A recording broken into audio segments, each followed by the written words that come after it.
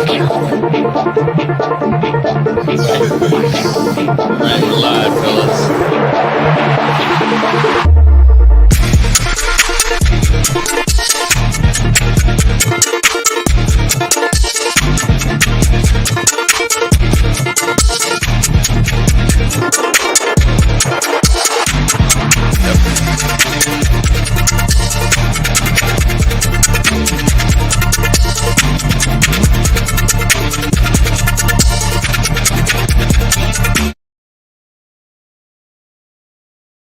Celsius Pewter Report Tailgate Show presented by Age Rejuvenation.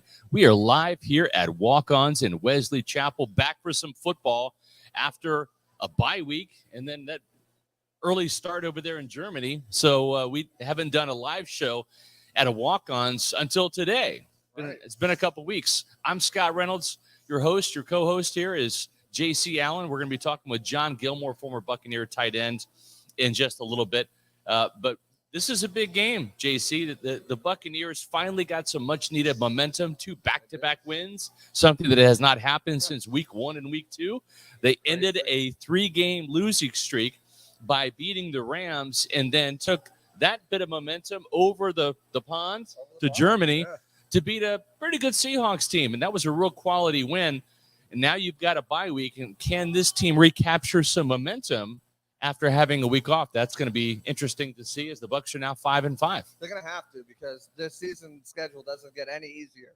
And they finally built that momentum, got through. We almost saw a complete game. We didn't see the numbers, the point score that we probably would have liked to see, but still, we saw consistency on both sides of the ball. The running game was established. Yeah. The run defense was established against a really good rookie rusher.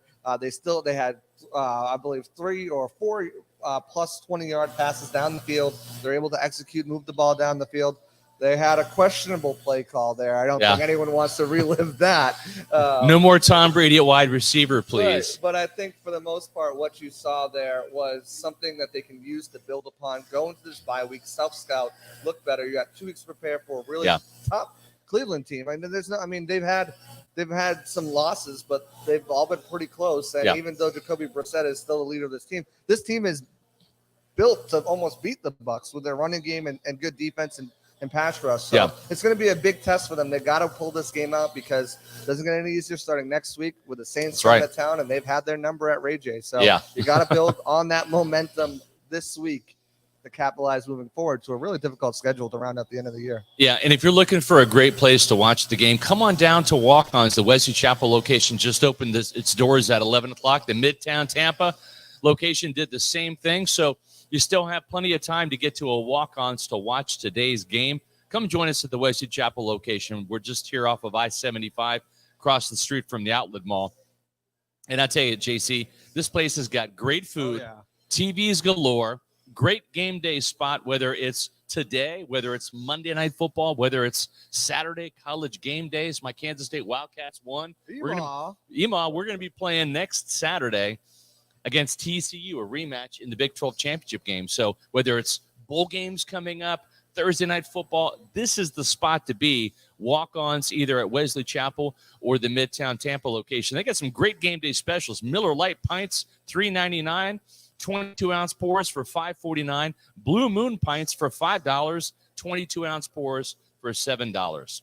We want to make sure that you are staying tuned for Pewter Game Day coming up at 1 o'clock. Matt Matera and Casey Hudson are going to be taking you with that all the way through the game with live in-game analysis. So don't touch that dial. We're here all the way through to 1 o'clock, where Matt and Casey will be offering up some in-game analysis and insight as the Buccaneers try to make it 3 in a row, JC, something they have not done quite yet, win 3 games in a row to get over 500, hopefully with a 6-5 record. So we're going to be here until 12:15. And then Matt Matera and Josh Capo are going to be here for the final half hour to get their thoughts prior to kickoff. Make sure that you are following all of the action on our Pewter Report TV channel on YouTube. That's right. So for the best coverage, you're going to find it at pewterreport.com. Game stories, post-game analysis. We have the press conference, tidbits, and news from that right after the game on pewterreport.com. Make sure that you're following us on all of our social media platforms. Twitter, Instagram, and Facebook at Pewter Report. And then, of course, our YouTube channel, Pewter Report TV. All right, JC, let's get to the injury reports.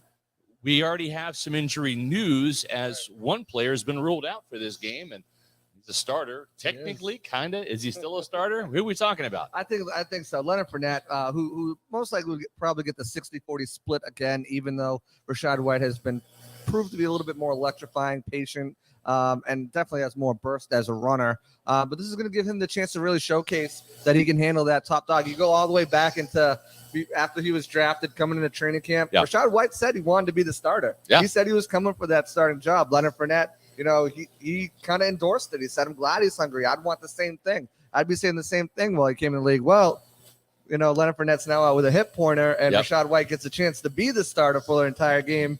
You might have want to take those words back now, because so far it just looked like Rachaad White has been the better back, at least running the ball. Receiving the ball, there's no doubt about it. Lenny can still be a factor in there. But it's Rachaad White's show, and he gets a chance to say, hey, this is my backfield either for the rest of the season or at the very least give him a good step forward for next year. Right, and Todd Bowles has even said we're going to need both backs. We're going to need Leonard Fournette at some point in time. Keep in mind, Ronald Jones was on his way to a 1,000-yard season in 2020. Then he got hurt at the end of the year, and then it became playoff Lenny, right? I mean, we saw the emergence of Leonard Fournette in the playoffs. So hopefully Rachaad White stays healthy and Leonard Fournette can get healthy, because I think the Buccaneers will need this 1-2 punch. Absolutely. Another player that they might need today, who might not be playing, this is a big loss, and I mean big, if he's not in the lineup today, JC. Who am I talking about? Yeah, it's Vita, who's dealing with a foot injury. He didn't participate on Wednesday or Thursday, but showed up Friday as a limited participant. Didn't get the doubtful tag, got the questionable tag, which is always a little bit better. There's only those 3 designations now since they got rid of the probable cause. But still, no matter what, it's going to be a game time decision. He's going to go out, test that foot, see if he can play. The funny thing is, Todd Bowles was asked, how did he get the injury? He's like, I don't know. He maybe just woke up one day. I mean, maybe some, I would have to say probably some of those bye week activities maybe caused it to stir up. But huge loss if he can't play. The Bucs defense, run defense has been huge the last 2 weeks. Last week, I won't say against the Rams because they're terrible running the ball, but especially last week against Kenneth Walker, you've seen what the ability of having Akeem Hicks and Vita together can do.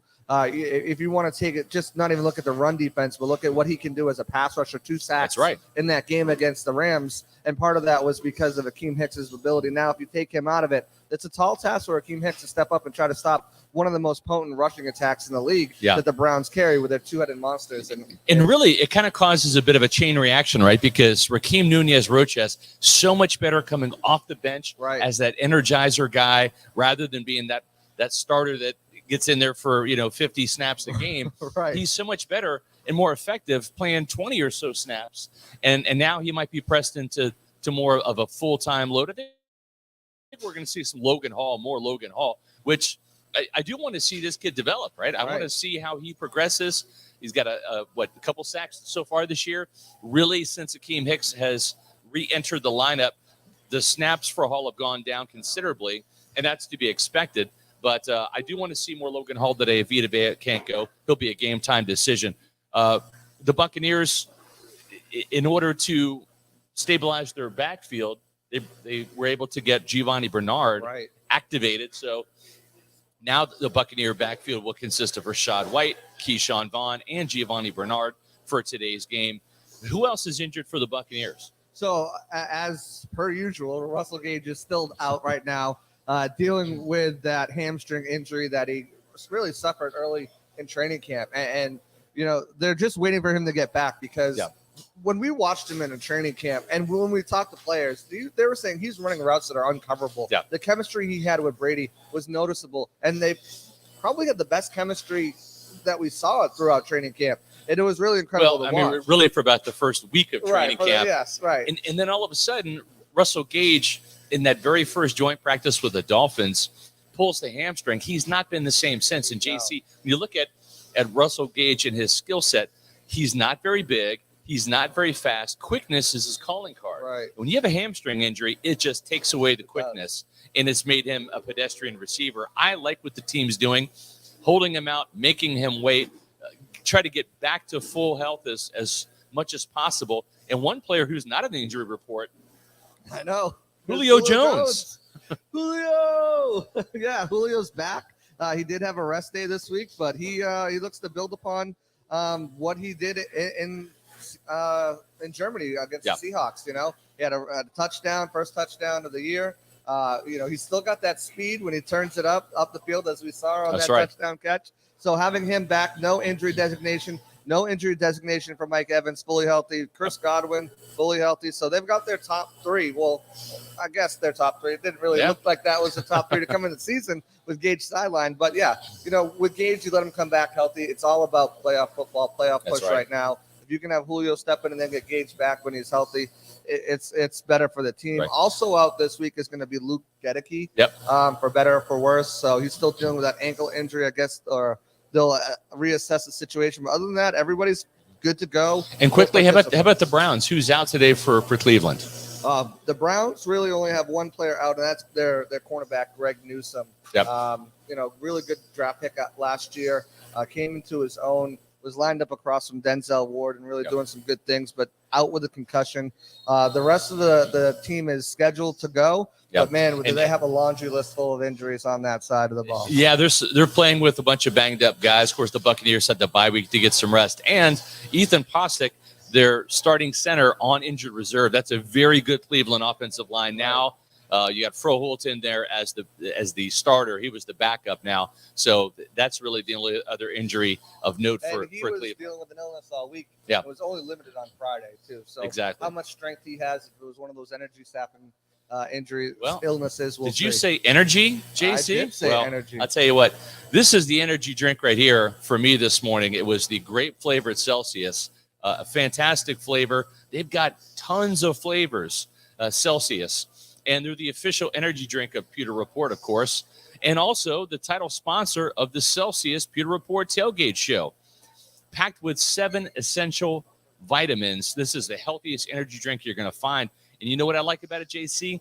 No sugar and no preservatives. No sugar means there's no sugar crash later. Because who wants to drink an energy drink and have that energy flow through you, and then a couple hours later, boom, you're getting that sugar crash? Well, not here, my friends. Not with Celsius, because there is no sugar, so no sugar crash later on. Nothing but energy. Now, where can you find Celsius? Well, you can come up here to walk-ons at Wesley Chapel, and that one, here we've got Celsius that we're giving away today. So if you've not had the opportunity to try a Celsius, come up here. We've got cans galore, and you can also buy them in bulk at Amazon. Go to Amazon.com, click the subscribe and save, pick the flavors that you want, or get the variety pack and have them shipped right to your house.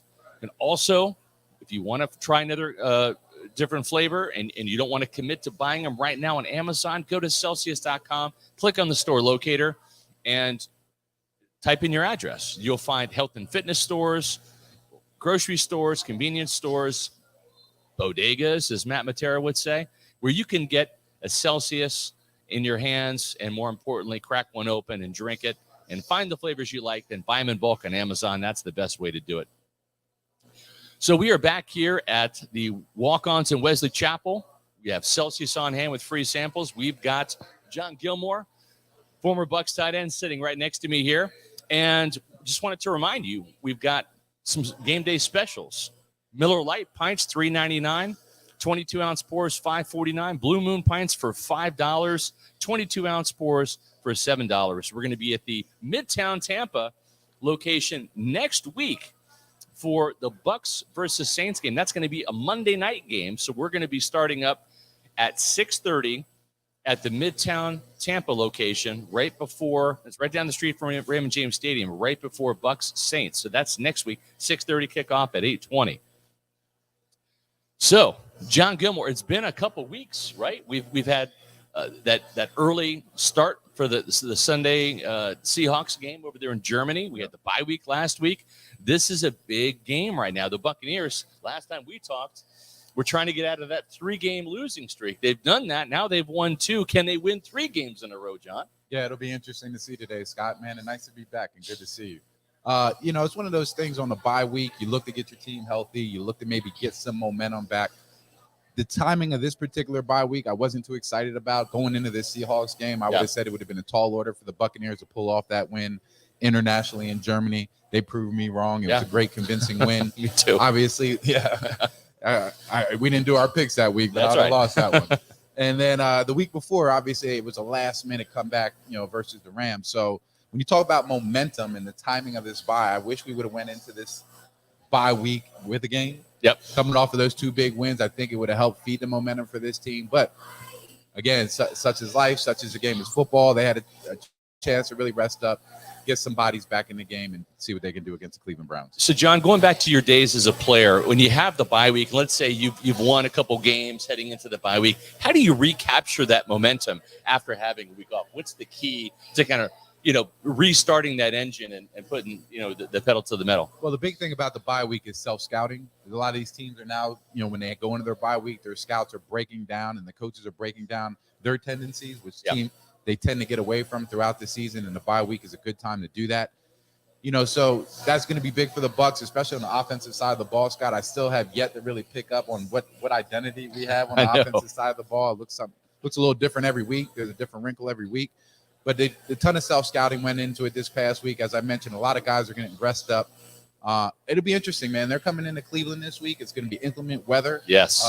They're facing a very good 3-7 ball club in the Cleveland Browns. And I think this is going to be a very exciting game today. This Browns team has lost a handful of games by 1 point, 2 points, 3 points. I mean, you could play that little game, the what if a play here or there, and all of a sudden this could be a 7-3 Browns team rather than a 3-7 Browns team. But the Browns are 3-7. You mentioned self-scouting. You mentioned offense. Now's a great time to bring J.C. Allen back, and we're going to have J.C. and John talk about what the Bucs are going to do when they have the ball on offense. John, what are your thoughts? Well, it'll be interesting. As I mentioned, every week I see a little different wrinkle out of the Buccaneers offense. I know Byron Leftwich has caught a lot of criticism on his play calling. The in-game execution and play calling, I really haven't had a big issue with so far this season. I think for me, it's more the game planning and what are they going into the game planning to do. Sometimes it's a head scratcher for me, JC. Right. But, again, every week's a little different. I think personnel-wise, it's been kind of a shake. It's kind of been hit or miss all season long. Last week, we got a chance to see Julio Jones back in the lineup, and we saw what his presence was able to do for the Buccaneers offense. So this week going into this game with a healthy Julio Jones, obviously Russell Gage is out with that hamstring injury. I think that opens up things for the Buccaneers a little bit. Yeah, normally I would say the same thing because I think when you finally have that, we've been asking for it all season. Who's going to step up as that number 3? Who's going to step up? And Julio stepped up. Cade Otton has stepped up with back-to-back 20-plus yard catches. Rachaad White stepped up last week. The field conditions today make me a little weary of that. Just looking at some of the posts on social media, that field looks soppy and wet, and there's even some grooves cut into it over by the red zone where it looks like someone on a cart kind of carved up the field.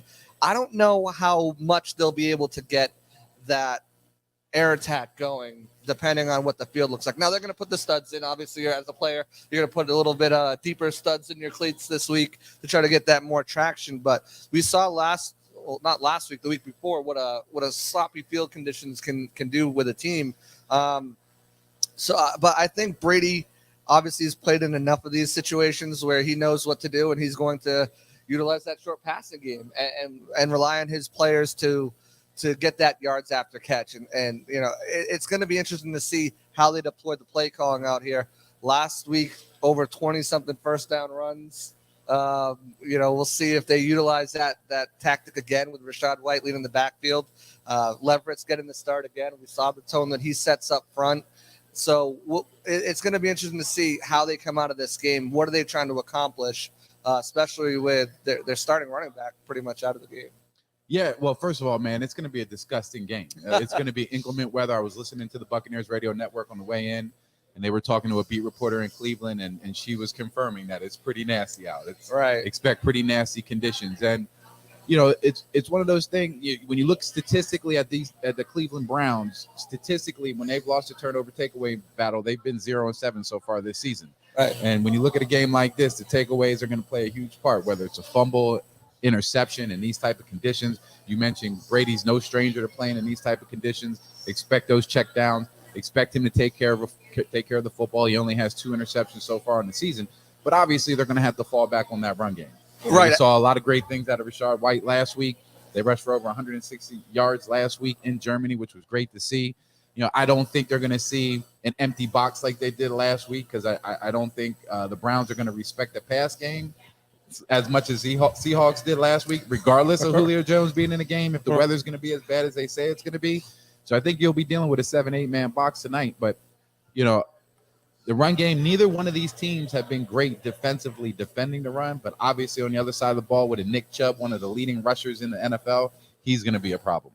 Right, and you mentioned the turnover. The Browns are -6 in turnover differential this year. Jacoby Brissett surprisingly has five interceptions. So he's not the one turning the ball over, although he has quite a few fumbles under him as well. But yeah, that's going to be the key. Obviously, when you look at this matchup, the Bucs offense is going to have to really sustain drives here, because if you look at the other side of the matchup there on offense, what the Browns can do, they're built for this. Yep. This is what they thrive on, and where the Bucs run defense, and we'll get to that after. Where they have been so far this season. Obviously, a rebound last week, but where they have been, you got to think the Browns are kind of licking their chops, because their game plan is probably to run. And if Vita can't go, that's going to be huge too. But for the Bucs, they need to do the same thing. I can't believe I'm saying this. They need to run the ball, because they need to keep the clock moving. They need to sustain drives. They need to keep their defense off the field, keep Cleveland's offense off the field. And it really starts with Rachaad White, who's going to be starting there with Leonard Fournette out. Last week we saw, or 2 weeks ago we saw it, over 100 yards. Angry run winner with that crazy stiff arm to Quandre Diggs. He just sunned him, said, I'm in the league now. I don't care if you were all Pro Bowl last year. Get out of my way. And he's going to have a huge role to fill. He's got that chemistry with Brady. We've heard Brady talk about how much he trusts these young guys and how much of an impact they've made already. He'll have that wily old vet in the back behind him with Giovanni Bernard coming off, and we know how well he's been utilized as a pass-catching back, and he's also got some history playing against the Browns as well. And then Keyshawn Vaughn, who we haven't seen much of too. So that running back rotation, obviously Rachaad's going to get the bulk of the carries. Who do you think comes in and spells him as at number 2? Does Gio come in fresh off of his IR stint, or do they lean on Vaughn, who looked really good in training camp this year? Yeah, I think they're probably going to lean on a Keyshawn Vaughn. I think they have all the faith in the world in Gio, given his veteran status. He's been around the league for quite a while. Wouldn't be surprised if you see more of Giovanni Bernard, just given the inclement weather and those short passes out of the backfield. He's known as a good third down back and catches the ball well out of the backfield. But as you mentioned, man, sustained drives, that's going to be key for the Buccaneers. We saw that last week. They owned that time of possession by 15 minutes. It was great to see. Historically this season, they've been known to abandon the run early when things don't go their way in the running game. I don't think they're going to have a choice this week. They're going to have to commit to the run like they did last week with 44 carries versus the Seahawks. I'd like to see that type of balance again today in these type of conditions. I think they have all the faith in the world in Rachaad White, and to see that young man have the type of game that he did last week, JC, I would feed that momentum. Absolutely. And, you utilize him, you use Rachaad White, Giovanni Bernard, as you mentioned, out of the backfield, something that Brady has been so good, so good at doing all season long or all career long. And really what he can do easily is utilize him against those linebackers, because the linebackers for the Cleveland Browns, they aren't the best guys. They're not. JOK is a good linebacker. They have another guy I can't remember his name right now, but they're decent linebackers. But when they're matched up against a running back or those tight ends over the middle, I think that's where Brady can take advantage. And Cade Otton, as I mentioned, back-to-back 25-plus yard catches the last 2 weeks, really coming into his own. Cam Brate is back. They can utilize those tight ends in mismatches against those linebackers. I think they'll have success there, especially when it might be difficult to get the deep game going. Yeah, no, again, those intermediate routes, those short routes, those dump off to the tight ends, obviously that has to be a big part of the game plan today. I like their linebackers. I like Cleveland's linebackers. They have a undersized kid, number 28. I'm not even going to attempt to try and pronounce his name. We call him J.O.K. J.O.K. There you go. He's better than OK, man. That kid likes to fly around. He plays a lot bigger than what he looks on tape. Number 28, he's a guy that seems like he could be a good matchup for a tight end or a running back coming out of the backfield. So look for that type of matchup. I think he'll bode well. But yeah, man, I mean, I think looking at these tight ends, Cade, Otton, the type of performances he's put on tape the past couple of weeks, they got to feel good about that. Right. Cameron Brate's back in the mix. I would think tight ends would be a big focal point for Tom Brady today. Yeah, I definitely think so. Utilize him, that short passing game. If things aren't going to be able to develop down the field because of the field conditions, but and we talked because of the field conditions, both of these teams are going to run. Well, guess what? Vita is going to be playing today. So that Bucs run defense just got a little more stout with him back in the lineup, and it's going to be difficult. Hopefully, they'll be able to stop this two-headed monster and Nick Chubb and Kareem Hunt with him back in there with Akeem Hicks. We've seen the difference that they've made so far together when they're playing up against opposing offenses, whether it be pass rush ability or stopping guys like Kenneth Walker. But the wide receivers, as I mentioned, this is going to be, I think, a signature classic Tom Brady game. Think, dunk, move the ball down the field, short completions, keep the chains moving, keep the clock rolling. And one of these wide receivers here is just 28 yards away from 10,000 career yards. Mike Evans, I think he gets it today. Julio Jones, we talked about his ability to kind of break out last week, 2 weeks ago in Seattle and be a part of this offense. Godwin with his first touchdown. These wide receivers, I think, are going to be fed short yardage passes and then have to utilize their yak ability to move the ball down the chains. And I think all three of these guys have shown they can do that. So I think they're in a good position right there. No, if we can get past the inclement weather and if we can see success in this pass game and spread these guys out a little bit, I wouldn't be surprised if we see the same type of rushing performance that we saw last week. I do like Cleveland Browns linebackers. I don't think that their guys up front, the four guys up front, especially inside, will be that dominant versus our run game. They're giving up 4.8 yards a carry on defense, and I think we can take advantage of that. The past couple weeks, they've given up 160-something yards last week, 195 yards, and the Dolphins the week prior. Right. These guys are giving up some yards on the ground. So if we have to fall back to that run game based on the weather, I don't feel too bad about that. But if we can see success in that pass game early, man, I think it's going to open some things up. Exactly, and especially play action, which we finally saw a little bit more of last week. And I think that's going to be huge for them, that they utilize play action. I think a young guy like J.O.K., Brady is one of the best in the league to ever do it, utilizing play action. You can get him to bite on a few of those and get some wide open matchups with a guy like Cade, with a guy like Rachaad White coming out of the backfield. So the pass game is definitely going to be crucial to get to utilize and to pair with that running game. But I think obviously with the field conditions, the onus is on getting that running game going. But we've seen the Bucs before, whether it's running backs, whether it's a screen game, utilize those short, quick passes as an extension of the running game. And I think we'll see a lot more of that this week. And they've got the guys to do it with Julio back, Mike Evans and Chris Godwin at full health, and also the running backs out of the backfield and one of the best patch catching backs to do it ever, Giovanni Bernard and Rachaad White. No question. I mean, not having Leonard Fournette obviously is a miss. I know everybody's excited about Rachaad White, the performance he had last week. But Leonard Fournette, man, he's been a production machine. 6 touchdowns on the season, 3 on the ground, 3 in the air. You can't replace that. That's a hard to replace.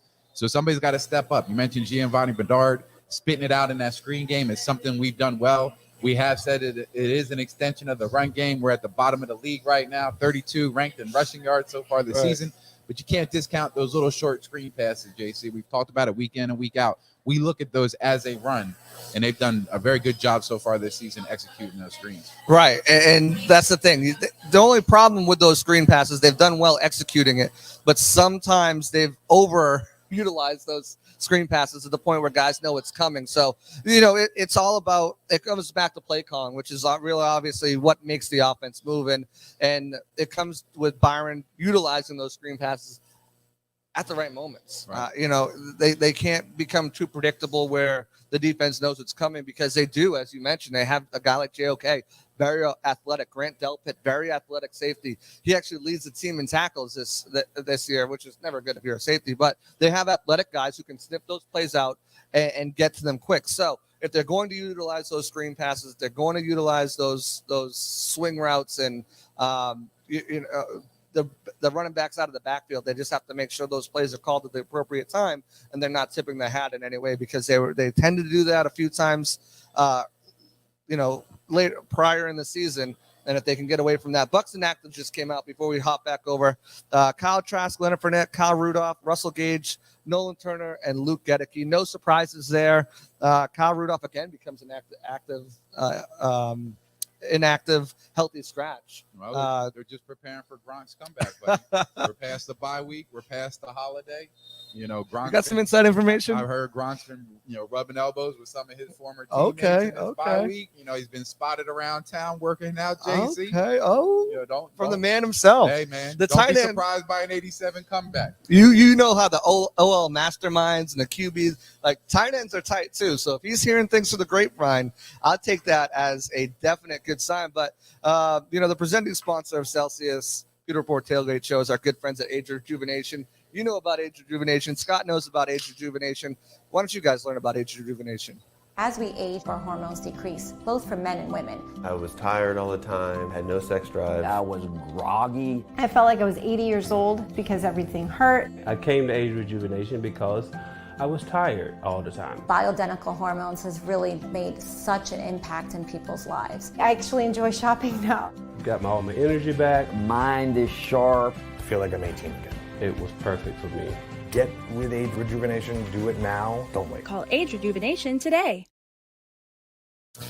Guys, if you want to feel better, go to Age Rejuvenation. Lose weight, feel great, have better sex. You might have seen Age Rejuvenation as the sponsor of my SR's Fab 5 column on pewterreport.com. Well, I'm an Age Rejuvenation customer myself. And, of course, Age Rejuvenation, the presenting sponsor for the Celsius Pewter Report tailgate shows. We're here live at Walk-Ons every game, whether it's the Wesley Chapel one like we are today or the Midtown Tampa like we're going to be next week against the Saints. But listen, I don't have any issues in the bedroom, John, neither do you. But, I'm 50. You're a couple of years younger than me, John. And the thing is my energy started to really decline in my early 40s. And as it turns out, I have low testosterone. I probably should have been going to Age Rejuvenation years ago. You're getting a head start on me, John. But you also told me, hey, Scott, this is not just a great sponsorship opportunity, but you've been telling me about your sluggishness and the mental fog and all of that. And you know what? Listen, I'm 4 months into Age Rejuvenation now, and I feel 10 years younger. I really do. And, John, you look like you can still play. I'm sure you'd like that game check that comes with modern-day football. But, I mean, it really does work. It's amazing that testosterone therapy is top-notch, and it gets your testosterone levels right. It helps you in the gym. I sleep better at night. How has Age Rejuvenation impacted your life?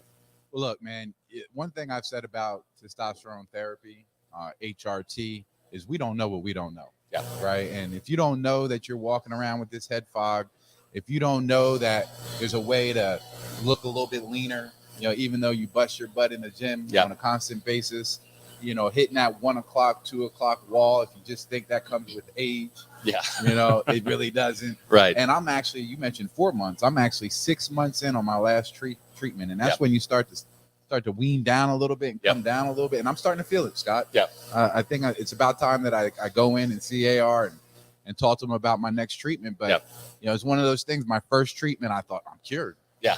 I'm back. Yeah. But 6 months into it, that's when the reality check sets in. Right. And I'm like, man, there's really something going on. And you can really notice the difference, right? I mean, you notice it from kind of being quote unquote normal, which is in the decline. And then you get the testosterone therapy and you shoot way up and your performance is up, your mental acuity.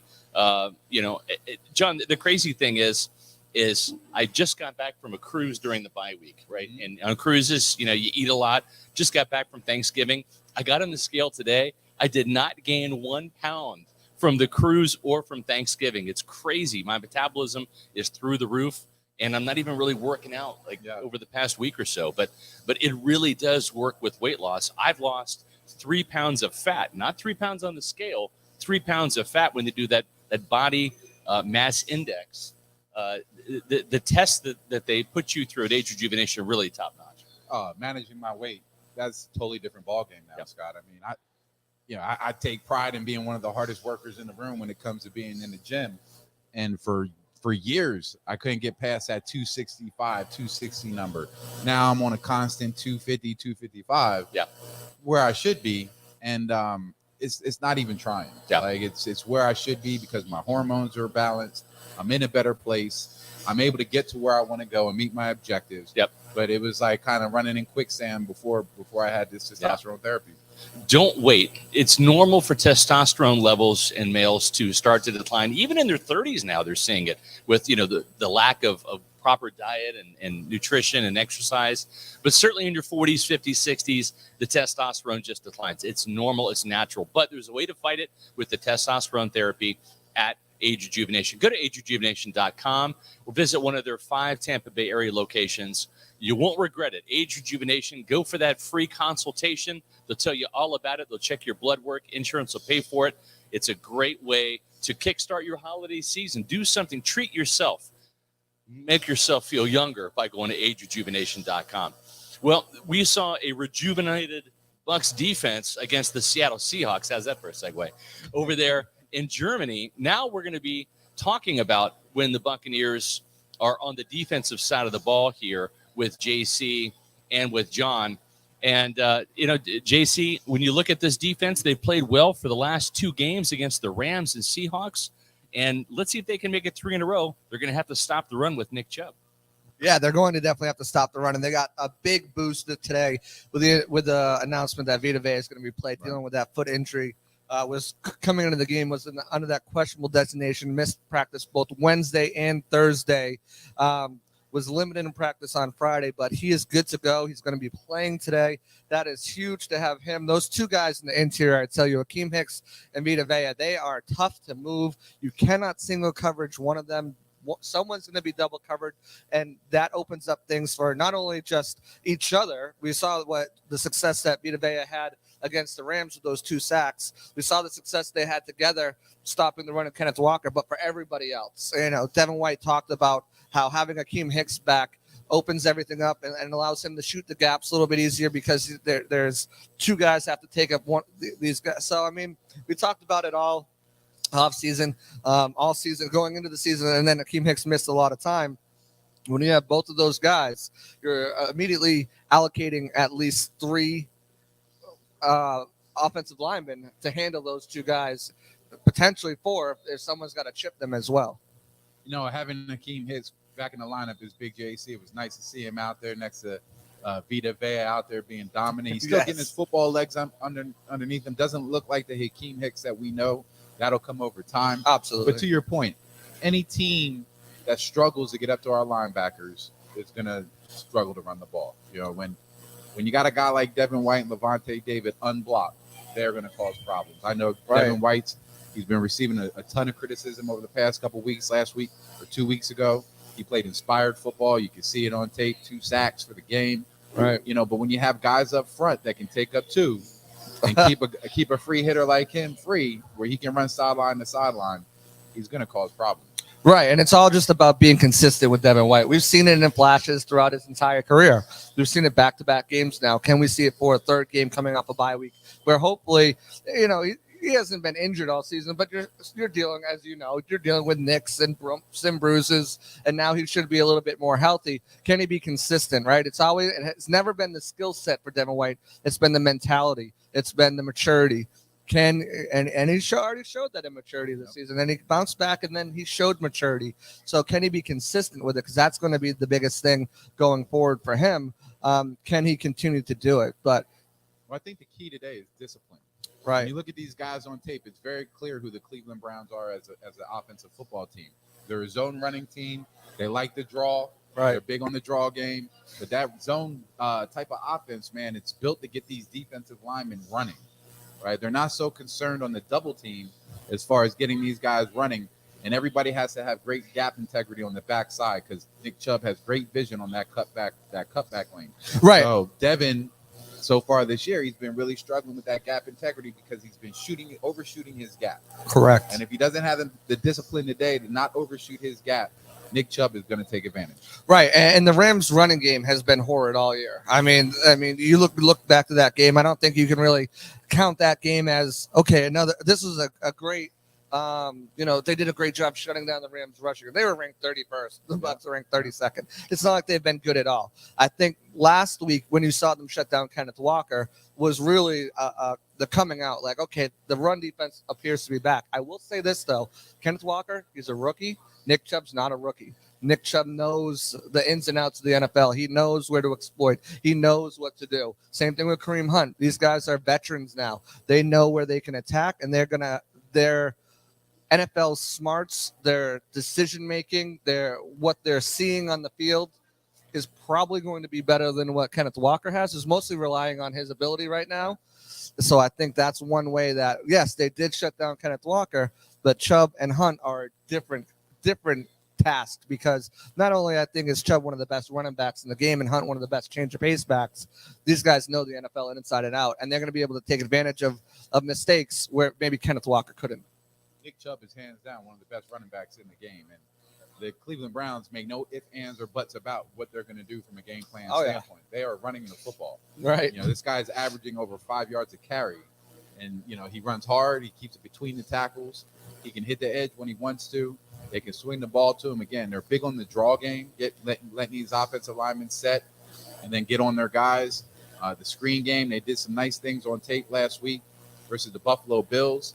Look, man, when I watched that tape last week, JC, versus the Buffalo Bills on both sides of the ball, I sat back and I said, man, this Cleveland Browns team is no joke at 3-7. So when it comes to running the ball, man, it doesn't get better than Nick Chubb. Obviously Saquon Barkley's having a big year. Derrick Henry is who he is. We know he's a beast of a running back. And then you got the young running back out of Las Vegas with the Raiders, Jacobs. He's doing his thing. And then you got Nick Chubb, man. He's one of the best. Yeah, I completely agree. And, you look at what this team has been doing. That's with Jacoby Brissett as a quarterback. And Jacoby Brissett, go back to that Miami game last year. This guy can make some plays with his legs. And he can not only can he run with the ball and move the chains like that, he's a tough sack. He is a tough sack. And the Bucs pass rush, they got Vita back. So, we've seen what he can do, leading the team in sacks, career high in sacks. He's going to be back out there with Akeem Hicks, and that's going to take up some blockers, as we mentioned. JTS had a sack in Germany. White had 2 sacks. The field is going to be a little slick today with all the rain and the wind that's been going on.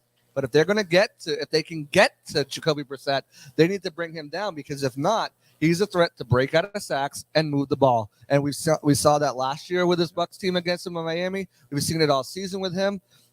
And the Bucs are getting a break without not playing Deshaun Watson, who comes back next week. But they can't underestimate Jacoby Brissett, because they know what he's been able to do against them in the past as well. I was very impressed by Brissett. Last year, he got off to a fast start when he was with the Miami Dolphins, and coming into Raymond James last year versus the Bucs, kind of sat back and said, man, this kid's legit.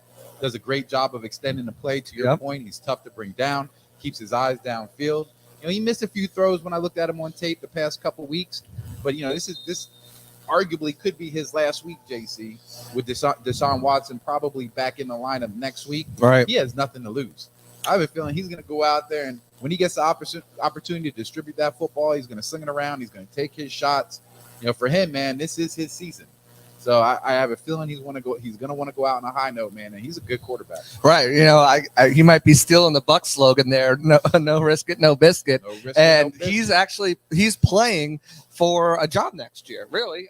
And could be playing for a job right here in Tampa next year if Tom Brady walks away. As a guy that they could potentially look at. So, he wants to he knows that there could be a potential opening here in Tampa. And the best way to get on Tampa's radar, if they are going to look at him as a quarterback, is to have a heck of a game. So I completely agree. This guy has nothing to lose. He's going to be able to take risks and chances that he might not take, in a different, obviously because of the record right now.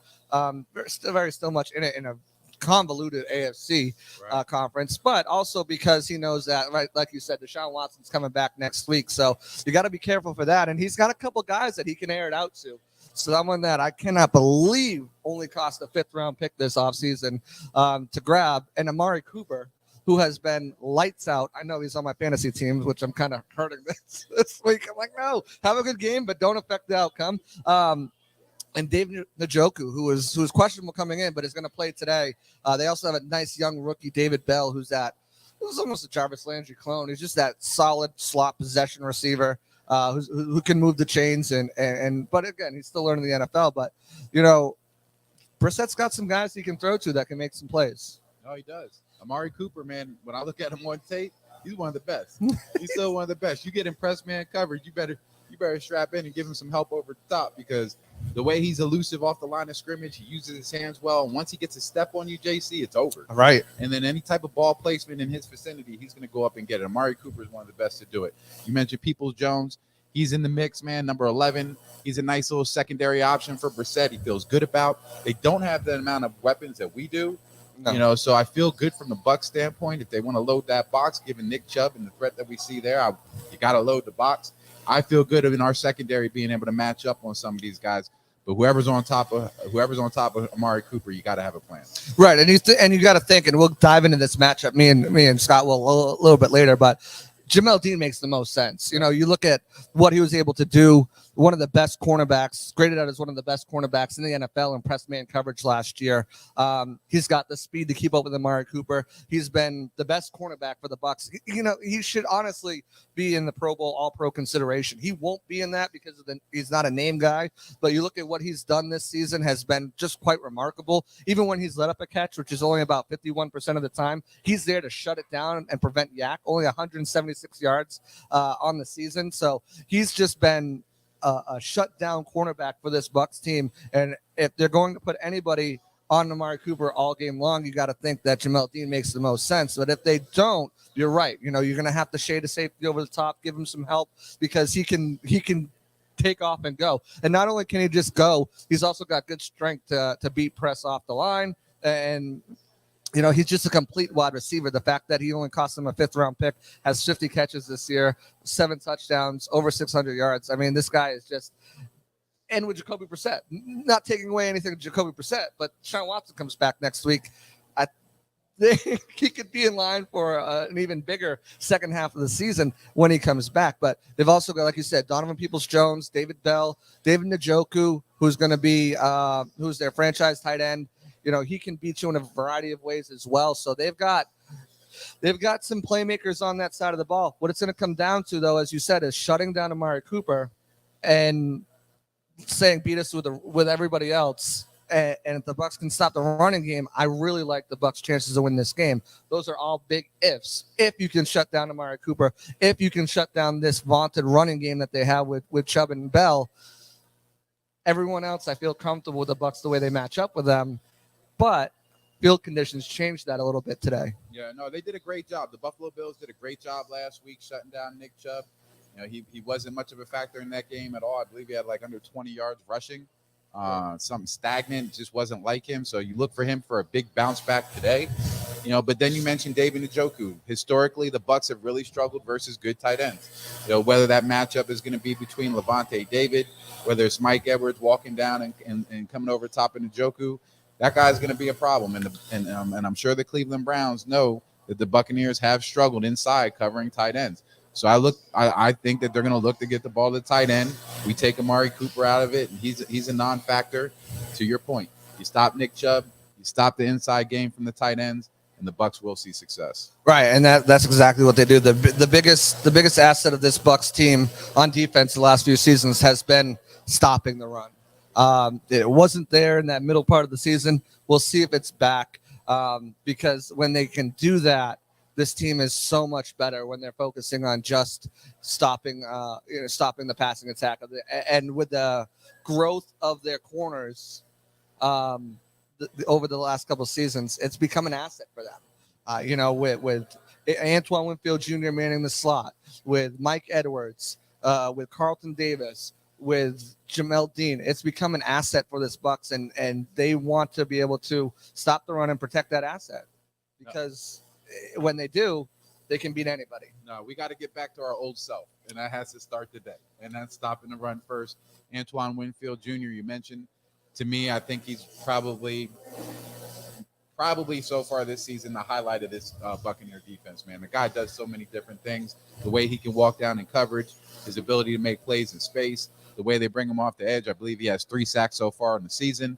Now, that guy's a weapon, man. When you take him out of the equation, we're a totally different defense. I can't say enough about Antoine Winfield Jr. But to your point, man, we're middle of the pack right now as far as stopping the rush. We need to get back to the top. Right, Antoine Winfield Jr. up for a contract extension at the end of the season. Just switched agents, so they're going to have to allocate some funds to re-sign him real quick. And if you need to allocate your funds for retirement planning, the best place you guys can go to is Immunity Financial. At Amuni Financial, we help you live in the now. Dude, congratulations. We're so happy for you. Thank you. And even though the now may feel very different, you still need to plan for the future. How's retirement treating you? Oh, just fantastic. I know I say it all the time, but you really got to come up to Colorado. Let's do it. All right. Yeah. We can help you develop that plan to keep you on track, so you can still prepare for tomorrow, today. Amuni Financial. Plan ahead, stay ahead. Immunity Financial. Managing your family's wealth means more to Immunity Financial than simply allocating your assets. It means legacy planning, brokerage and advisory services, retirement accounts, college savings accounts, and insurance services. With 40 years of experience, let Immunity Financial help you plan ahead and stay ahead. Give them a call at 1-800-868-6864 or visit them on the web at Immuni.com. Folks, I am not just a pitch man for Immuni. I've got the vast majority of my financial assets.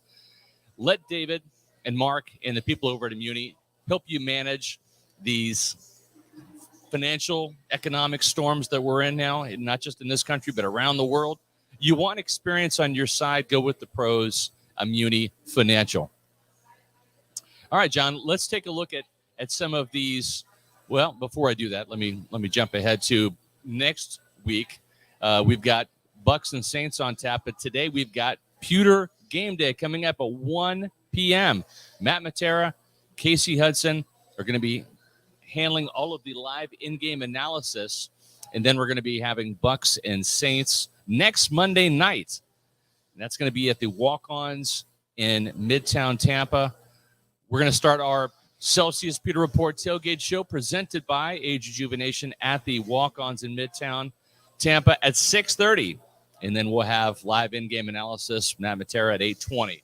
So stay tuned for Pewter GameDay coming up in just about an hour. But before we do that, let's talk about some of these key matchups for the game.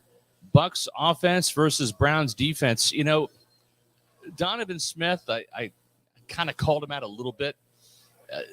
The tape that he had against the Rams was not good. And honestly, I think that Tom Brady didn't single out Donovan Smith. But when he talked about on his Let's Go podcast 3 weeks ago, the embarrassing lack of effort, boy, you put on the Rams tape and you look at number 76, and the effort wasn't good.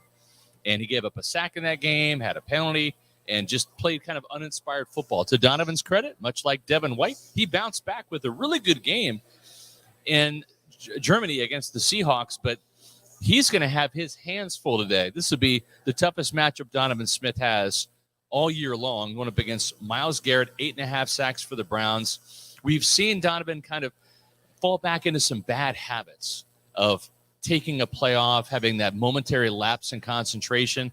Can't happen against this guy today, John. No, not at all. Myles Garrett is one of the best in the league. In fact, Scott, that's the guy that I tell my son to put on the tape and watch. That's right. You know, number 95. And, you know, the thing about Donovan Smith year in and year out, man, has been consistency. He hasn't been the most consistent left tackle.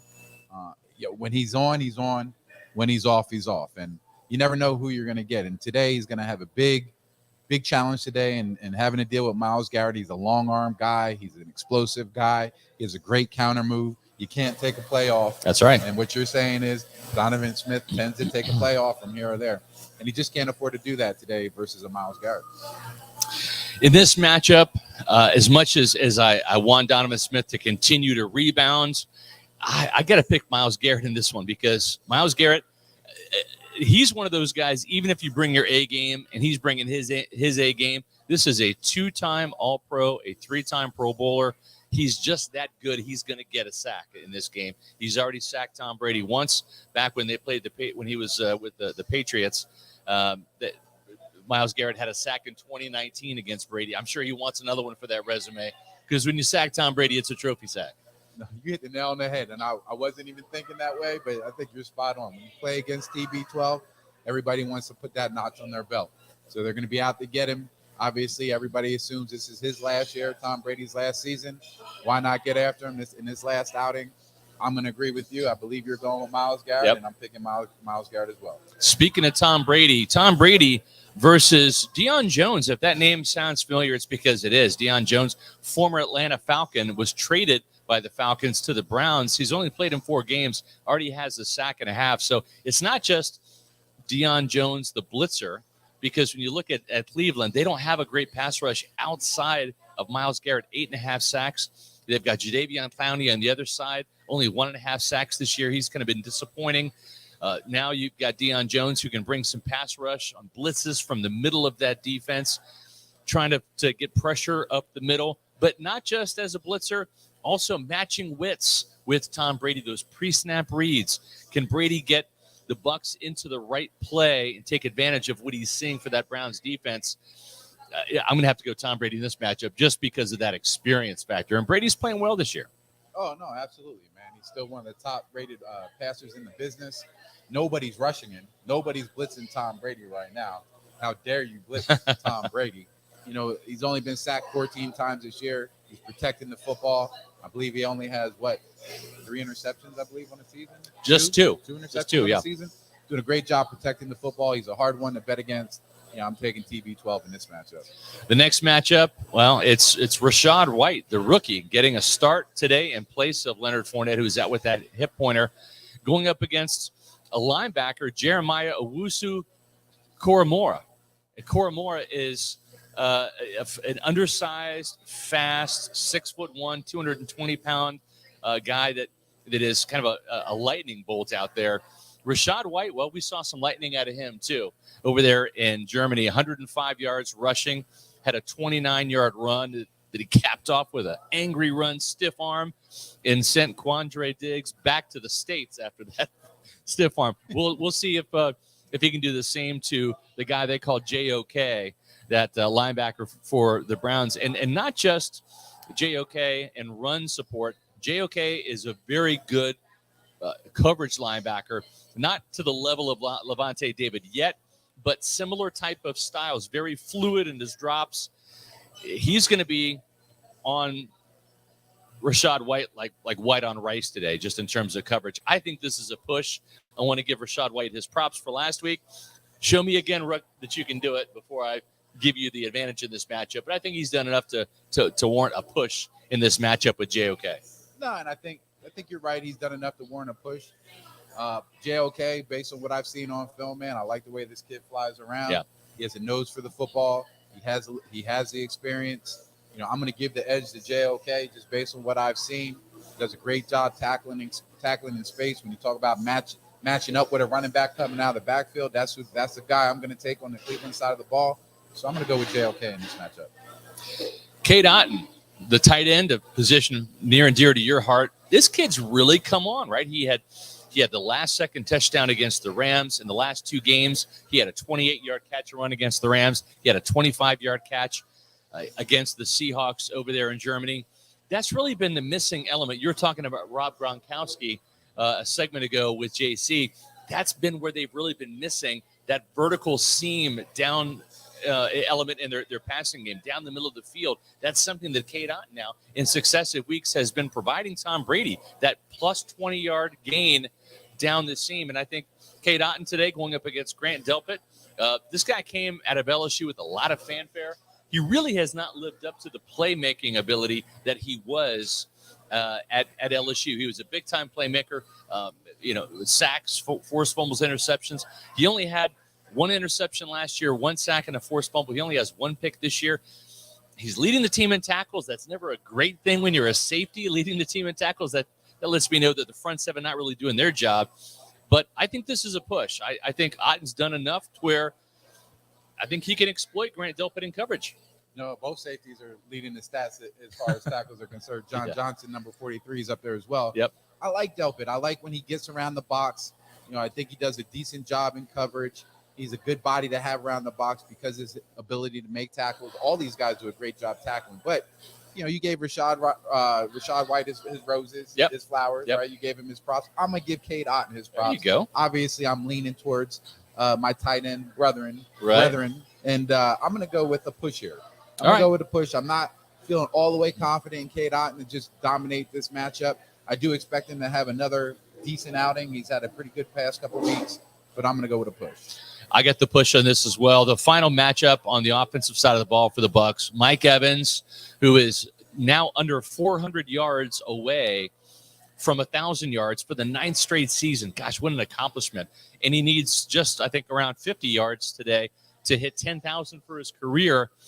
He's having a good year, but only 3 touchdowns, a little bit of a head scratcher. This was a guy that had a franchise record, 14 last year, 13 the year prior. Maybe he takes advantage of the rookie, Martin Emerson, today. A kid I like that at Mississippi State. 6'2", 195 pounds, 200 pounds. He's got the size and the length to match up with Evans, but I'm going to give the experience to Mike because he's gone up against rookie cornerbacks before and made him look silly. We'll see if that continues today. I'm going Mike Evans over Martin Emerson today. Oh, Emerson, nice size kid at 6'2", 195, rookie. But to your point, he's a rookie. Yeah. And this is going to be a big day for Mike. He's going to go ahead and get that 10,000 mark. He deserves it. Well-deserved wide receiver. Just a great human being off the field as well as a great player on the field. I have nothing but great things to say about Mike. There's no way that I'm not taking Mike Evans in this matchup. I would bet money on Mike Evans getting that 10,000 mark today. And I'm also going to bet that he'll get a touchdown or 2 in this game. So I listen, if you want to place your bets on the Buccaneers and the Browns, sports, right? You pick winners all the time. So why not get paid for it at MyBookie? MyBookie has the biggest online selection of odds and contests for all your sports betting needs. Anytime, anywhere. Bet on the NFL, NCAA, or swing for the fences with the brand new money bag. The MyBookie money bag is a one-of-a-kind opportunity to spin for crazy odds on props and futures. Just place your bet, spin the wheel, and get ready to score epic odds on the best teams, athletes, and events. Today, sign up for free using the promo code Pewter and claim a deposit match of any amount up to $1,000. That's promo code Pewter. Claim your deposit match and give yourself the competitive edge. It's not just a sports book, it's a community. Bet anything, anytime, anywhere with MyBookie. And JC, we are looking at the Buccaneers being favored by 3.5 points against the Browns. And you know what? With Vita in the lineup today, I kind of like their chances a little bit better of winning this game. What say you? Yeah, I mean, I definitely buy that 0.5 point to push it up to 4, but I definitely think that they have a good shot at winning this game. Obviously, it's going to come down to what the Bucs can do on the defensive side of the ball to slow down this potent rushing attack, especially with the weather, the sloppy field, the wet field. I think all those things will play into it. The Bucs are the better team. They, at least on paper, they look better. They look like they match up very well with Vita Vea playing this, but it's gonna come down to our favorite word, execution, Scott. Yeah, and one of my favorite words is defense. So let's take a look at what these defensive matchups are for the Buccaneers. The Bucs defense versus the Browns offense.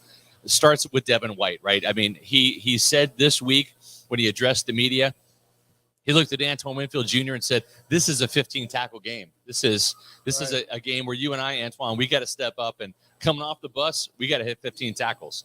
And that means that the Browns' downhill run game is going to be coming for 4 quarters, and that's why Devin's going to be so involved today. And he's really got to do a good job of neutralizing Nick Chubb. And what that means is making the tackle, right? Not missing the tackle, not slipping off and allowing a 2-yard gain to turn into a 12-yard gain. It's getting the run fits correctly and playing the way Devin White has played the last 2 weeks. He played very good football against the Rams. He played great football against the Seahawks.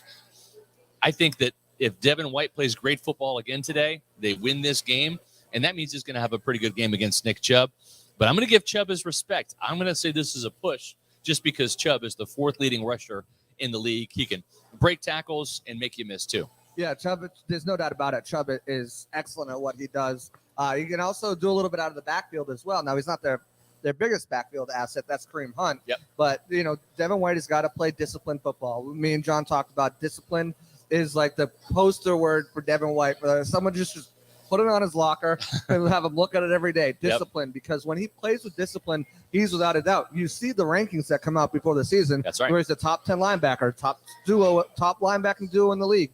All those things are correct when he's playing disciplined, and when he's not all over the place, which he can be, trying to do too much, trying to make that play. If he can be disciplined in his role, not overshoot gaps, not take out his own defenders, wrap up, secure the tackle instead of going for the big hit, I think he's going to do very well against Nick Chubb. Yep. The other factor, though, is Kareem Hunt. And I know that's not the matchup we're talking about, but this is where he needs to show his discipline and coverage. Yeah. Because Kareem Hunt can beat you in a variety of ways. That's right. Especially coming out of the backfield. So Devin White is in line for a big game if you can play disciplined football. Yep. I still agree with you. I think it's a push. In these inclement weather, he's going to need to rely on fundamentals more than anything. Yeah. Because his speed might not be and athleticism might not be as big a factor because of what the grounds are going to look like. That's a great point. He's got to sniff out some of those screen passes too. The Browns will get Chubb and Hunt involved in the screen game as well. Jamel Dean, a player you and I are both really high on. This guy is having a fantastic contract year, and I think he's in line for a big payday. Well, he and Carlton Davis are going to be assigned with covering Amari Cooper. No small task. Every time Amari Cooper plays the Bucs, he tears them up. He did that when he was back playing for the Oakland Raiders back in I want it's 2019. Yeah, he tore up Vernon Hargreaves. Did it last year. Did it last year when he was with the Cowboys. So Amari Cooper, this is the touchdown maker. 7 touchdowns for Amari Cooper. There's not one other Brown that has more than one. So Jacoby Brissett, when he's looking for touchdowns, looking for the end zone, the red zone, it's Amari Cooper. I think Jamel Dean is going to fare better than Carlton Davis in this matchup, just because Dean just has a lot of momentum right now. He's just playing great football every week. But at the same time, Amari Cooper, one of the best receivers in the game, I think this is a push. Yeah, Jamel Dean, as I mentioned earlier, one of the best graded out as one of the top 3 cornerbacks in press man coverage all of last year. He's been doing a phenomenal job again this year, even when he's letting up passes, which I said was a 51% of the time. He's there to make the tackle. Yep. He can come up and be a factor in run support and really kind of negate Cooper as a blocker in the running game as well. And he's been playing a lights out contract year. You're right. He's probably priced himself right out of Tampa Bay at this point. I said in the offseason they should have locked them up to something that they gave Rasul Douglas in 3 for 21 or 24. Yep. They didn't do that. He's probably going to be out of here in this offseason with the way he's played. But you're right. Amari Cooper's Amari Cooper. Yep. He's been a buck killer. He's got to play disciplined football and execute in order to win that matchup. I give it a push as well. I'm right there with you.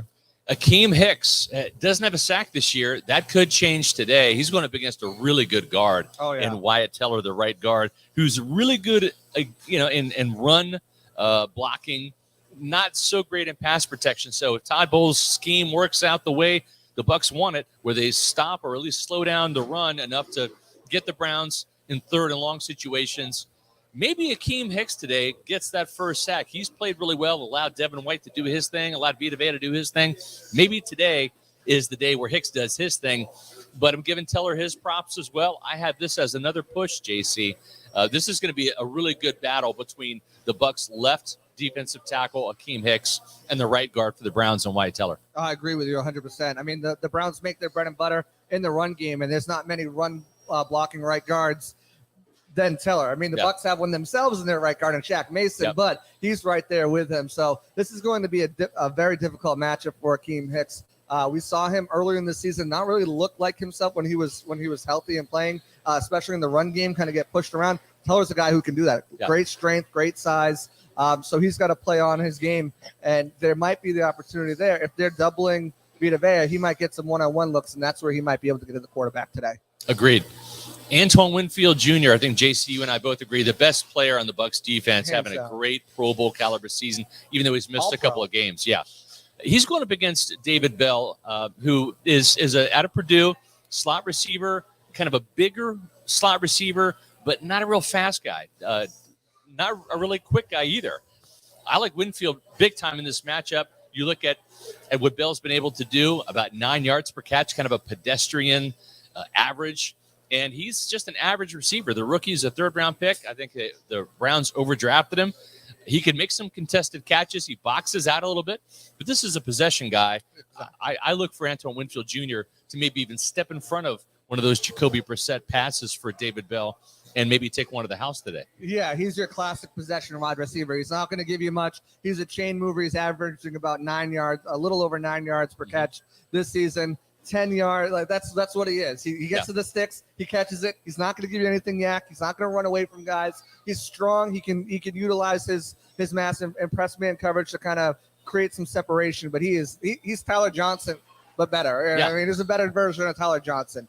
So I mean, I like the player, but Antoine Winfield is just one of the best safeties. He missed 2 games to concussion. Yeah. He's still in the All-Pro guys. He's still in All-Pro voting because he's just that good. Pro Football Focus, he's the top 3 safety in tackling, pass rush, and run defense. Yep. He's just amazing, and his presence right here, as you said, Devin White said we need 15 tackles. Wouldn't be surprised me if he gets 15 tackles. Wouldn't be surprised me if he gets a pick 6 or at least an interception and takes it to the house. Fumble recovery. He's a playmaker. He's the Bucs' best playmaker, and they're gonna have to pay him soon. Yep.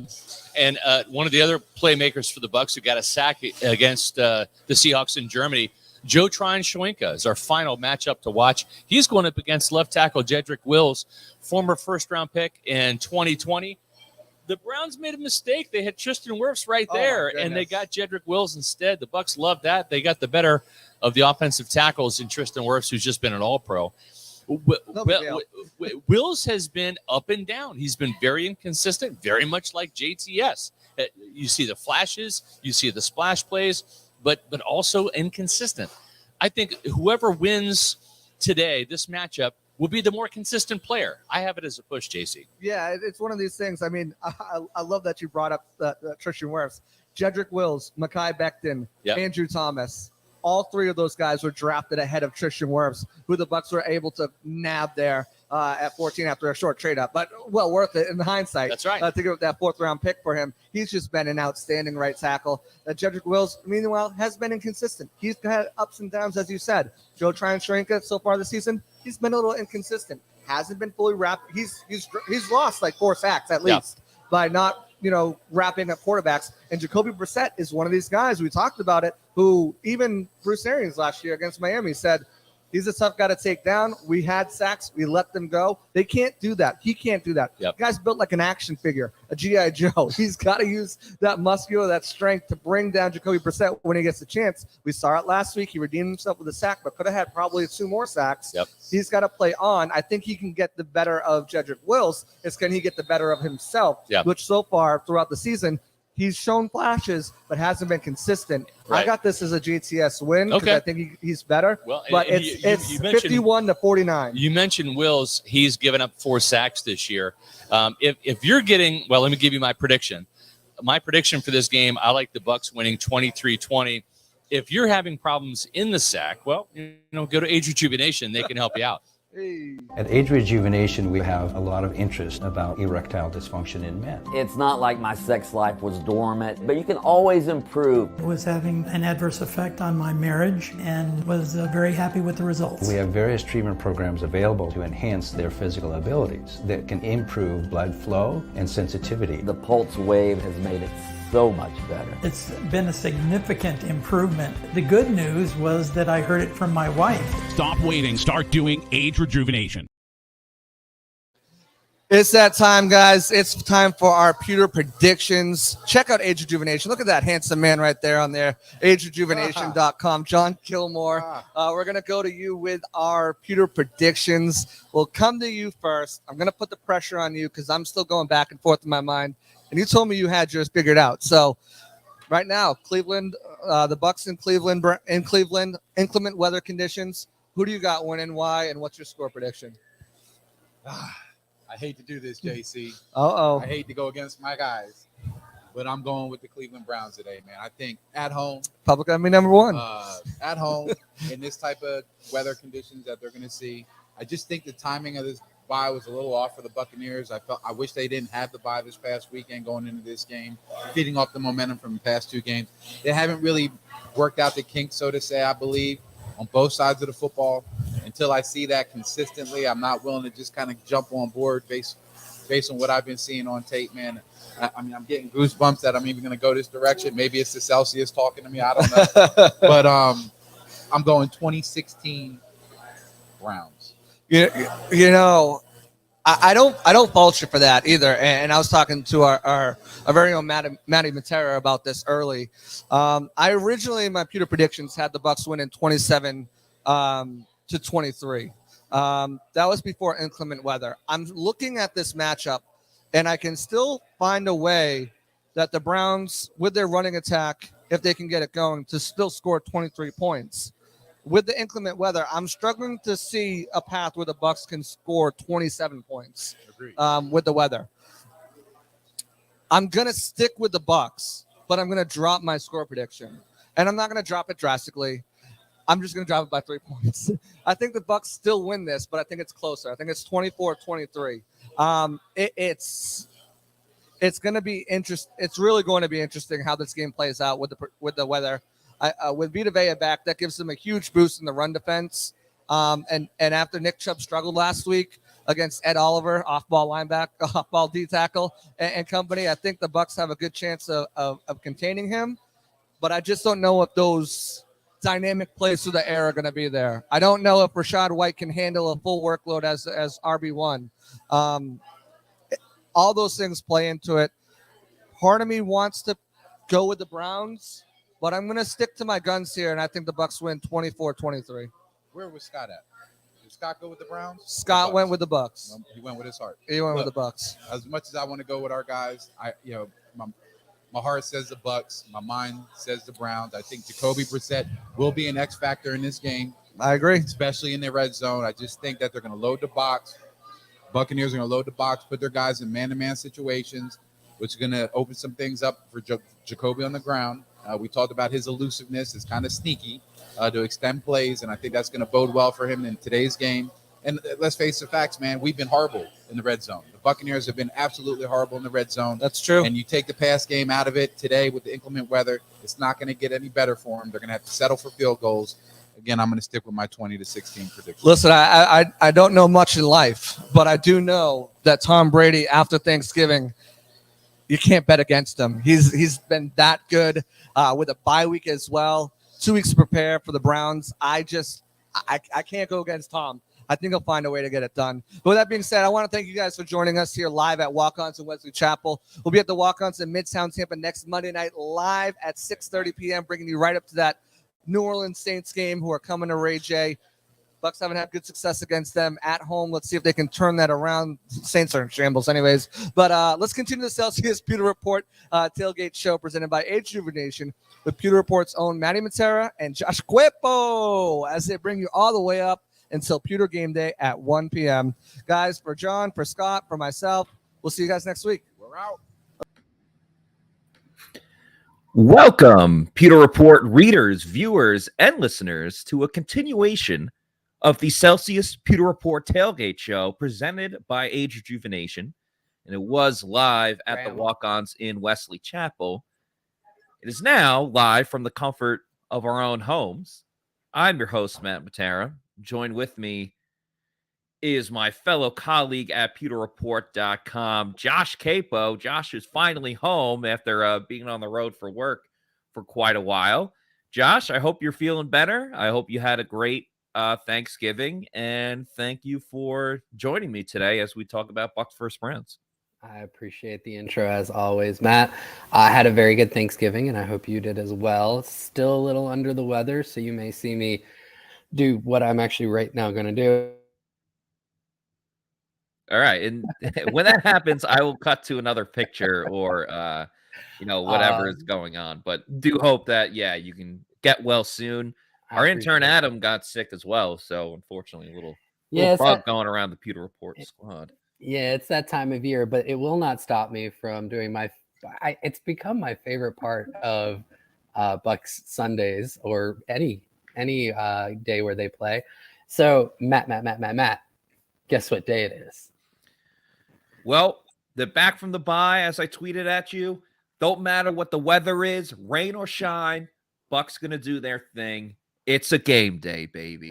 It's a post-Thanksgiving game day. I was actually saying this with my family the other day. I was like, man, if I was a pro athlete, I don't know if I could like play on the weekend following Thanksgiving because like you just get so full.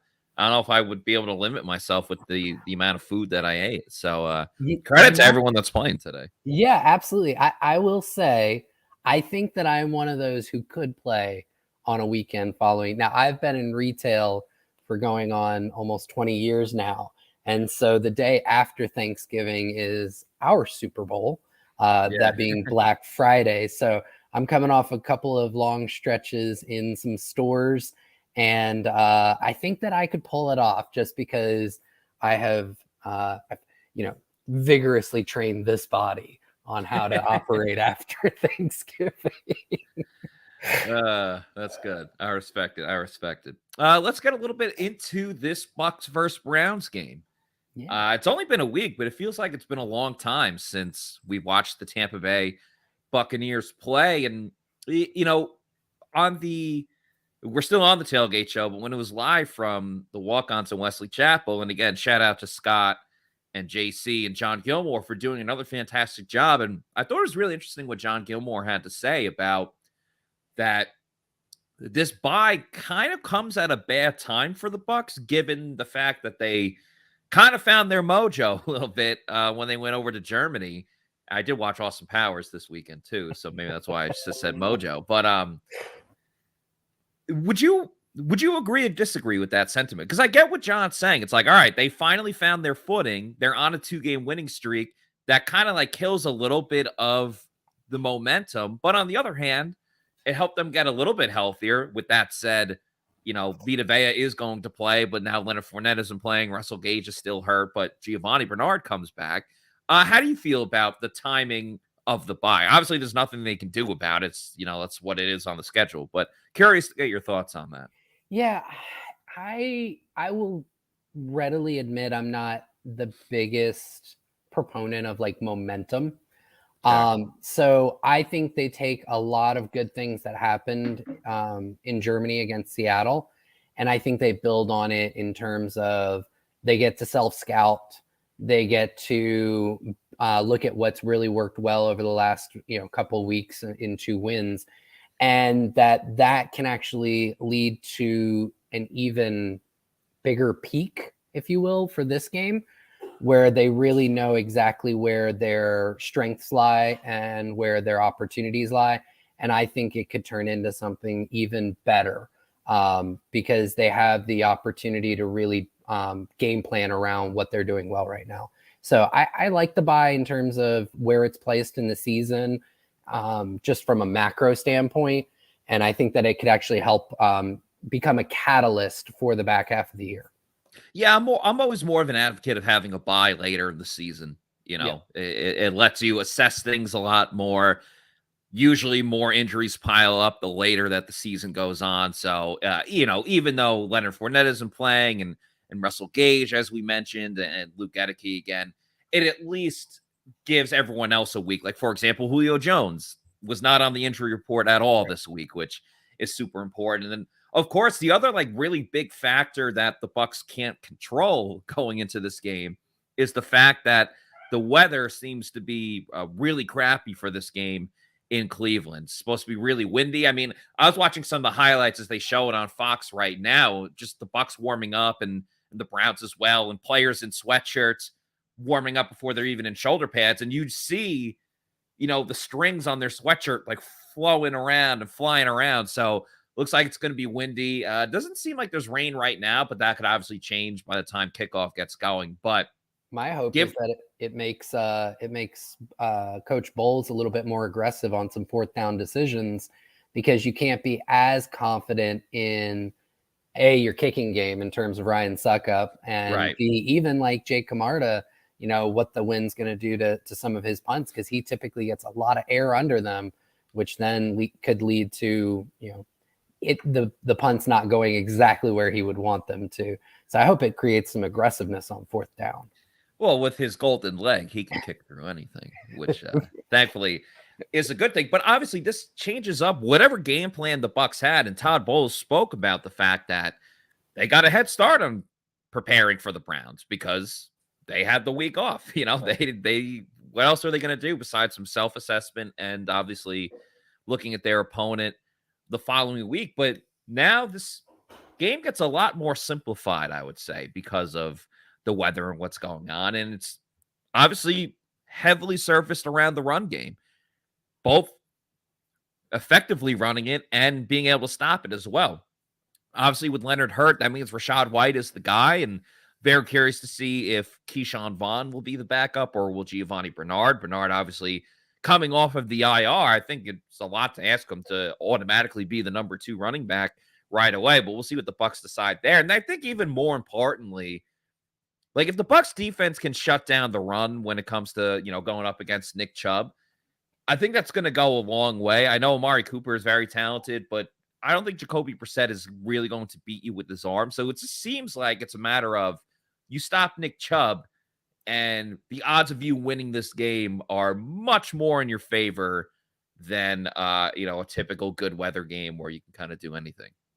Yeah, I think you hit the nail on the head. This is going to be a battle of running games, and it's some interesting matchups. Kind of going to what you're talking about, Chubb is, in my book, the best pure running back in the NFL right now. Yeah. The Browns typically have had a very good run blocking line, although I believe Ethan I can never pronounce his last name correctly. Their starting center, Ethan Pocic. Yeah. He is out for this game because they placed him on IR following their week 11 matchup. So they're going to be plugging in a center who I believe hasn't had much, if any, real opportunities in real game action. So that provides an opportunity for Akeem Hicks and Vita Vea to potentially get some penetration and try and shut down that run game. And then just kind of the Browns offensive philosophy, the secondary thing that you've got to work off of that is you've got to stop play action. Brissett's done actually a pretty good job this year. Despite the Browns record, it's not really been on Jacoby Brissett as to why that they have faltered. He's actually had a pretty solid season overall from a decision-making standpoint and efficiency standpoint. And a lot of that's predicated on some easy reads off of play action. They've got some good tight ends on that team. They still have Amari Cooper. So the Bucs need to shut down the run and put the Browns in obvious passing situations, which is where I think then you have an advantage over Jacoby Brissett. The Bucs and Bucs fans saw that last year against Miami. Once they started to get out to a lead, Brissett had to kind of carry the team, and he wasn't able to do that when he was playing for Miami last year. And then on the other side of the ball, the Browns have a historically terrible interior defensive line, right? Just a terrible run defense in general. So for a team that's wanting to, in the Bucs, that's wanting to really start to establish the run a little bit more, Bowles has gone on record as saying that. You saw it the last game they played in Germany where they ran the ball almost exclusively on first down. This provides an opportunity between the weather and the fact that Cleveland has been really bad at stopping the run. It certainly gives an opportunity for Rachaad White, Sneak Vaughn, and I foresee Vaughn and Bernard both getting involved to varying degrees in this game. Sure. The three of them to really potentially come together and have a really solid game. I'm projecting the Bucs running game to go over at least 130 yards today. Oh, wow. That's a very high number. And, to your point, a couple things that you said, like the Browns, you could argue your record is what your record is, or, they are who they are and stuff like that. But I do think that they are better than what their record says that they are. And, Brissett, obviously, he's the stopgap quarterback with Deshaun Watson coming back from suspension next week. I don't think there's going to be a ton of games where he's really going to win it for you, but I think he's solid as like a 3 to 4 game starter. He can at least be there to not screw things up and help get you to win. With all of that said, the Browns on both sides of the ball, but specifically for what I'm about to say, I'm talking about Cleveland's offense. They are highly reliant on their star players making the big play. Like if you look at their touchdown totals, running, it's all Nick Chubb with a little of Kareem Hunt sprinkled in there. And then in the passing, and Jacoby Brissett has 2 touchdowns as well on the ground. The passing game, I believe Amari Cooper has 7, and then no one else has more than 1 touchdown. That includes Peoples-Jones. That includes David Njoku. So they really just rely heavily on Amari Cooper and Nick Chubb and Kareem Hunt as well. So I just feel like if you're able to shut down at least one of them, and I feel like for the Bucs, the easiest one to shut down would be Amari Cooper, even though Scott and JC talked about how Amari Cooper has just killed the Bucs no matter where he's played, whether he's with the Raiders or with the Cowboys, and now we'll see what he can do today with the Browns. But if you're able to take one of them out of the game, they don't really have the backup that the Bucs have, where, you know, Cade Otton can step up and be the hero in the Rams game, or Mike Evans does what Mike Evans can do, or Chris Godwin getting back to form in the Germany game. That's not the case for the Browns. Like, sure, they have talent with Njoku and Peoples-Jones, but it's really like kind of those 2 guys, and then that's about it. So I'm excited to see how Carlton Davis and Jamel Dean will match up against Cooper today. Yeah, I would say David Njoku, they are bringing him into the fold in the passing game more and more as the season goes on. So I don't think that the Bucs should sleep on him. He's turning into like a top 5, top 10 tight end when you talk about an all-around talent in the NFL, which is interesting because coming out of the University of Miami, he was really just a receiving threat. He hadn't shown a whole lot in terms of his blocking ability. And then over these past 4 or 5 years with Cleveland, he's kind of flipped, right? Yeah. Where now he is an extremely effective blocker, which really helps Cleveland with that wide zone offense and being one of the best running teams in the NFL. But over these last few weeks, they've started to reincorporate him as a pass catcher. I want to say he's on pace to set career highs in terms of catches, yards, the whole 9 yards. And all of that not all of it, but a good portion of that has happened over the last few weeks here. I'm actually pulling it up right now. Yeah, so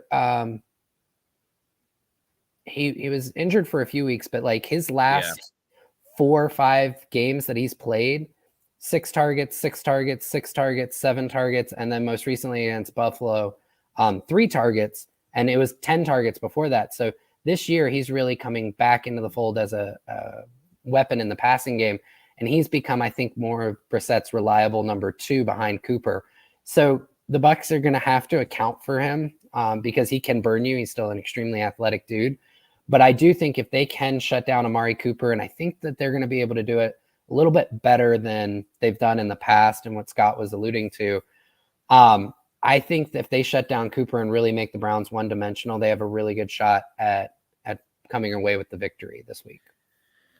And looking at the Bucs on the offensive side of the ball, we talked a lot about Rachaad White and the run game and how they'll attack that. And I like what he had to say about, that's going to be the 3 running backs as a conglomerate kind of getting it done. As you said, 130 yards on the ground today. I think Giovanni Bernard you'll see as that 3rd down running back, especially in the passing game. But as far as the receivers go, I'm so interested to see what Julio Jones is going to do, because obviously he's coming off his best game as a Buck and he's healthy. He wasn't on that injury report. So is he fully going to be the 3rd receiver in this trio of great receivers that the Bucs have? And in a weird way, I know it was 2 weeks ago, but because the field was so crappy in Germany, in a weird way, I think the Bucs are almost better prepared for what's going to happen. I'm sorry, you broke up at the end there. Oh, I was just saying that because Julio played so well last game, and it was in Germany where the field was so slick and everyone was slipping and sliding all over the place, that in an odd way, it could help the Bucs this week when it seems like the conditions aren't going to be great either. Yeah, I like that as a point. It's not something I had considered previously, but as you say it, I think you've got a really great point there. I wonder if this game's going to come down to who has the best equipment managers, right? Yeah. You know, like the Bucs operations crew learned a few things from the Germany game, and the Bucs are going to have the right cleats to maybe take advantage of this field a little bit better. I also like what you said about Julio being fully healthy. It seems like, at least not on the injury report, like you said. And I do think that he becomes kind of that wide receiver 3, and you see him on a majority of those 11 personnel snaps. I think a really interesting thing will be how much 11 do we see versus how much 12, and how much running out of shotgun they do. They were very successful running out of shotgunning against Seattle, and you hope to see them do that a little bit more, spread the Browns out, and really be able to kind of isolate some of those interior defensive linemen who have struggled against the run, rather than compacting things, bringing guys into the box, doing tight splits, and trying to run with a whole lot of debris in the front of the running backs. Let's get into some individual performances that we could see today, which you can bet on, of course, with Underdog Fantasy in their Pick'em game that is going on today. You could also do the Rivals as well, which is a lot of fun, but it's the easiest way to get some action on the NFL. You just pick an over or under on your favorite or least favorite player stats. You can win up to 20 times your money in a single night. Underdog keeps it super simple with their easy-to-use website and mobile apps. You pick between 2 and 5 players to fill out your pick'em slip. You get every pick right. Take home some cold, hard cash. Use the promo code Pewter, that's P-E-W-T-E-R. Get your first deposit doubled up to $100 with Underdog Fantasy. And if you learn from Plant City Math, you know that is a heck of a deal. So once again, Underdog Fantasy, the promo code is Pewter, P-E-W-T-E-R, and you can start winning big. I'm actually going to make my picks right now, ladies and gentlemen, right here, right now, as the song goes. I did the Rivals last week. I didn't mind it, but it is very fun. But for this one, I'm going to go back to the traditional pick'em with the Bucs and the Browns playing today. Let me pull it up here. Feel free to chime in on the chat as well if there's anything in particular that you would like to take or like me to take in this situation here. I've got my 3 while you look at yours. Okay, cool. So I am going to take Rachaad White higher than half a touchdown. And and Underdog's giving that as rushing plus receiving. So I like him to score. I'm going to go higher than Chris Godwin, 59.5 receiving yards. I think that the Bucs kind of return to moving their passing offense through Godwin, and I could see him easily beating that 59.5 number on shorter throws, right? Because of the win factor, maybe they don't go deep as much. And then on the Brown side, I am going to say Nick Chubb gets at least, I'm going higher than half a rushing touchdown. So those are my 3 for a 6 times bonus. So, and we can see if the chat likes that play or if they, as you say, are they going to fade me? Brandon joking here says Brady under half a rushing yard. I don't know. Definitely possible. The PCL is fixed. Spry. That's true. As long as that knee brace stays on. Seems like every time he runs and slides, the knee brace just goes kaput. And now, Brandon, after we saw Brady line up for a couple of snaps as a wide receiver, what's your over under on 1 receiving yard for Brady? That's what I want to know. Yeah, that's an interesting one. And Brandon says, no joke, it was a pick today. So yeah, I don't know. I think you probably don't see it given the condition and the field conditions as well. Right. I went with my picks. And I tailed you with the Rachaad White touchdown. I do think that's going to be a play today. And Nick Chubb scoring a touchdown as well. A lot of running the ball. Nick Chubb finds the end zone, it seems, every single game. It could be something like there's a pass interference at the 1 yard line or in the end zone. So the Browns get at the 1 yard line and then Nick Chubb punches it in. The other two I'm going with, they didn't have the touchdown option for him, but I do think he's going to score a touchdown. So I think Mike Evans higher than 12.5 fantasy points. I'm going with that because I think he's going to score a touchdown today. There's that stat that he could get to 10,000 yards and 75 touchdowns. One of the fastest players to do it. And the company that he's with, it's like Jerry Rice, Randy Moss, T.O., Marvin Larry Harrison. Fitzgerald. Yeah, exactly. Ridiculous. So, just a who's who of current or future Hall of Famers. Exactly. And Mike, whenever these stats pop up and like Adam Schefter and Rappaport start talking about it, he usually hits it that day. Mike Evans does not dilly-dally when it comes to breaking records. He does them almost right away. So I do think he's going to score a touchdown. He needs what? I think like 40 or 50 yards. So I think when you factor in the touchdown, some of the receptions and the yardage, he's going to do that. And then again, this is more of a weather pick. And hopefully, if you're correct with your prediction that the Bucs are going to run the ball very well, I'm taking Tom Brady lower than 37.5 passing attempts. Again, if they're running the ball well, they won't be throwing it as much. So a lot of Bucs heavy. Brady under 37.5 passing yards. Rachaad White to score a touchdown. Mike Evans over 12.5 fantasy points. And then Nick Chubb to score a touchdown. So I like it. Those are my picks for the game. And I hope they come true. And I think Mike's due for another like monster game.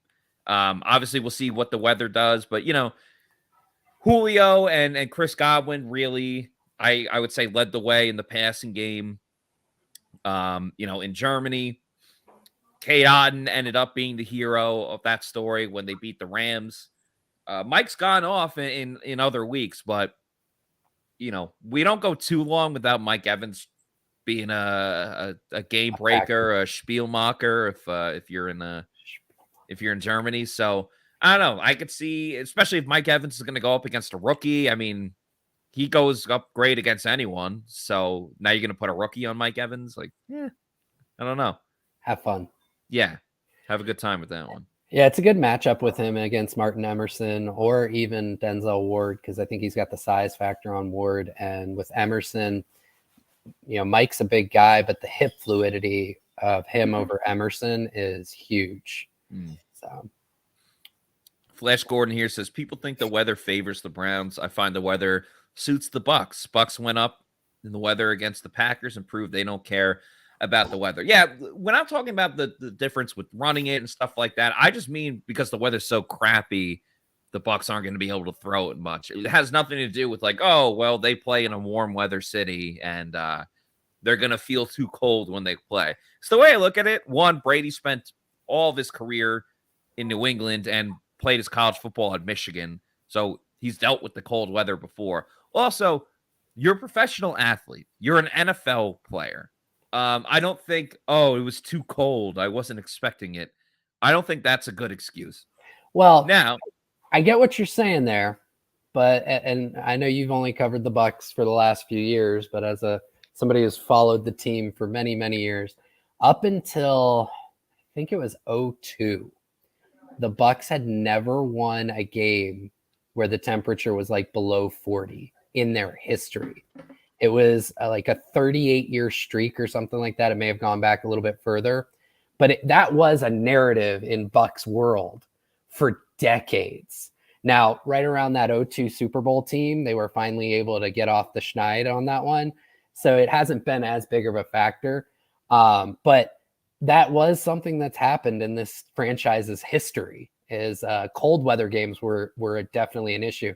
And when you played literally in the NFC North, I know. That's what I was going to say. Is they had a lot of opportunities because they were playing the Bears outdoors and the Packers outdoors, the Vikings and Lions, obviously. Yeah, they were domed teams, so that was a little helpful. But it was a long list of losses to Chicago and Green Bay late in seasons. Now, this is a little bit different weather. Sure, it's going to be cold, but it's more of the wind factor. And to your point, I think it's just, like you said, more of a game script and an overarching theme of how are we going to operate within these conditions not so much does one team have an advantage. Right. That's exactly what I'm thinking here. And we'll see how it goes. I don't think the Bucs can overlook this game by any means. I mean, you look at some of the losses that the Browns have had. A lot of them have been like very, very close games. Yep. You know, they haven't been blown out really too much this season. And what I think is important, and again, I don't want to keep bringing up the weather, but you look at all of the losses, all of the 3 wins that the Browns have this year, their defense allowed less than 20 points. I believe it's 13, 17, and 17. And let's remember that 2 of their wins came in week 1 and week 3. So they haven't really been winning. They haven't really spread out their wins a lot. But all of their losses, their defense has allowed at least 20 points. And we talked a lot last year that the Bucs, the magic number was 30. If the Bucs scored 30 points, they're going to win. You know, they were undefeated when they scored 30 or whatever it was up until the Rams game. So for this one afternoon specifically, I almost feel like 20 is the magic number. If they at least get to 20, they should really be able to win this game just based on the defense, which, again, what I talked about earlier, where the Browns rely heavily on their stars. Myles Garrett, 8.5 sacks. No one else has more than 2.5 sacks, and they only have 3 interceptions on the season. So this isn't a team that gets like a ton of stops unless Myles Garrett is really getting it done. So I think 20, 21 points could just be enough for the Bucs, just based on how the Browns have played this season. Yeah, I agree. And I think the other key for the Bucs is if it's not going to be a blowout, if they can keep it close, many of those close losses that Cleveland has, it's because at the end of the game, they do have to put the ball in Brissett's hands. Yeah. And he has not responded well in those specific situations. And you look at the 2 quarterbacks, if the game is close and, less than 3 or 4 minutes left in the game, if you're a Bucs fan, you got to feel good about that matchup, Brady versus Brissett. And so I think that those are the keys. I like what you're saying. Get to 20 points because the Cleveland offense has trouble getting there. And if you can do that and limit Garrett, you have a good shot at winning the game. Yeah, without question. He's still, I mean, it's crazy what Myles Garrett has gone through. The fact that he was in like a huge car accident, and I think he only missed like a week, and then he was able to play the rest of the season. But, he's like a freak of nature when it comes to playing this sport. He's one of the best edge rushers in the league. So obviously he's concerning in general, but they're going to put him up against Donovan Smith, or at least they should. I would like to see them go Myles Garrett against Tristan Wirfs, but wouldn't really make sense for the Browns in that type of schematic standpoint. What is your concern level for Donovan Smith right now? Because he played pretty well in the Seattle game, but he had struggled a couple games before that, obviously dealing with a little bit of an injury that forced him to miss a couple of weeks at the beginning of the year. You don't have to give me like, oh, Myles Garrett versus Donovan Smith, but this is the marquee matchup for the Bucs offensive line. Where's your confidence level with Donovan Smith going into this one against Myles Garrett? Yeah, I mean, he's not going to dominate Garrett. He's not going to eliminate him or erase him. Garrett is going to get a couple of reps. I think the big key for Smith is to just not let Garrett take over. If he can do that, which I feel confident that that'll happen, and just make it to where Brady isn't worried about his backside every single time he drops back, similar to what Brady went through earlier in the season when Luke Gedeke was in at left guard. If Brady can just have enough confidence that on most snaps, Garrett's not going to be right on top of him by the time he gets to the top of his drop, then I think it's fine. Will Garrett get a sack? Yeah, he's most likely going to get a sack because unfortunately Smith, outside of last year, his entire career has been kind of each game. There's 1 or 2 plays where just you go, what happened? Right? Like either it was a mental lapse or just doesn't quite keep up with his mechanics and whoever he's lined up against gets a good rep. And you have to assume that that's going to happen against Myles Garrett. There's probably going to be a couple more snaps where Garrett just outright wins because he is a freak of nature. In my opinion, the best pass rusher of our time right now. Right. But as long as it doesn't turn into, and I'll parallel this like with the Steelers defense with TJ Watt, right? TJ, there are some games where he just takes over, and Myles Garrett absolutely has that ability. If Donovan Smith can prevent that from happening, then I feel like the Bucs offense is going to be able to do enough to put up enough points to win the game. And Tom Brady is the great neutralizer when it comes to a pass rusher going against your way. He can get the ball out quickly. I think you put it perfectly with Gedeke in the game. The Bucs were, Brady got sacked, but he avoided so many more just based on what he was able to do with getting the ball out quickly. And we'll see how the Bucs, totally game plan for this one. The game is actually starting in 10 minutes, ladies and gentlemen. Once this is done, this Pewter Tailgate show, we are not done. We just transition over to the Pewter GameDay show, where it'll be myself and Casey Hudson making her return. She was briefly on the podcast on Monday. She's going to be on for the whole game today in 10 minutes at 1 o'clock. We're going to give our live reactions and analysis and insight to everything going on for the Bucs versus Browns game. Hopefully the Bucs can make it 3 in a row. So watch along with us, watch the game, and then get our reactions to each and every play. We've had some fun times in recent weeks. Josh has been on the show a lot too, which has always been great. Paul Atwall's been on too.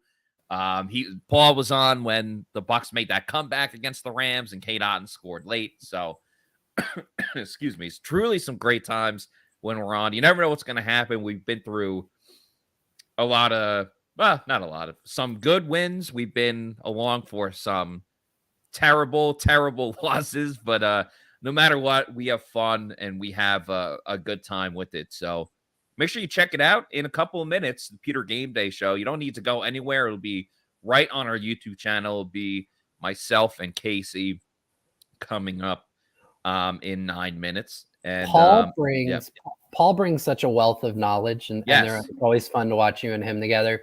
And I have a blast when it's you and me.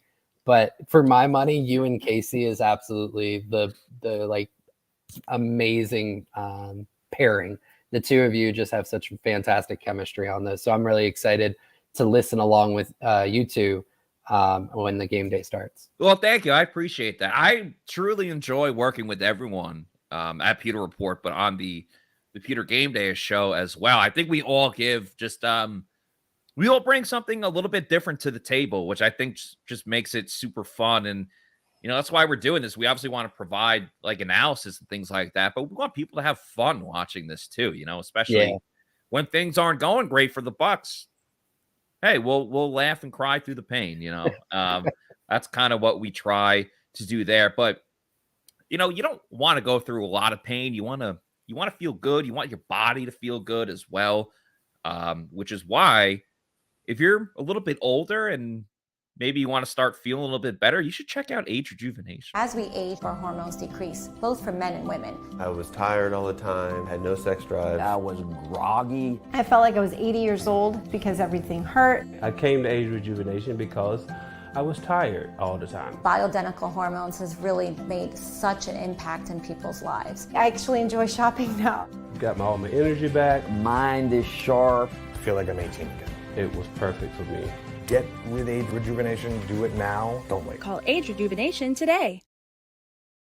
Look better, feel better, have better sex using Age Rejuvenation. Go to their website, see how they can help you. They have testosterone therapy, peptide therapy, stem cell therapy, and more. And of course, Scott and John aren't just spokesmen. They are clients of this product. They absolutely love it. They've spoken very highly about it, how it's helped them feel younger and lose weight as well. So go to agerejuvenation.com. See how it can help you. All right, Josh, we have 6 minutes until game time. So let's get into our predictions for this game. Please, the floor is yours. And you were muted. And you were unmuted. So for me, we're getting to that time of year where second order wins tend to stabilize. So I've been tracking everyone's Pythagorean theorem. I'm throwing a lot of things out that a lot of people may not understand, but all that to say that right now, when you look at points scored, points against, the Bucs are in a better spot than Cleveland. So I've got the Bucs winning. My score prediction is 24-21. So the Bucs get to that 20-point number you were talking about, and they win it by 3 points. Very, very interesting. I am also picking the Bucs to win. I think their offense, maybe not 100% yet, is hitting their stride, but they're getting the locomotive going, Right. And that started with the Germany game. They were able to run the ball. They sustained long drives. They avoided the dreaded 3 and out most of the time. They still had a couple, but it was way, way better than, Right. when you and I were doing over-unders on these 3 and outs, and they were hitting, before halftime started.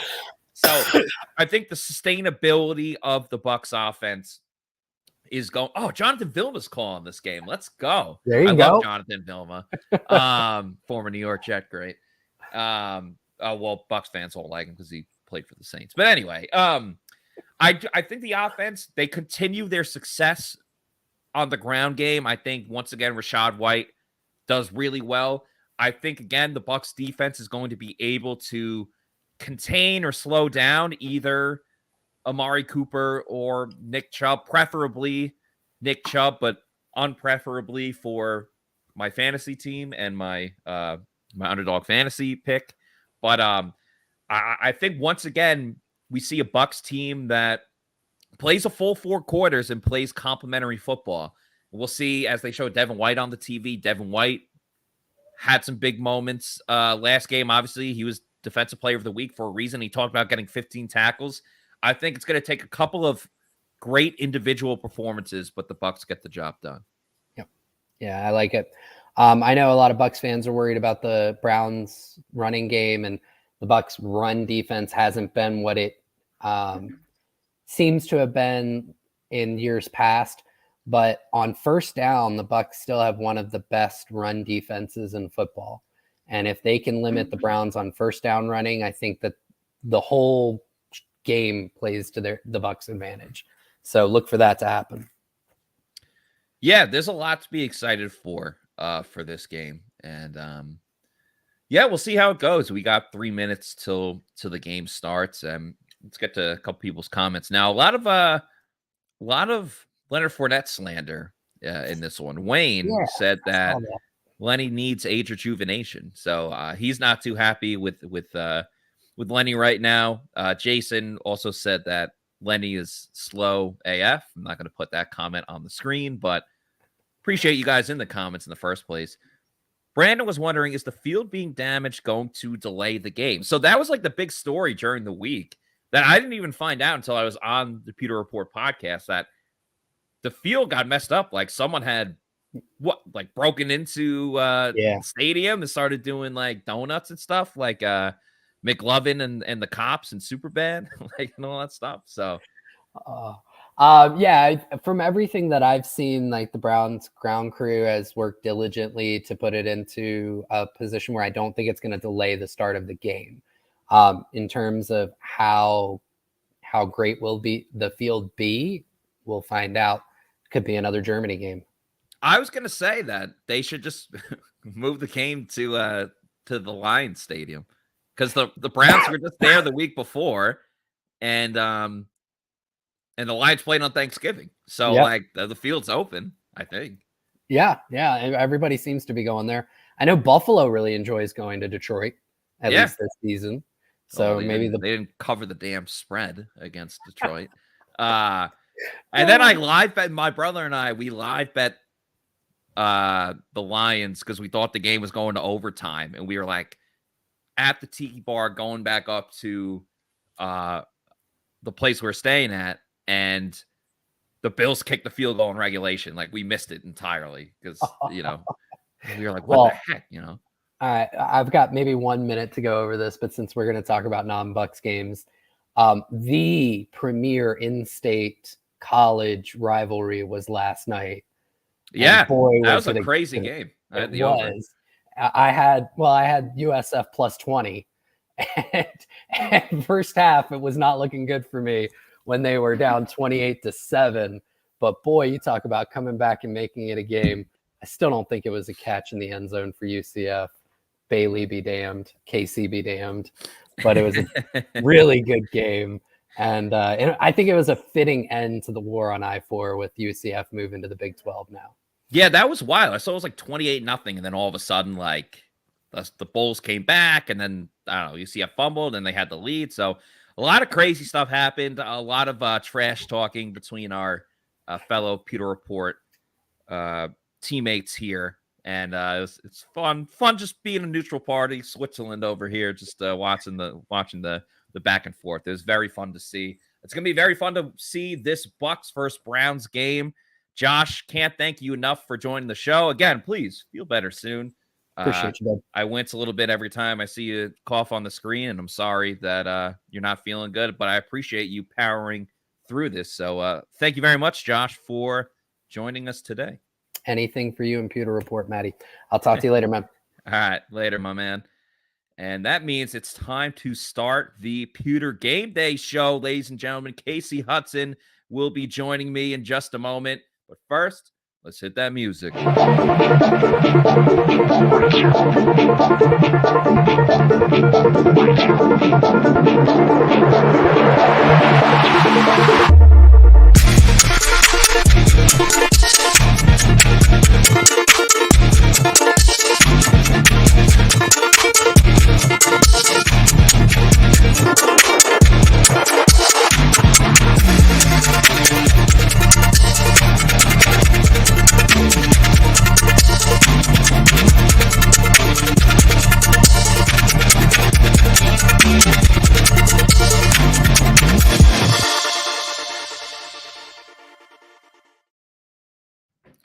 Welcome, Pewter Report readers, viewers, and listeners to a brand new edition of the Pewter Report Game Day Show, brought to you by Celsius. I'm your host, Matt Matera. Joined with me is the fantastic, the great, the wonderful Casey Hudson. Casey, thank you for joining me for today's game.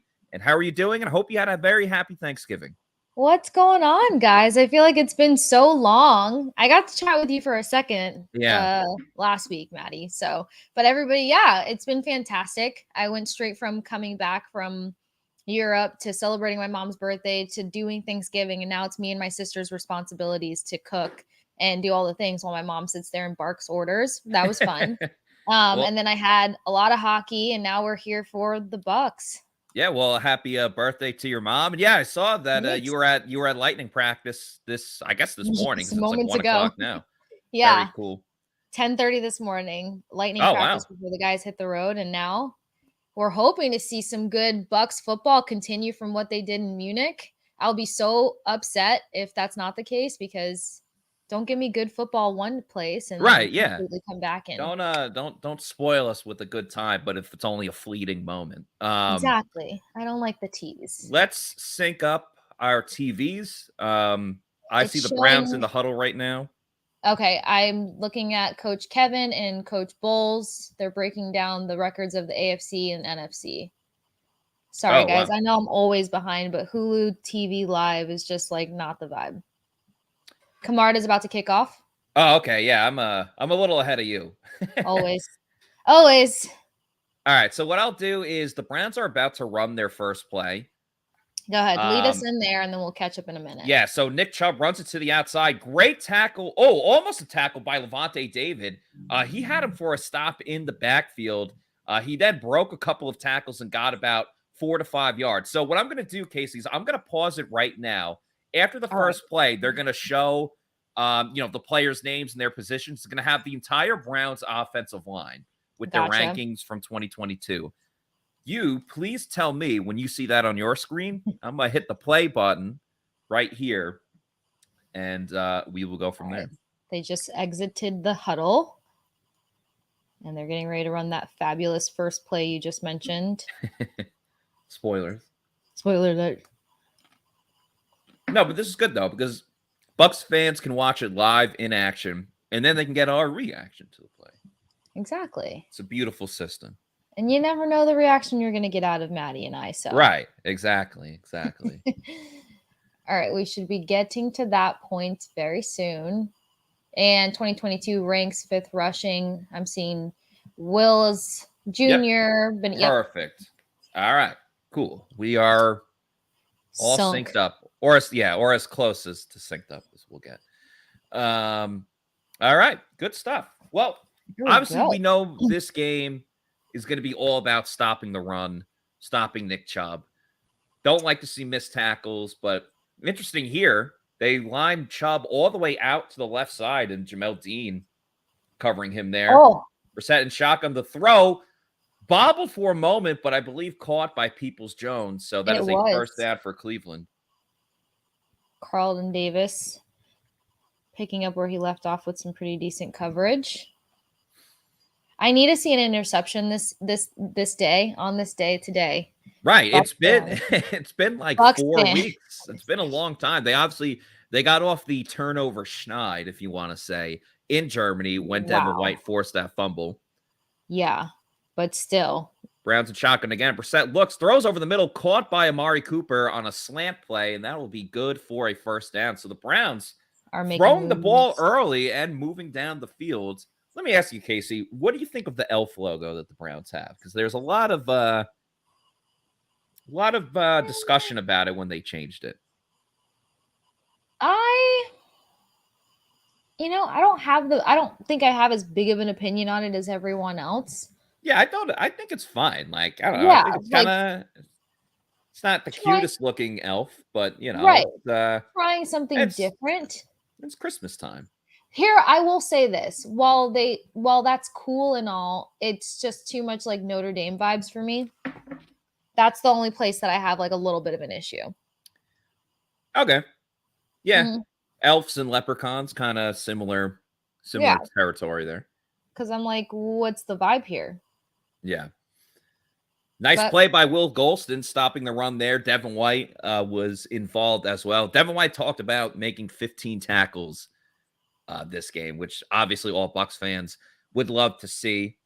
Absolutely. Browns at shotgun, second down, completed to Peoples-Jones. Looks like early on, Bucs are playing a lot of zone as Sean Murphy-Bunting makes the tackle here. A lot of soft zone, and that's allowing the Browns and specifically Jacoby Brissett to, just dink and dunk it, 5, 6, 7 yards down the field. But this is the first time Bucs will have a third down opportunity, a 3rd and 2 to shut it down. It feels like obviously they're trying to not confuse, but throw the Bucs off by passing so much because they're typically like almost 54 to 60% of a run game team. Yeah, 100%. Stoppage of play here. What's the problem? Timeout for Cleveland. Casey, I was curious. You obviously you have a betting show, which everyone should check out if you haven't watched yet.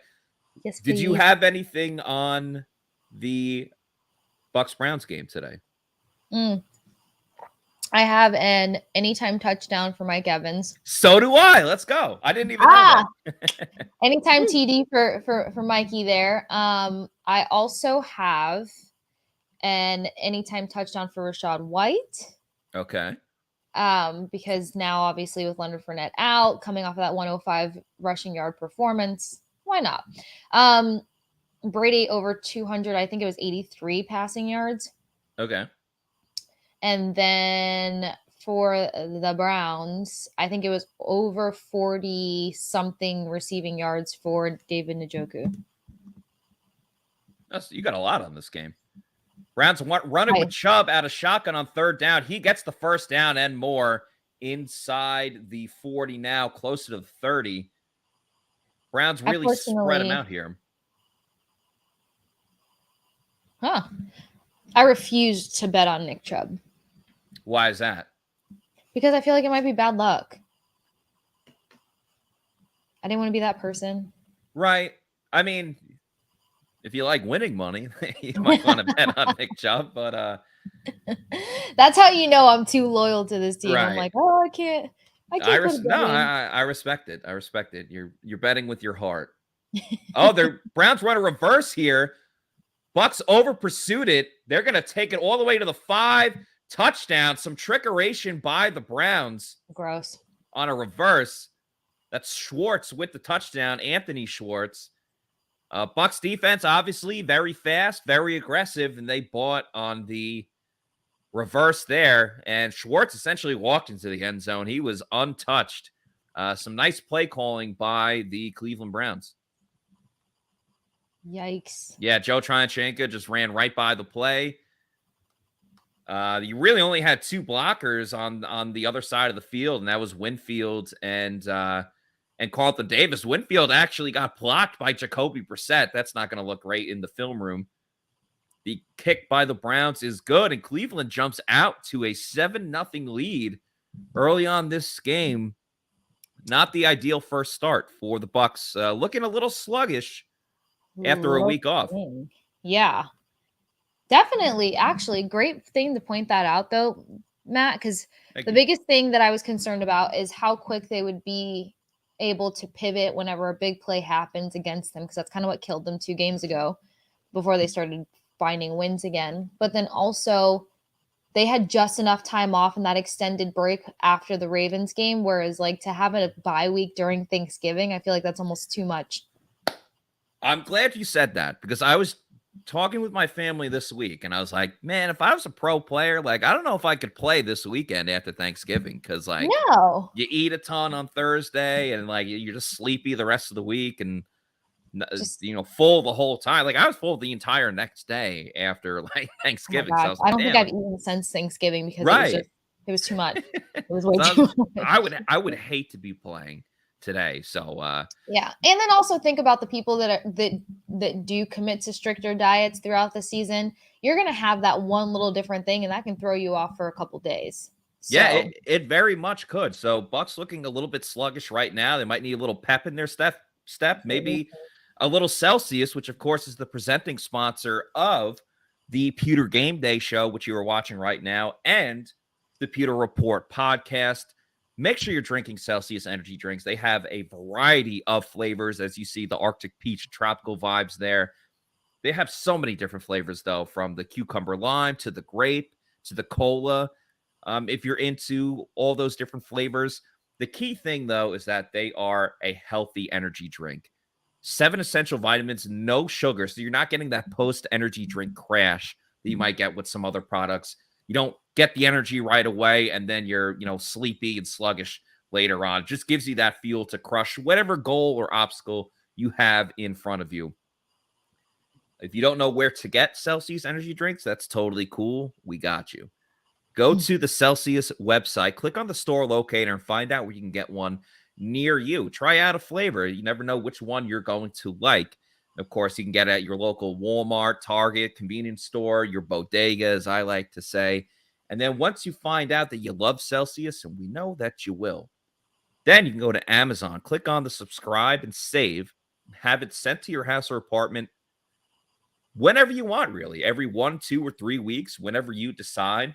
Save some money and do the subscribe and save on Amazon. And just make sure you're drinking Celsius energy drinks, the official sponsor of the Pewter GameDay show and the Pewter Report podcast, which will be airing today after the Bucs-Browns game. And hopefully this game gets a little bit better as the kickoff goes into the end zone for a touchback. Bucs will start at the 25. All right. How much do you think the Bucs offense will at least match or build off of what they did in Munich? I think they will get very close. It doesn't help that they're already starting out 7-0, but I'm going to predict that they score a field goal on this drive. That's my prediction. All right. I think it's a big help that Rachaad White is the starter now. Lenny's not playing. Starter. Yeah. I feel bad for Lenny though. I do too. Listen, they're still going to need him as Rachaad White plunges ahead for about 6 or 7 yards. So nicely done early on. Bucs setting the tone, starting with the offensive line. But Lenny's still going to be needed for this team. I think that's what people are forgetting. It's not going to be Rachaad White just being the lead horse the whole time. They're going to need Lenny. And I think Lenny, it will help him more not being the every down running back because he gets in, he's more physical. Let Rachaad White be elusive as they throw a screen to Chris Godwin here. I apologize, not mean to cut you off. No, you're good. But White makes the catch and gets just enough for a first down. So Bucs avoiding third down, which I like, and deciding to just get the first down here on second down instead of, getting third and short. Big fan of that.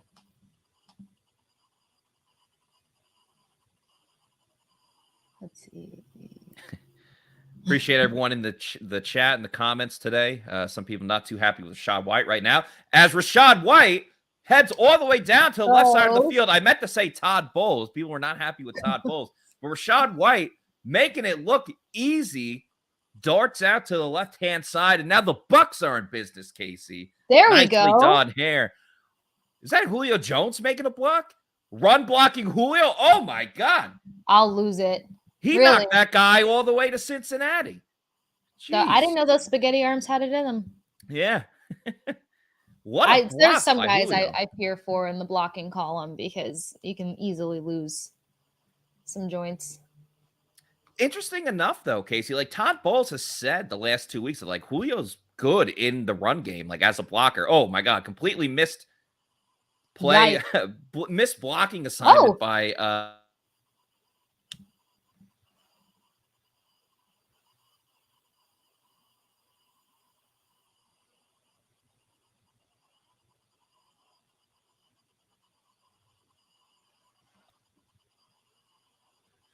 Am I with you? Yeah, I think I froze for a second. My bad. I wasn't sure if it was you or me, so. Yeah. Maybe it's both of us at the same time. Who knows? I wish somebody would screenshot it and send it to us. Yeah. But I was saying that Brady was able to narrowly avoid that play right there. So Keyshawn Vaughn gets a snap and heads it up the field. Looks like he'll be about a half yard short. Oh, not a very sneaky play for the sneak. Of course, I bet the under in this game, and like both teams are just flying down the field on their first drive. So. I didn't go for the under only because the Browns' stats very much matched the Seahawks' stats for how many points they let up versus how much they score. It was like 269 let up, 240 score, and then the Bucs are getting better at finding the end zone. So I took the over. I just thought the weather was going to be that bad. Bucs run a pitch to the outside. Vaughn knifes his way through the defense and is able to pick up a first down. Nicely done. Bucs getting it done on the grounds with this combination of Rachaad White and Sneak Vaughn. There's over 100 rushing yards in the game already. This is crazy. I mean, combined, but still pretty wild. I'm like, Bucs running the ball decently. I wonder what the rushing yard total will be at the end of this. Actually, I'm going to put up before we jinx anything. Good call. Good call. Yeah, Josh Capo predicted over 130 today. As Rachaad White gets the snap, gets the handoff, and again, it goes for about 4 yards. But this is way, way better than anything we've seen this season outside of like the first game of the season and the Germany game. Overall. And the Bucs finding – sorry, go ahead. Oh no, I was gonna praise Capo a little bit more. Besides his undying loyalty to a trash football team, his numbers are really good in accuracy. Capo, I heard you heard that. Yeah, he's a brilliant mind for sure. False start. That's got to be on Josh Wells, I think. And throw away. Oh, congrats, guy. First season as a referee. I don't think I would like the pressure of being an NFL referee. I mean, no one likes the ref. Nobody does. No one likes the ref. And they get murked overseas. They do. It's intense. That's true. Yeah, I've been watching a lot of the World Cup. I did not watch today, but I've very much been enjoying the World Cup. Oh, Brady completes a pass to Julio. Julio Jones. Yeah, Julio was the receiver I was most interested in watching today because will he build off of that Germany game? Was it just kind of like a one-hit wonder, flash in the pan type of thing? And I was curious to see if he'll step up today. And, I mean, one catch, but solid. First drive, getting him involved early. Entered the chat. Yes, exactly. All right, 3rd and 5 here for the Bucs in the red zone here at the 10-yard line. Brady in shotgun. He's got 3 receivers to his left, 1 to his right. Brady's looking, waiting, throws. It's caught. Is he in? Is he in? Touchdown. All hail. There's a flag on the play. Praise be to Godwin. Praise be. Was he in? I didn't see anything from the ref. I haven't seen anything. And they didn't do the touchdown graphic. Okay, it's a pass interference penalty. On defense. Okay, they're giving it a touchdown. Chris Godwin, his 2nd touchdown of the season, his 2nd in 2 weeks or 2 games. Touchdown, Tampa Bay, as the great Gene Deckerhoff, the legend, Bucs radio announcer would say. Nicely done for the Bucs. Great job answering Cleveland following, obviously a bad drive by the Bucs defense, but fantastic job by the offense here. It's good to see them show up early and it not be heavily relied on defense. Yeah. 100%. But does that mean that we're going to have a shootout? It'll make for an entertaining game for sure. Yeah, that's true. That's true. Nicely done there. Let's get to the chat. Let's see what the Pewter people are saying. Many people are happy about Chris Godwin. Tom gave a LFG. Eater here said, let's go. I called Godwin and Vaughn carrying the load today. Oh, you did? 4 girls said, yeah, Godwin. Clack 5 White, TD Godwin. Josh Porter, Tutty Tutty. Tutty Tutty. Eater says, can our low IQ defense step up now? MJ RVI, praise the God, or praise be to Godwin, as we like to say. Yeah. 4 girls wants the defense to step it up. Brian says Bucs are going to win easy. I mean, they haven't made it look easy so far, but early in the game. Josh here says, entertainment for you guys, stressful as hell for us. Fair. I can understand that. Snippy Lock, let's go Bucs. Let's go. It's good to be the Rye. 0-0 again. Let's see if we actually get in receiver's face this next drive. Can't stand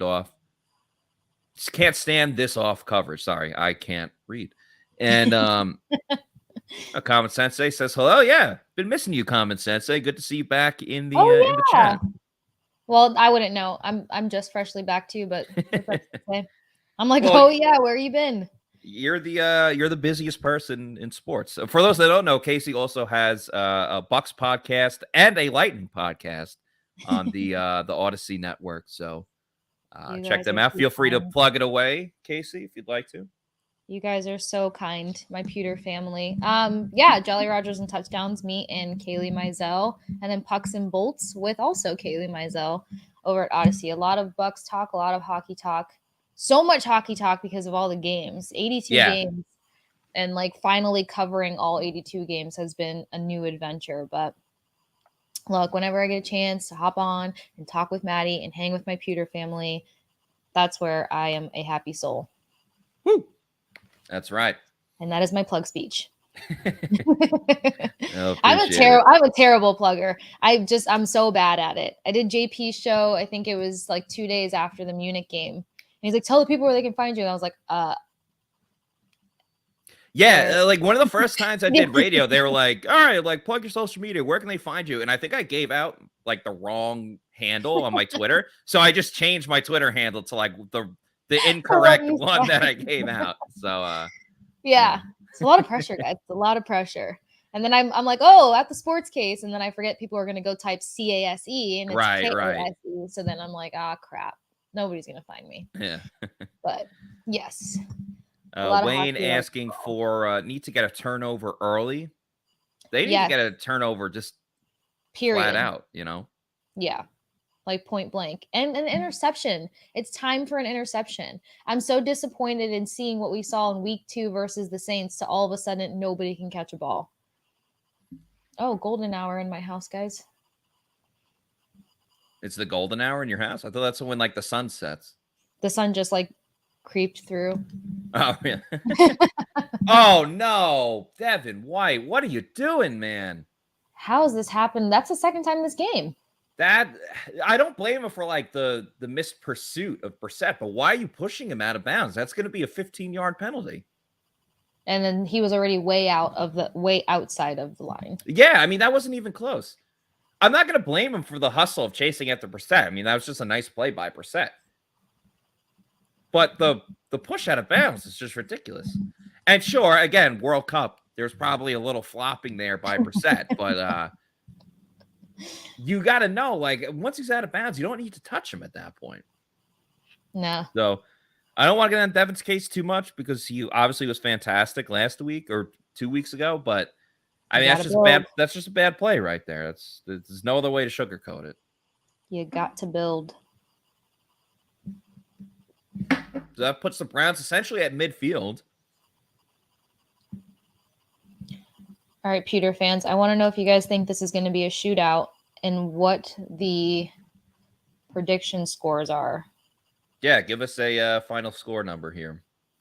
As Nick Chubb gains about 5 or 6 yards. So Browns, I'm not going to say having their way, but clearly winning at the point of attack. Yeah.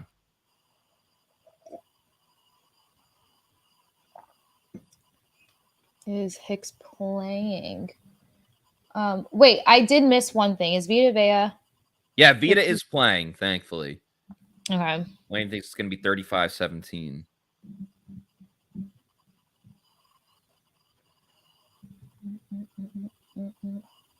Yeah, I think Hicks is lined up on the outside on this play. Play action here. Oh, completely fooled Hicks. Oh, my God. What a hit by Antoine Winfield Jr. I don't know how that guy's knee is not in like 17 different yard places behind him for one. Oh man, if he just would have somehow made the catch. Honestly, huge credit to Bryant for holding on to that. That Antoine Winfield Jr. was a heat-seeking missile. Yeah. Gosh. It Somehow made the catch for the ball versus the body, but who am I? Clean play too. Didn't lead with his head. Didn't hit the guy in the head.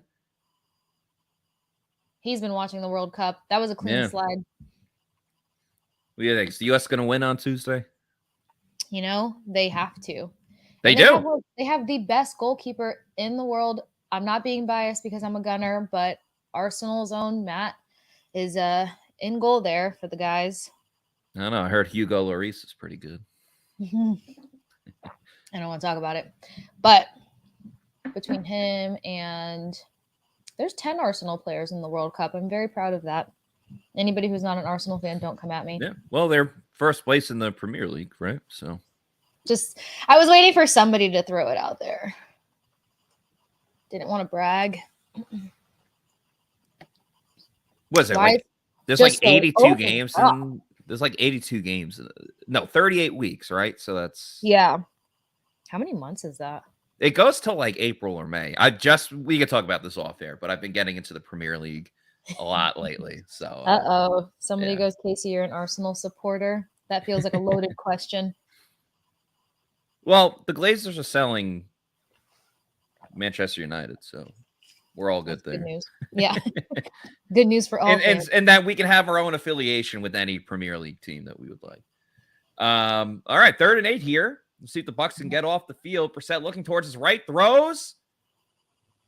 Oh man, a near interception for Carlton Davis. He cannot complete the catch through the process. And now he's hunched over. I'm not sure if he's Yeah, he looks injured. At Damn first, it, is his helmet off? I thought he was just upset that he didn't make the interception, but Oh gosh. I He mean, looks like he's in pain. perfect coverage on the play. I mean, it looked like Yeah. Brissett was throwing it to Carlton Davis, and Peoples-Jones was in coverage. Obviously, very unfortunate that he's hurt now, though. You never want to see that. That would be unfortunate if they lost him here. Yeah. Interesting, because he slapped the ground first, I think, again, in disappointment of not making the play. I'm not exactly sure where he got hurt. I mean, obviously, it's a physical play. He jumped and landed on the ground. Yeah. But even when he like rolled out of the play itself and slapped the ground, he looked fine. Yeah. All right. Well, that would not be good for them to lose him. Gosh, if only he would have. I just need one interception. Like, Right. I don't feel like that's a big ask. I know typically I'm like, give me 3, but now I Josh feel like Porter. I'm thinking something reasonable. Right. Yeah. I mean, just getting one at this point would be great. Josh is saying that the wind knocked out of him. All right, we'll take it. Hopefully. Remember, him we on are the delayed. We are delayed a little bit. But Carlton Davis rolling around like that kind of, in a That's the way, scary reminded part. me of the way that a bowling ball rolls when you're trying to knock down some pins, which of course reminds me of Pin Chasers. If you haven't gone to Pin Chasers yet, you are missing out. There are multiple locations, including one pretty close to the Advent Health Training Center where the Bucs have their practices. They have different deals every single day, which is awesome. From all-you-could-eat pizza, all-you-can-bowl, dollar beers. They have brunch on the weekends, and the food is very underrated, whether it's the brunch food or the pizza, chicken tendies, nachos. You can't go wrong with some food at Pin Chasers. They are very underrated. So go to pinchasers.net, find out what deals they have for you. You can also book your kids' birthday party there.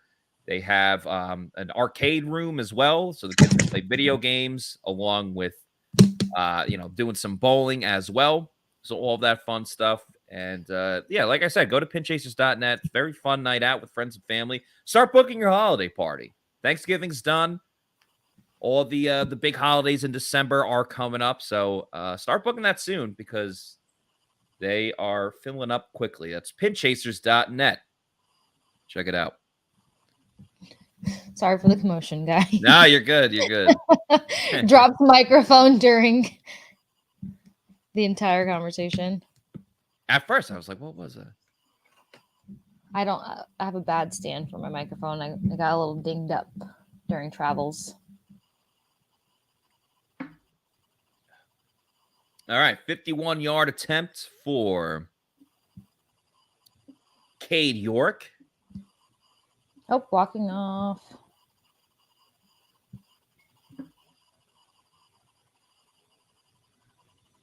Snap is good. Kick is up. And it is. Oh, it's good. Damn. That was in by like an inch, which is crazy. When you're just sitting there hoping for a doink. Right. Well, to be fair. Nope. I'm thinking of a different game. No. To be fair, it would be great if the Bucs got another touchdown. Yeah, I mean, the way the offense looked on that first drive, I don't think that's definitely out of the question.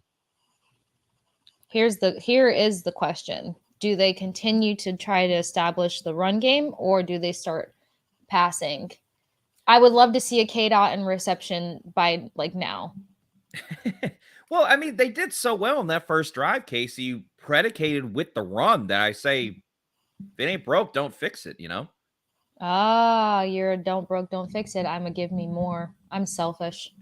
But at the end of the day, we want more touchdowns. Yeah, that was that wasn't for the faint of heart for those that are squeamish to blood and things like that.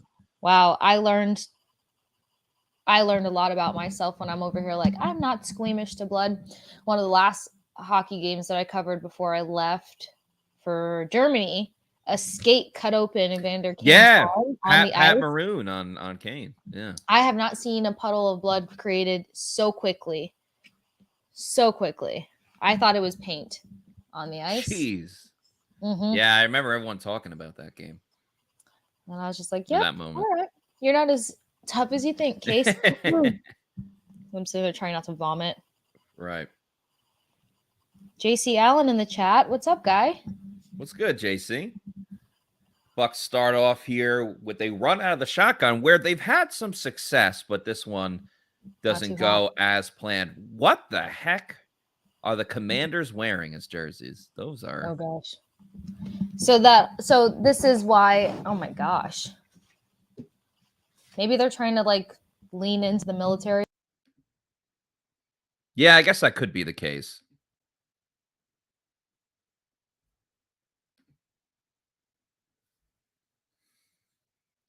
Bucs go play action. Screen pass to Rachaad White heading up the middle. And that'll set up about a 3rd and short.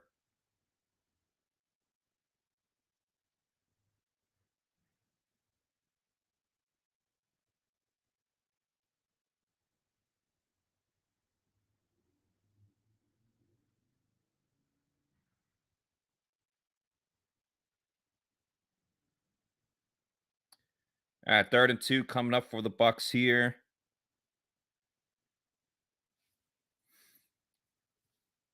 Huge. I don't want to say huge moment of the game. It's the first quarter, but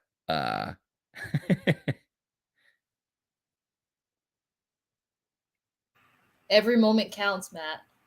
You're right. It's not the what's that saying? Usually with like a jewelry company or something, but it's like it's not the amount of time, it's the moments in the time, or yeah. The moments of time or something. What the heck? Yeah. Is that batted down? I think so. Yeah, looking for Cam Brate. Just nice job by Wright there.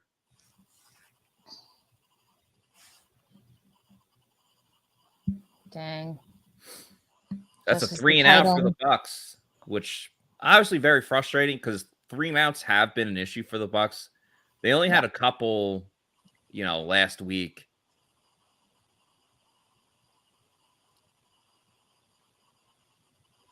Oh, Rachaad White doing a little bit of everything. Makes the special teams tackle there. There you go. I mean, he told everybody he was coming from that starting position. Yeah, just didn't say which one. Yeah. It's good to be the Rye says, I know it's batted down, but way too much Braid again this week. I hear you if you want Cade Otton as the full-time starter. I think they're going to play roughly a similar amount. Otton only had like 12 or 13 more snaps than Braid, and this was Braid coming off a serious neck injury 2 weeks ago. So I'm with you, though. I think Cade Otton should be the full-time starter. Cam Brate is still important to this team.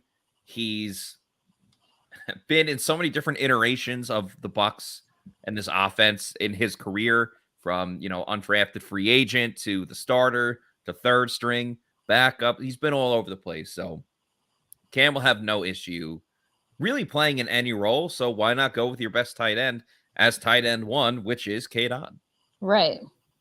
And they're not exactly the same kind of tight end either. So you can divvy up that load a little bit.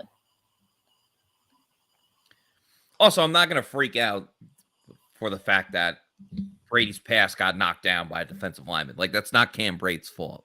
So I understand, not wanting to see Cam Brate, but what, does that pass not get knocked down in the line of scrimmage if Cade Otton is the one running that route? I don't necessarily think so.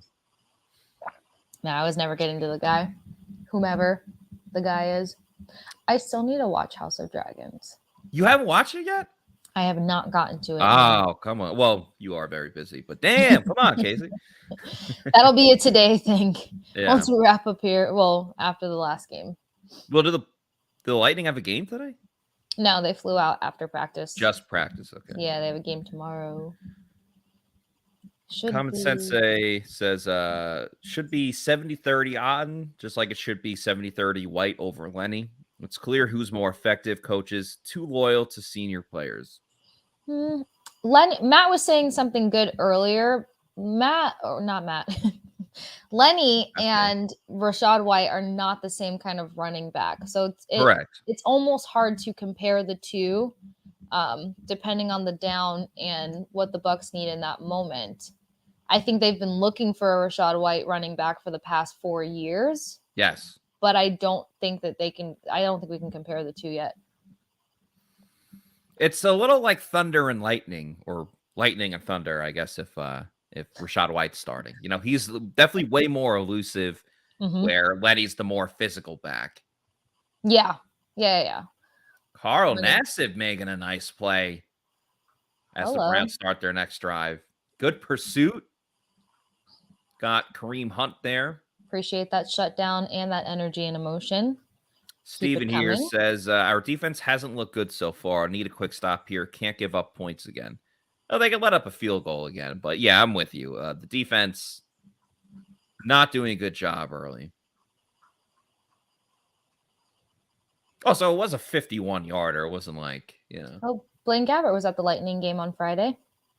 Yeah, I saw it was Blaine, Pat O'Connor, Tristan Wirfs.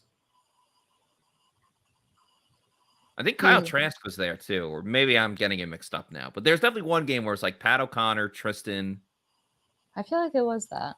Kyle Trask, and like 2 other players. Probably Joe Tryon-Shoyinka. Actually, no, JTS was in Seattle for the bye. I'm just completely doxing these guys right now. So I'm gonna stop. Holiday brain. Yeah. I'm right there with you. I do agree with Shaggy here saying White is more decisive than Lenny. That's been true. And I think that kind of plays a little bit into the third down struggles where it's third and short, but White's been converting and Fournette just hasn't been, because he commits to the hole and goes and punches it through for the first down, where Fournette does the tap dance and then doesn't go anywhere. Yeah. The hesitation, reservation, you don't have that much time. Right. I will say this too, though, like Lenny's had to work against him in the sense of like not being the quickest decision maker and then playing behind the offensive line that was so in the beginning of the season. They're starting to come together now, but still, I think that played into some of his slowness. No vision, Lenny. Yeah. Guys, be nice. While we have a break in the action, let's hear from our friends at Age Rejuvenation. When I got over 40, all of a sudden I didn't have the same kind of energy that I used to have, and I was sluggish all the time, and I wasn't sleeping right, and I started to have some sweats when I was sleeping and different things that, as I looked into it, I found out could be a lack of testosterone or low testosterone. So I reached out. I've known Brett and everybody here at Age Rejuvenation for a long time, so I knew that they were the right people to help me. They did look at all of my testosterone levels and all of my hormone levels and found that my testosterone was very low. So they put me on the pellets, which I love because there's something about not having to take a shot every week and doing 6 months at a time that really is convenient. My wife certainly noticed the difference, just my energy day to day, how motivated I was when I got up in the morning to just get up and start doing things as opposed to laying around the house and being unmotivated. All of a sudden I was like looking for projects, looking for things to do around. Don't tell her I said that, but looking for things to do around the house.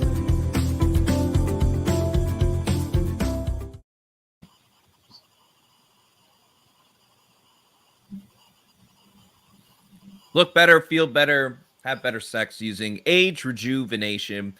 Go to agerejuvenation.com. Find out how they can help you. They have testosterone therapy, peptide therapy, stem cell therapy. And Scott Reynolds and John Gilmore absolutely love this product. They've talked a lot how it's helped them and now can help you. agerejuvenation.com. I love when I have great timing. And we are right back to the start of the second quarter.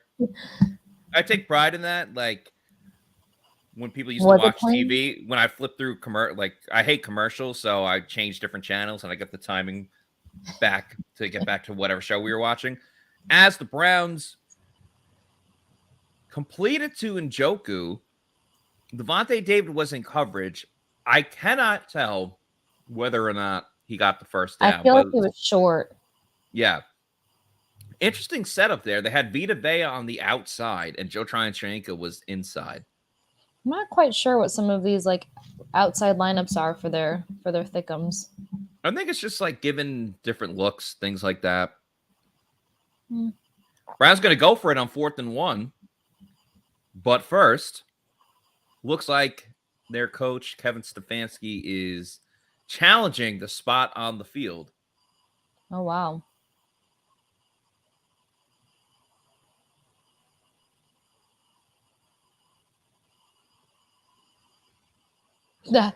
Him making that decision, watching that decision unfold was interesting. Right.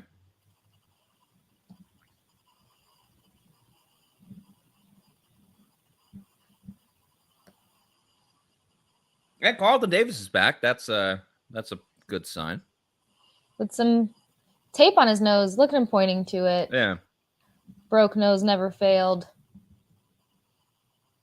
Oh, well, on that challenge, thank God he's back in.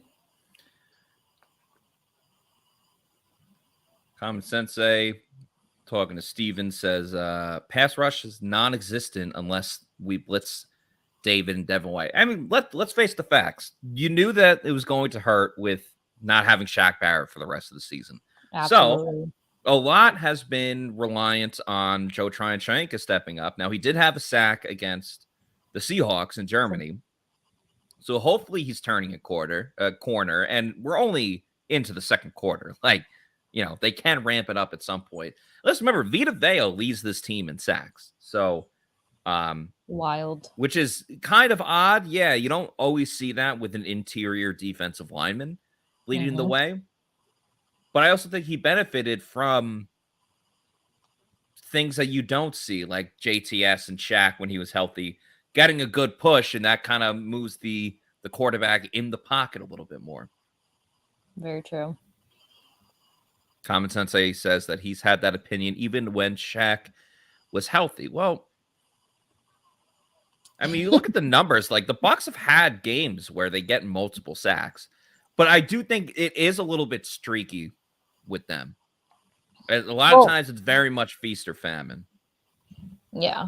It's going to come off more streaky now, especially because 2 weeks ago or 3 weeks ago, they were leading the league in sacks and then they fell off. Was it 3 or 4 weeks ago? Yeah. Great quote here from Shaggy. Bones heal, bruises fade, scars add character, glory is forever. Shaggy, are you quoting? I know it's a little bit of a different quote, but are you going for what Keanu Reeves says at the end of The Replacements, which is a fantastic movie? Haven't seen it? Great movie. Keanu Reeves, Jon Favreau's in it, Gene Hackman. Great movie. I'd recommend it. Tuesday. Yeah, I'm excited for that. 2 o'clock. 2 o'clock today is a really good one, too. Oh, Bucs got so close to getting the stop there. Vita Vea had a great push off of the line. Who plays at 2 today? Brazil? Germany and Spain. No, it's Germany. Yeah, Germany and Spain. Vita Vea pushed the lineman like 3 yards into the backfield. Oh, man. But couldn't get his hands on Kareem Hunt. And unfortunately, it was just the one hand that slid through. Browns got a first down.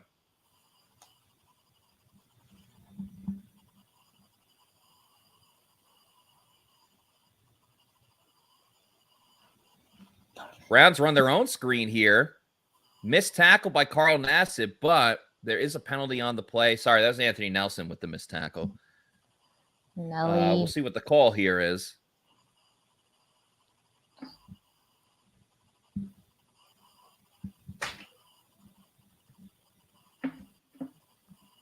All right, legal formation. I was going to say, they look a little discombobulated. Yeah, well, communication's been like a huge issue with the Bucs for multiple weeks now. And seems like it's rearing its ugly head at the moment with the fact that They're allowing chunk plays. There's really no other way to sugarcoat it. No. Against a Browns team that is 3-7 and really rely on two of their weapons as they run play action here. Completed. Devin White makes the tackle out of bounds, so set up about a 2nd and 9, something like that. It's like I've said on here before, this defense just has a weird tendency to play up to and down to the level of their opponent. How do you manage the last 2 games and then come in here versus a 3-7 team? You're 1,000% right, Casey. And obviously, they're showing on the screen right now, Antoine Winfield Jr. is on the sideline, not in the game while the defense is on the field. So that's obviously the last thing the Bucs want to see. He's their best defensive player. Yeah. As Anthony Nelson makes a tackle here on 2nd down.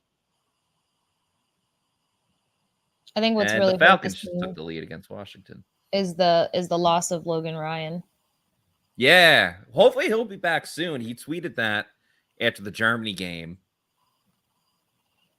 He's obviously really important to this team. He was the guy that was getting turnovers for this team. And obviously, again, the big thing is that they allow Antoine Winfield Jr., when healthy, to play that nickel corner role. So 3rd and 5 here. Let's see if the Bucs can get off the field. Brissett looking down the field. Just missed Amari Cooper. He had a step or two on Jamel Dean. Thought there was some hand fighting there, but luckily no call. Bucs finally get a stop. There they go. Whew. I'm surprised he didn't come up with that. Wow, just out of the hands of Amari Cooper. And typically Cooper would make those kind of catches. It seemed like he didn't stretch his arms out enough. He had these little alligator arm things going. Hey, Bucs do get the stop, though. Yeah, that's helpful. As long as offense comes and does something decent. Have faith. I am hanging in there. Also, this will be the Bucs, their 3rd drive of the game? Yeah. Yeah. Let's see. Be Tampa Bay's 3rd drive of the game. There's been more emotion and up-tempo-ness to the offense, though. It's not as like eye-gouging to watch them. Because beforehand, even with all the mistakes, they were just so dry. There was no emotion on the offensive side of the ball. It was very bland. Yeah. It's like watching Friday Night Lights, but without the lights or the good game or the energy.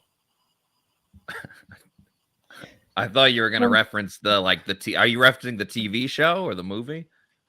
I was, and then I realized that was more exciting than what I was trying to compare it to. So then I thought you were going to say this is like watching Friday Night Lights when he changes teams and coaches Michael B. Jordan. But that team was actually pretty fun to watch. I backpedaled so quickly there. Well, yeah, because they were actually fun to watch, and then I got lost in the reference. I got caught up. Sorry, guys. That was a fail. That was a fail. Love Tim Riggins. Yeah. Tyler Kissich, too. Taylor, not Tyler. Yeah. That's his real name, right? Taylor Kissich.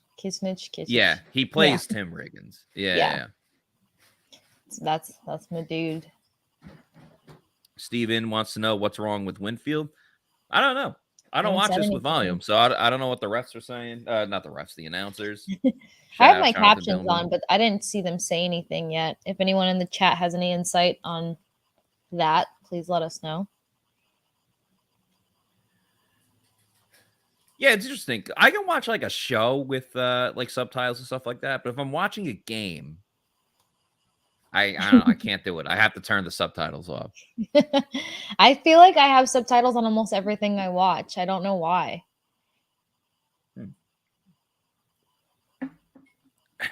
Cam gives us an update. We suck. We're losing.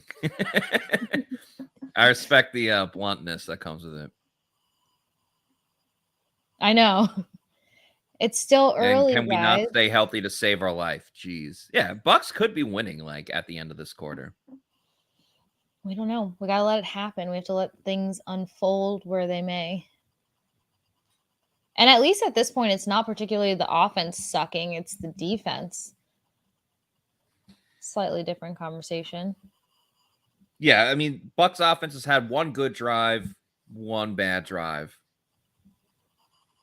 So 50-50. Yeah.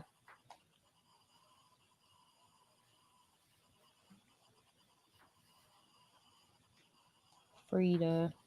Tom here says Rachaad is so swifty. Like Taylor Swifty or yeah. Like Taylor Swifty. 2nd and 9, Bucs in shotgun. Brady looking, has time, throws it over the middle to Swifty Rachaad White. Now set up a 3rd and 1.5. A lot of love for White this game. Yeah. He's de facto number 1. I will be interested to see how this balances out when Leonard is healthy. Yeah, I would prefer if they stuck to what they did in the Seahawks game. Yeah. There was a lot of Rachaad White early. balance. Then Fournette came in and essentially, punched them in the mouth, which was good to see. Before 3rd and 1 here for the Bucs. 4 seconds to go. And not even close. Not even remotely close. A piss poor job by the Bucs offense. So they've had a 3rd and 2 on their last drive and a 3rd and 1 on this drive that they cannot convert. That. Just to watch that crumble. I mean, Keith got absolutely annihilated. Like, just an awful job of blocking. And he's only in there to block. He has like 2 catches on the season. That's an awful job by the Bucs on another 3rd and short situation, which has killed them a bunch of times.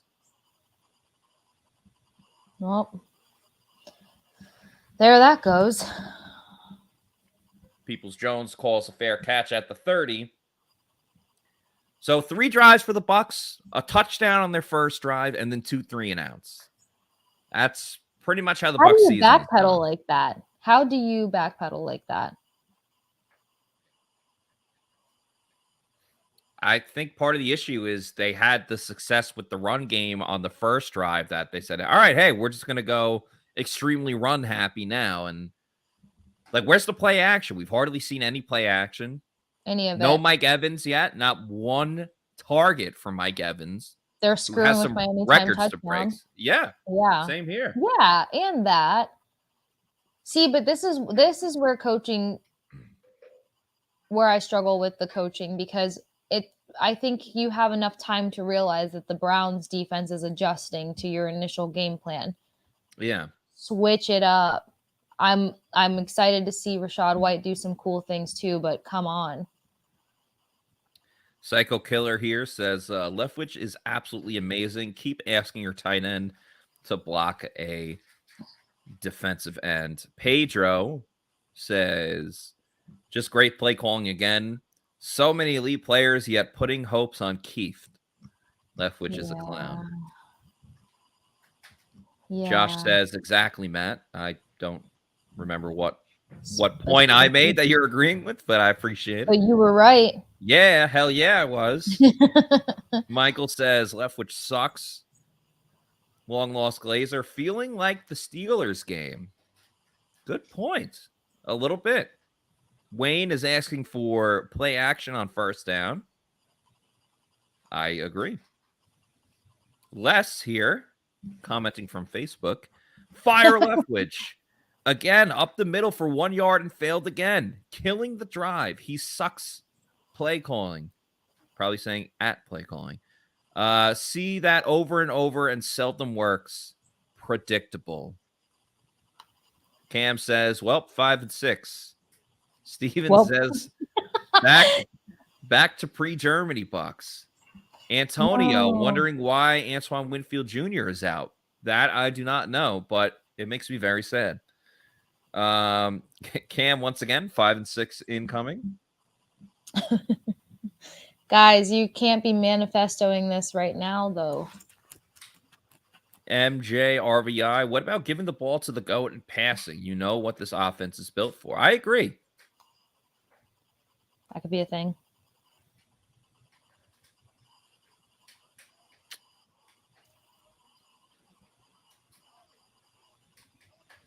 What's the point of giving Brady 1/3 downs to actually do something?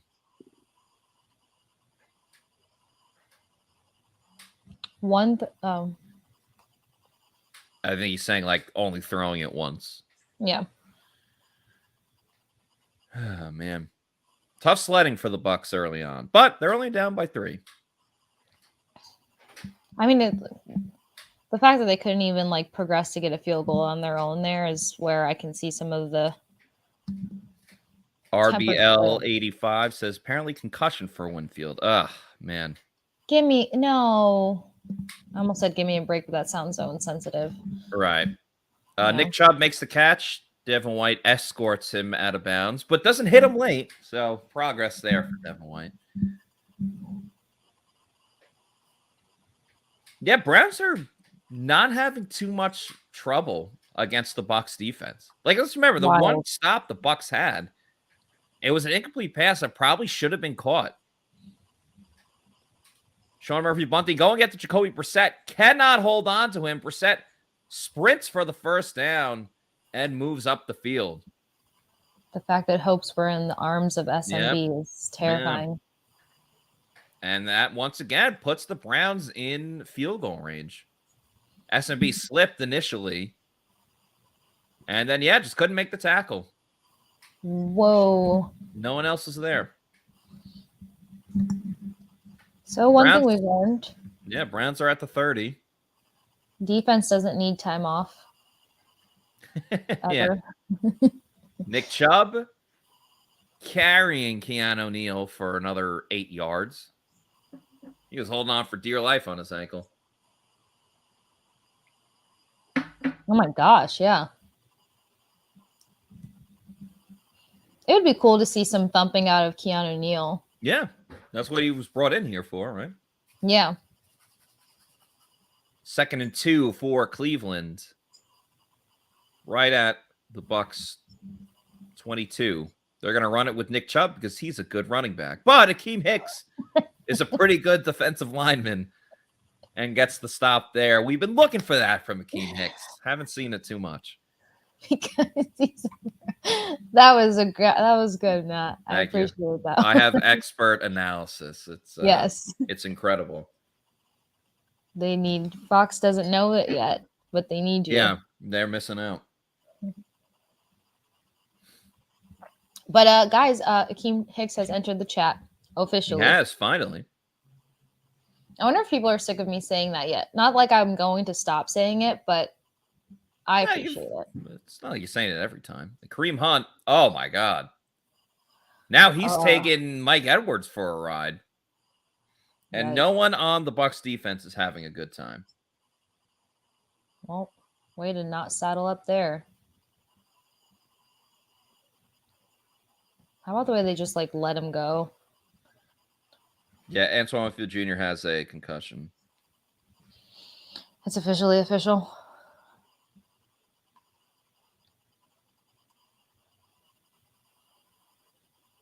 Darn it. We're calling him a DB now?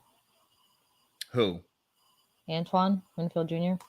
Yeah, because, I mean, he plays in the nickel corner spot, too, so.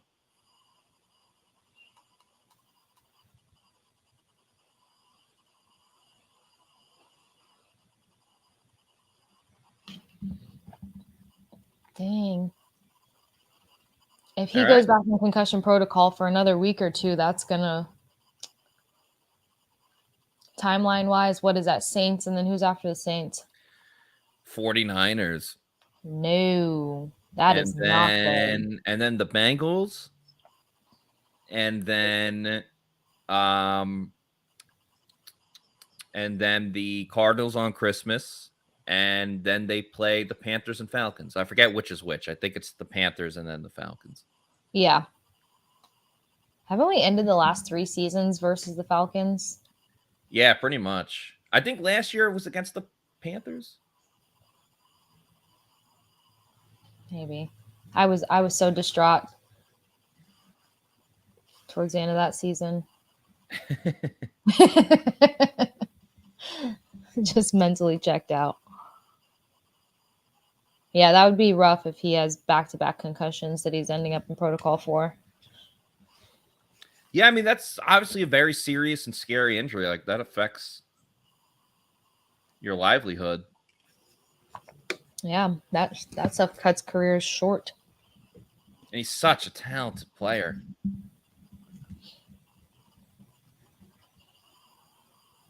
All right, huge moment here for the Bucs defensively. It's a 3rd and 17. You can't allow a first down here. Watch the screen. They might try to run a screen play. Oh, look, guys. Time possession. Jeez. Look who's getting in on the screen time. Luna. I just see a little snout. Just sniffing around over here. Yep, there's a screen to Cooper. It's immediately snuffed out by SMB, and then Jannard Avery and Mike Edwards make the play. So nicely done by the Bucs defense there.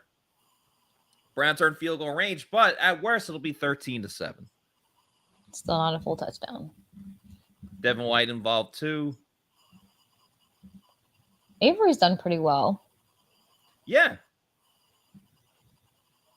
He's been solid for his role. I don't really have a complaint, except for that time he went off sides.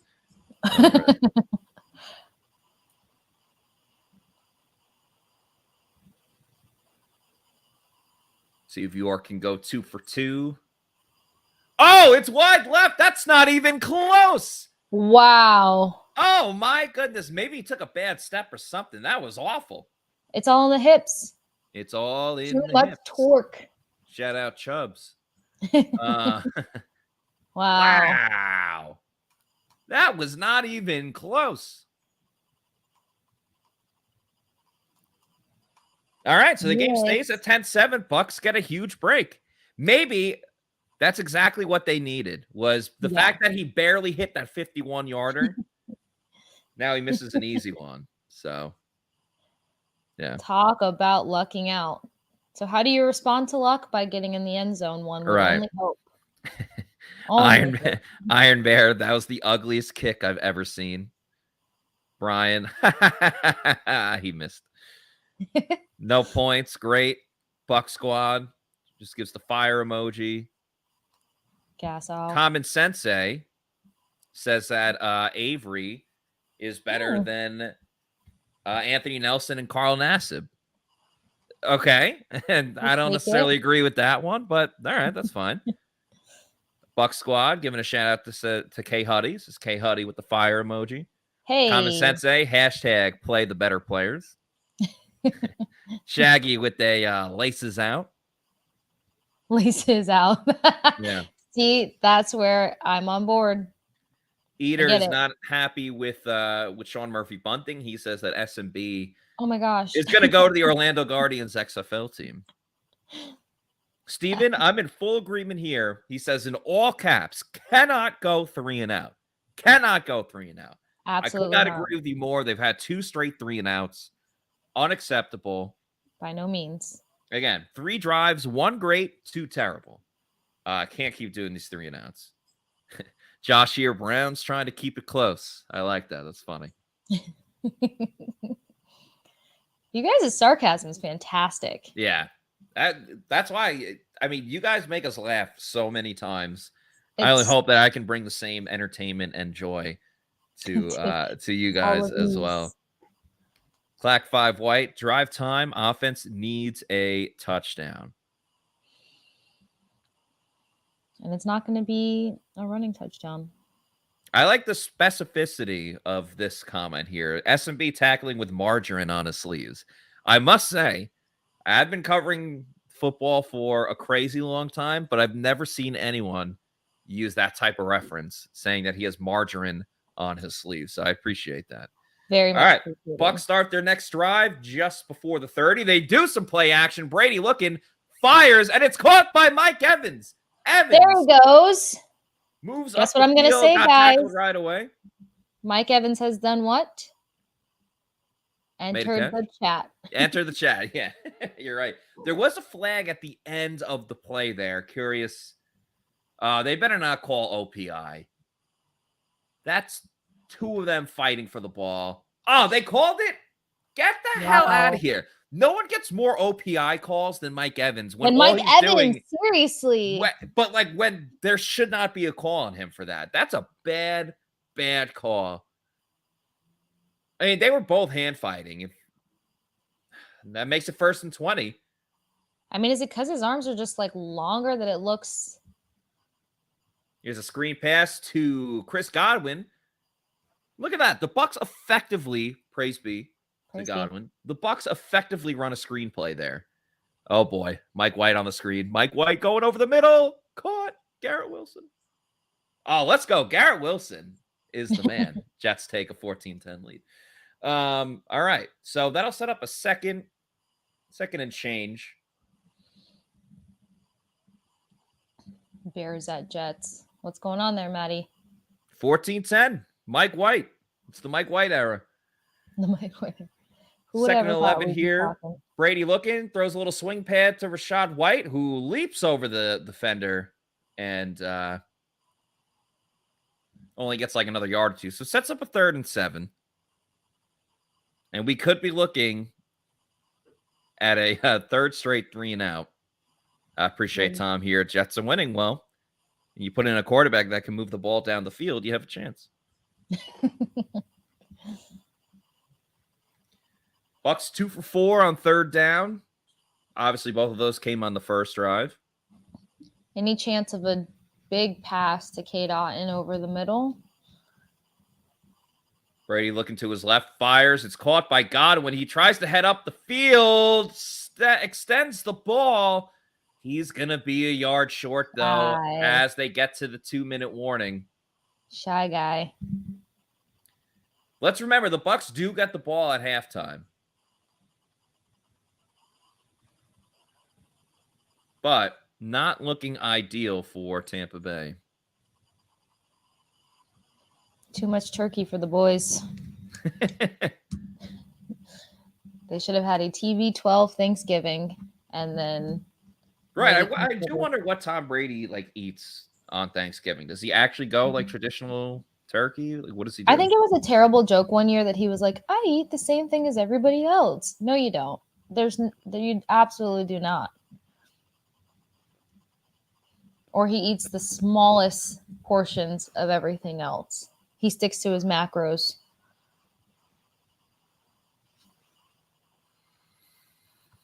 We'll see if the Bucs go for it here. I mean, 4th and short. Shortly before the half. Yeah, he can eat the turkey, but then no gravy, which I mean, I'm not a gravy person, but I'm just thinking of all the normal things. Yeah, but we really only do 20% of an American Thanksgiving. Gotcha. Yeah, Thanksgiving is just an excuse for cooking in general. We do. It's a holiday that's very centered around food. So. Yeah, we do a turkey, which is normal, and then stuffing. We do stuffing, but gotta do stuff. That's slightly my favorite. Different. Yeah, still slightly different. Yeah, stuffing's my favorite. I absolutely love stuffing. Oh, me too. I was a little disappointed though because this year we did a normal stuffing and then we made a vegetarian stuffing, which I feel like is just breadcrumbs. So right. I have a pescatarian nephew. It got weird. Ah, yeah. Interesting. What's that? Fish, right?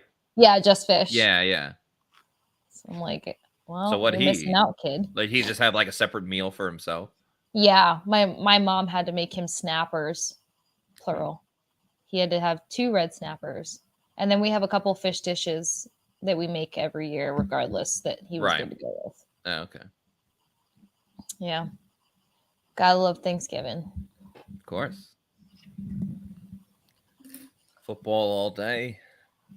Well, this year was magnificent because it was football and football. And football, yeah. Football and football. I woke up at 6 o'clock. It's all right, South Korea covered. I forgot who they played that morning, but yeah. And it gave my family 5 extra things to argue about this year. So it's always nice when you can win a bet before the sun is out. Oh, Brady runs a QB sneak on 4th down and gets it. So I forgot who put in the over-under. I think it was Brian put the over-under on a half a rushing yard. That would hit. Tom doing it himself. Wow. And luckily did not land on Robert Hainsey, which is important too. I feel like the world's been waiting Brady for in shotgun connects to Godwin now for a 70-yard gain. Bucs are in hurry-up mode. They typically score in hurry-up mode because Byron Leftwich gets the play calling taken out of his hands. 2nd and 3 with a minute 25 to go. Brady drops back, fires over the middle. It's caught by Godwin, and he gets to the 30-yard line. Once again, Casey, the Bucs are in business, and this is a fantastic game for Chris Godwin. Praise be. He's doing everything in the Bucs passing game. Godwin, multiple receptions and a touchdown. Julio only has 1 catch. Mike Evans had that penalty. They go to Evans here. Dang. He did not turn his head around quick enough. That goes for an incompletion. A minute 1 to go. Yeah, the Bucs are just fantastic in no huddle. They should, I don't know, maybe run it a little bit more. Just a smidge. Brady looks to his right. Pretty much running the same play to Evans. Evans goes up for it. Woo! Makes the catch. Was he in bounds? I don't think he was. Mike's looking for a pass interference penalty. Oh, man, that was a sick catch. Oh, my God. He pinned it against him, but obviously very tough to stay in bounds there. Wait a second. And that's where it kind of feels like these PIs start getting out of hand. Like, show the feet. Oh, come on. The whole thing was he in bounds or not? Can't breaks a tackle, cannot break a second. That'll put the Bucs on 4th and short. Not short enough to go for it. Dang. All over the man's helmet. I wish they would have shown. I guess Mike was out of bounds, but like, was it close? Was it not close? Yeah. And why they didn't go back to the appropriate angle for that. I know. Rex Ryan would have liked when I was yelling, show the feet. All they show us is him collecting the ball off of the guy's helmet. Like, okay, that's cool. There was a way to show both. All right, so Browns call timeout, 43 seconds to go.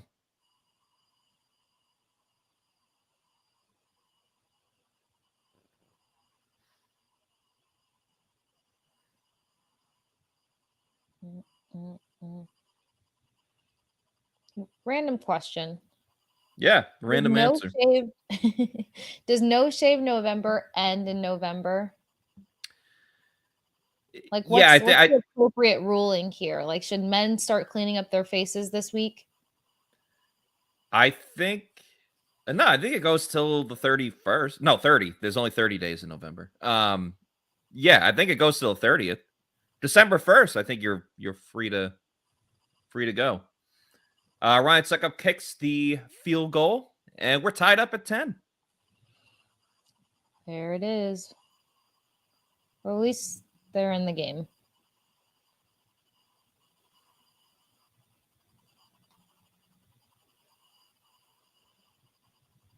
Hit it.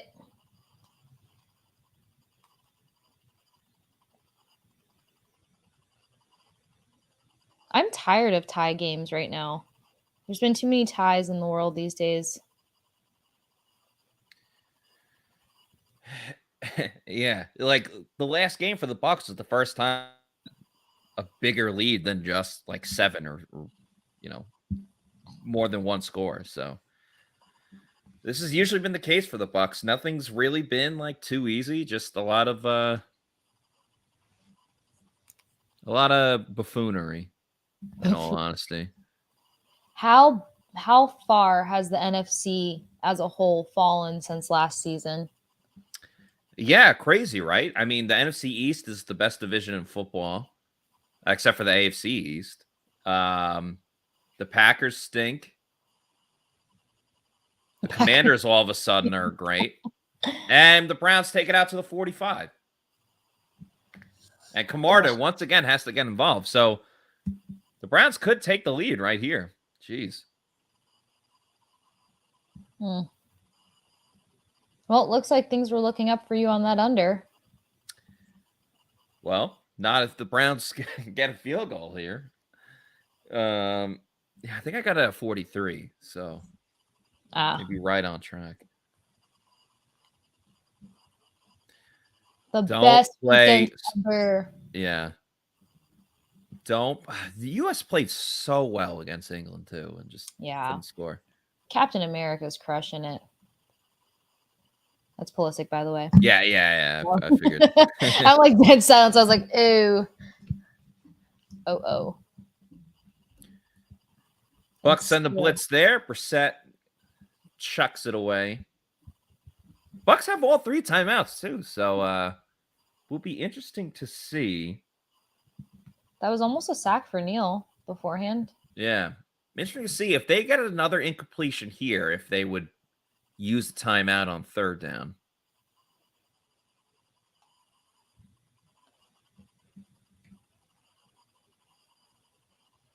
Brissett looking to his left. Throws. Caught, but for a short gain by Amari Cooper, so that'll set up a 3rd down. Browns don't have any timeouts, so it would be on the Bucs to call a timeout, but I don't think they're going to do that here. I don't think it's necessary. 10 seconds, 9. They snap the ball. Brissett looking, throws to the left side, incomplete with 5 seconds to go. Lucky. So I'm assuming the Browns will just throw a Hail Mary here, and maybe the Bucs can finally get an interception in the most meaningless way possible. Most meaningless, yeah. Requires 0 skill. Yeah. No, I'm just kidding. But like, it's a big Sandlot moment. Just put your hand up. Yeah. Close your eyes. Babe Ruth, assault and a SWAT.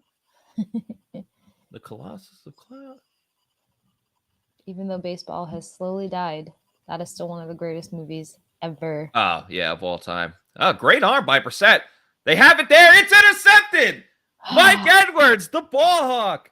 Finally, the Bucs get an interception again. One of the most meaningless interceptions that they could get because it's a Hail Mary at a halftime. But hey, it's an interception. Nonetheless. And for the first time in a long time, I can put this graphic up on the screen. Pick. It's a pick for the Bucs. And of course, that interception is brought to you by our friends at Pirate Republic, the official beer of PewterReport.com. I had a lot of Pirate Republics this weekend celebrating Thanksgiving with my family. They are based out of Nassau, Bahamas. They are invading Florida just in time for football season. Beer brings people together to celebrate life. That means celebrating life in the spirit of the original pirate code, and that's a sense of belonging. Pirate Republic is a community of people living life on their terms. The Long John Pilsner, my personal favorite, is perfect for tailgating or having fun at the beach in the Florida sun. Take No Quarter is the best IPA that you'll drink. And also drop an orange slice in the golden haze of Piracy Belgian wit beer and enjoy that pirate life. Pirate Republic beer is available at participating retailers like Total Wine and more, Lucan's Liquors, Party Liquors, and select ABC liquor stores. That's where I get my Pirate Republic in the greater Tampa Bay area and is expanding across the state of Florida. So live life on your terms and drink like a pirate using Pirate Republic beer, the official beer of PewterReport.com. Casey, we're going to give you a little break. Enjoy this halftime. Snack time. Snack time. We will see you for the second half.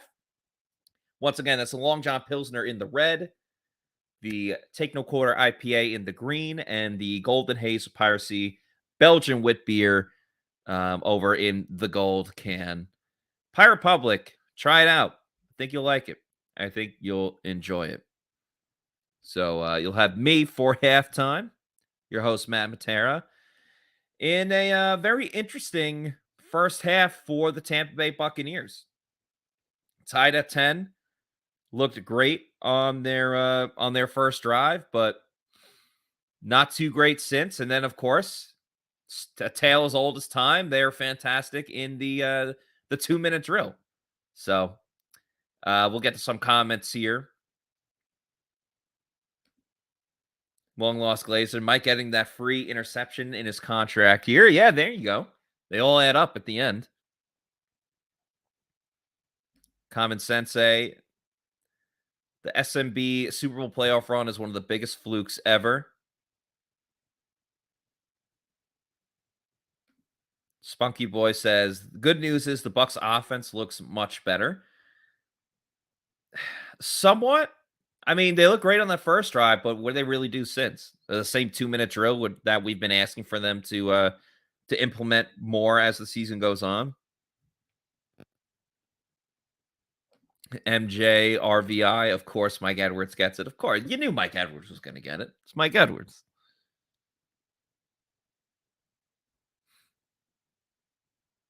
Eater says the Winfield situation is concerning. Yeah, I would say so. He's their best defender. There's been injury concerns with him in the past. And then he gets hurt in this game. I'd agree with you, Eater. That's definitely something that we don't want to see. Common Sense say, what do you want me to be honest about? Sorry, we got a lot of comments, and we appreciate all the comments, but I missed what you're asking about here.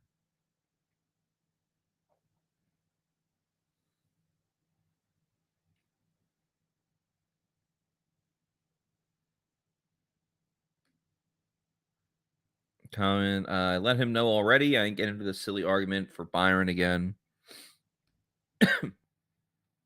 Just saw he said offense looks much better. I didn't say the offense looks better. I said they look great on their first drive, and that was it. They had 2 straight 3-and-outs. How could I possibly say the offense is looking a lot better? And then when they, again, what I said on the live stream too is, yeah, they got the field goal on that last drive because they went no huddle. And when they go no huddle, they do good things because Byron Leftwich isn't calling the plays in those situations. It's strictly Tom Brady. Cam says this defense looks really silly. It hasn't looked great. Not too happy with it. Audio Anna, Mike Evans, catch or not, and would coaches have to use Fox broken broadcast for review? Potentially. Long lost Glazer, Mike Evans, 0 catches, 0 yards going into halftime. Again, I don't understand how he's not involved. He's one of the best receivers right now in the game of football. I'm not saying just give him the ball because he can like break records and stuff, but typically when Mike has a good game, he starts doing great things. So, yeah, definitely want to see that. Common Sense say, Mean Eater, we're talking to Spunky Boy, Matt, not you. Got you. Okay. Appreciate the clarification there. Kevin here, is Byron going to come out of half with a good old run up the middle for 1 yard? Honestly, probably. Probably so. While we're at halftime here, let's hear a message from our friends at the Seminole Hard Rock Casino in Tampa. Just the way you like it. Me and my wife decided we'll have some fun. I was playing a 2-cent machine. 6 bets in, I hit a jackpot. $117,000. Hi, my name is Tara, and I won over $500,000 playing slot. I do this full time, and I would not change it for the world. I'm Gloria. I won over $2 million at Seminole Hard Rock Casino. I went and bought a bunch of jewelry.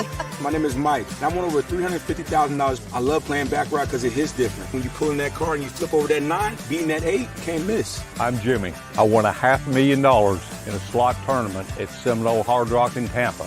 Even a blind squirrel can get a nut sometimes.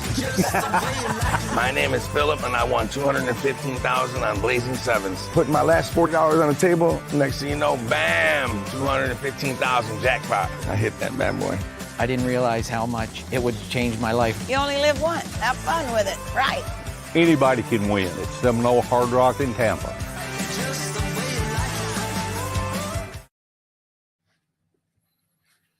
Never know when you can win big at the Seminole Hard Rock Casino in Tampa. Sorry, I was getting a little snack break in there.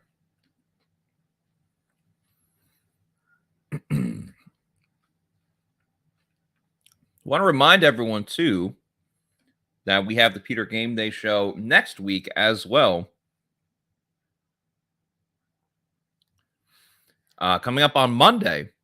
Remember, the Bucs have a Monday night game against the New Orleans Saints. A very bitter rivalry game that has seen a lot of ups and downs on both sides. So that'll be taking place at the Walk-Ons in Midtown next week. We'll start at 6:30. Like I said, Walk-Ons in Midtown. Then the game goes on at 8:20 live right here on our YouTube channel. It'll be myself and a guest, as we do each week.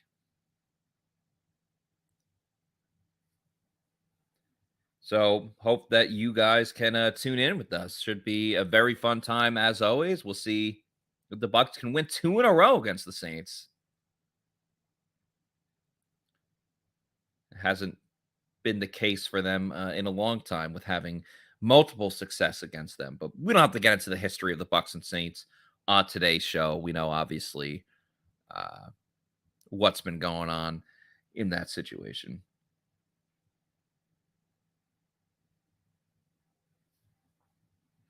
Let's get back to some comments here. Eater says, Matt, are you eating cannoli? No, I was having a granola bar. I was having a chewy granola bar, which was good. No complaints there. Mark here says, we do need to give credit for going for it on 4th. Tom saw the gap between the DTs and took it. Yeah, I agree there. We want this team to be aggressive. And yeah, we want this team to be aggressive, but that was the right time to do it. Obviously, they didn't have the momentum on their side. However, it was good to see them go for it. Good to see Tom Brady run a QB sneak. He only did that. Honestly, the only reason why he did that was because he had an injured hand early on in the season. But that was only his second time doing the QB sneak this year. Long lost Glazer. What is the point of your headphones, Matt? Serious question. So the point of the headphones is if you do the show without headphones, sometimes whenever you're on with someone else, you'll hear some reverberation. Or like if I'm talking to Casey and I don't have headphones in, Casey might be able to like hear some more of, like, she'll hear me talking and then she'll like hear the statement I just said. It'll like play again. I'm not saying specifically with Casey. It happens with other people that are on the show.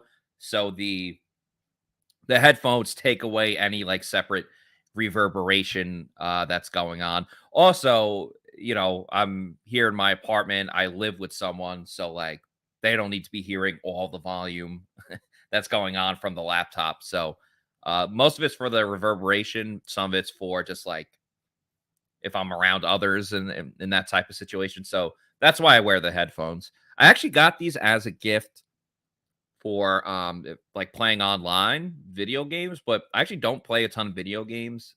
So they really come in handy here. Then obviously if I'm at the Bucs facility, keeps a lot of the outside noise out. So very helpful with that. But I appreciate the question.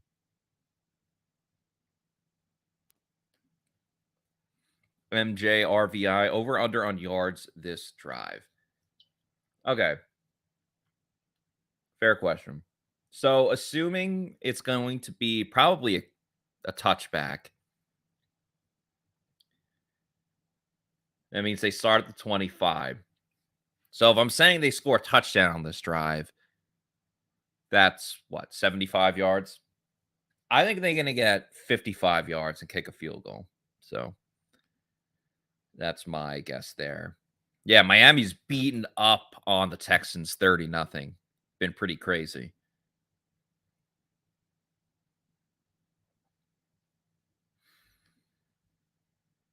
Yeah, let us know what you think, how this game's been going. If you think the Bucs will, if the Bucs can turn it around, if they'll win this game, play better in the second half. Common sense say, Matt, I'm 99% certain the first down play will be a run. Probably. Shaggy, if we follow recent trends, 3 and out. Josh Porter, didn't you say that to begin with, Matt? Say what? But yeah, I agree with Common Sensei. I do think it will most likely be a run because that's what they go. That's what they go with every single time. Wayne here. Lovey needs Leftwich to be his offensive coordinator. Losing to a running team instead of a passing team. Common Sensei is not concerned about the defense.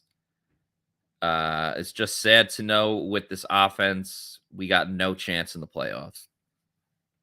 I haven't even really thought that far ahead to the playoffs, to be quite honest with you.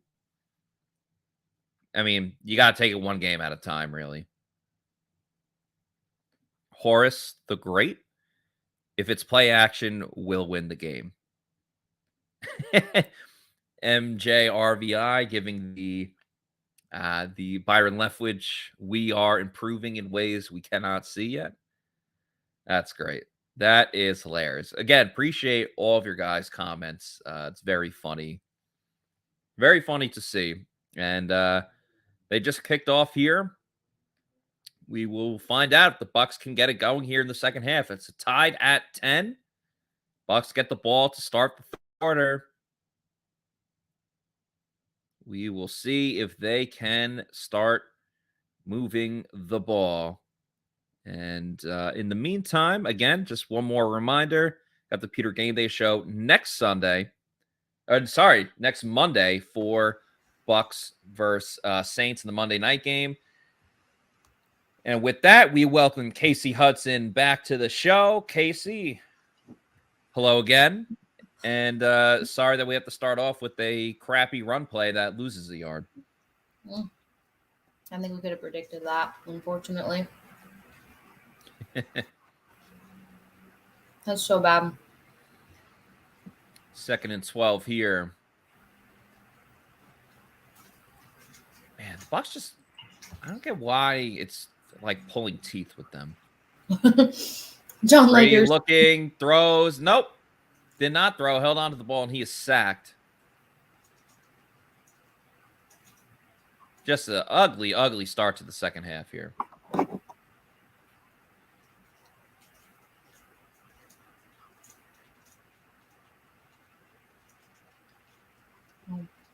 Damn page.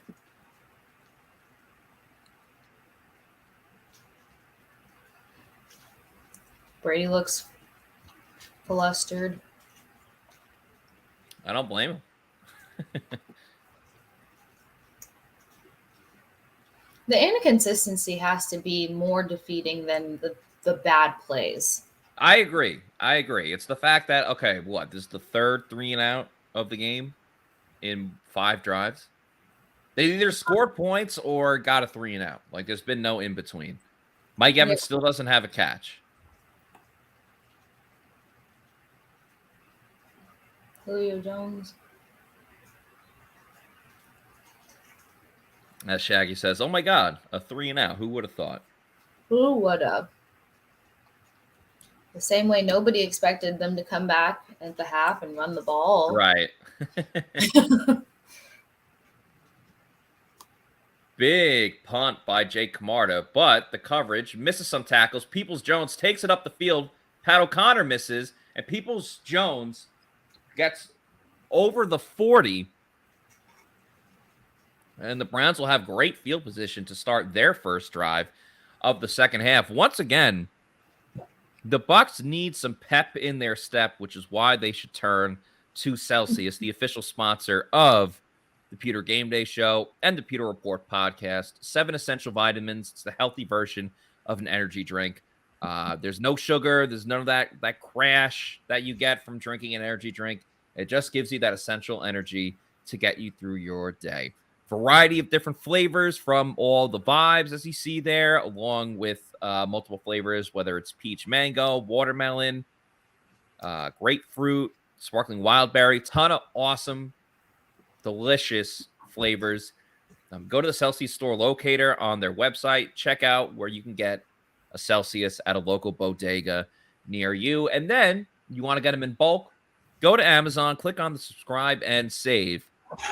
And you can have it sent to your house or apartment really whenever you want. It's up to your leisure. Most people do either every week, 2 weeks, 3 weeks, whatever it is. Just make sure you're drinking Celsius energy drinks, the official sponsor of the Pewter Report podcast and the Pewter GameDay show, which you are watching right now with myself and Kay Huddy. Hey. Always good to be here. Hey. Let's see. Rich, the Bucs seem like they don't want to win. Yeah, it does kind of feel like that. Justin channeling the I forgot his first name. I think Dennis Green, RIP, but they are who they thought we were. Is that what you're talking about? It's the Cardinals-Bears game. We let them off the hook. Cardinal Bear game. Eater with a good comment here. Quid pro quo coaching staff. Is that how we feel? Josh Porter, best thing that can happen to the Bucs is Byron gets a head coaching job, because I don't see him firing Leftwich. I think Bruce made him a package deal. There's not going to be any changes this season. No. Now that they're playing their 11th game. This offseason, though, I think everything's on the table. Oh my God, that field's disgusting. How are they playing on this field? It's ridiculous. It's gross. I didn't think that there was going to be so much weather and field issue. I didn't realize the field was that bad. All right, Antoine Winfield Jr.'s back in the game. That is very important. Significant.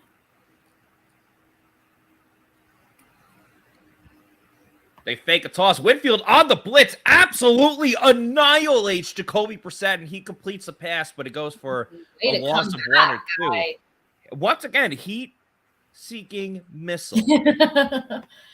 Only one way to put it. Wow. Fantastic.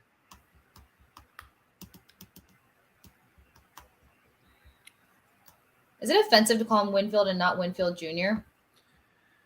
Well, I don't think so, because he is Antoine Winfield. But I think the first – I know, like, if we're writing a story and the first time we mention Antoine Winfield Jr., you mention the junior. But then after that, you can just write Winfield the rest of the time. Yeah. I was hoping that was the case. It's just a mouthful. Yeah. Same thing with Carlton Davis the third. Like right. There's only one junior that, like, I shouldn't say only one, but Ken Griffey Jr. sounds better than Ken Griffey. Brissett goes deep. Excellent coverage by Jamel Dean. All right, defense is looking like they regrouped a little bit. Yeah, that was nicely done. No complaints there. They had the right halftime conversation. Yeah. Offense.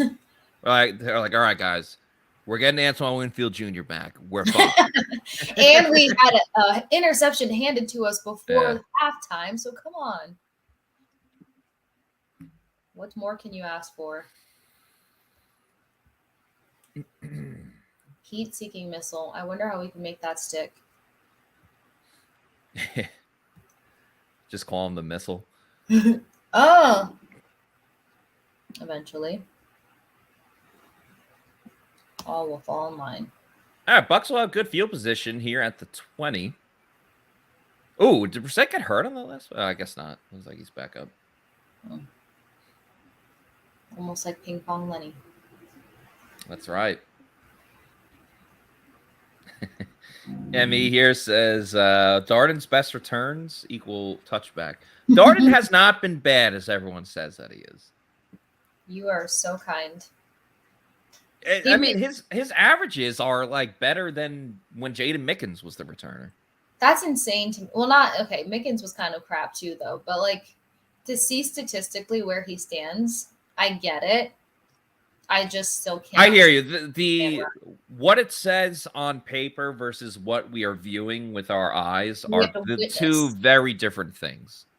Yeah, that just tells you how significantly different the smell test is versus right the taste test. Yeah. Yep. Thank you. Yeah, Darden was leading the league in returns. Can we get a first? I'm asking for it.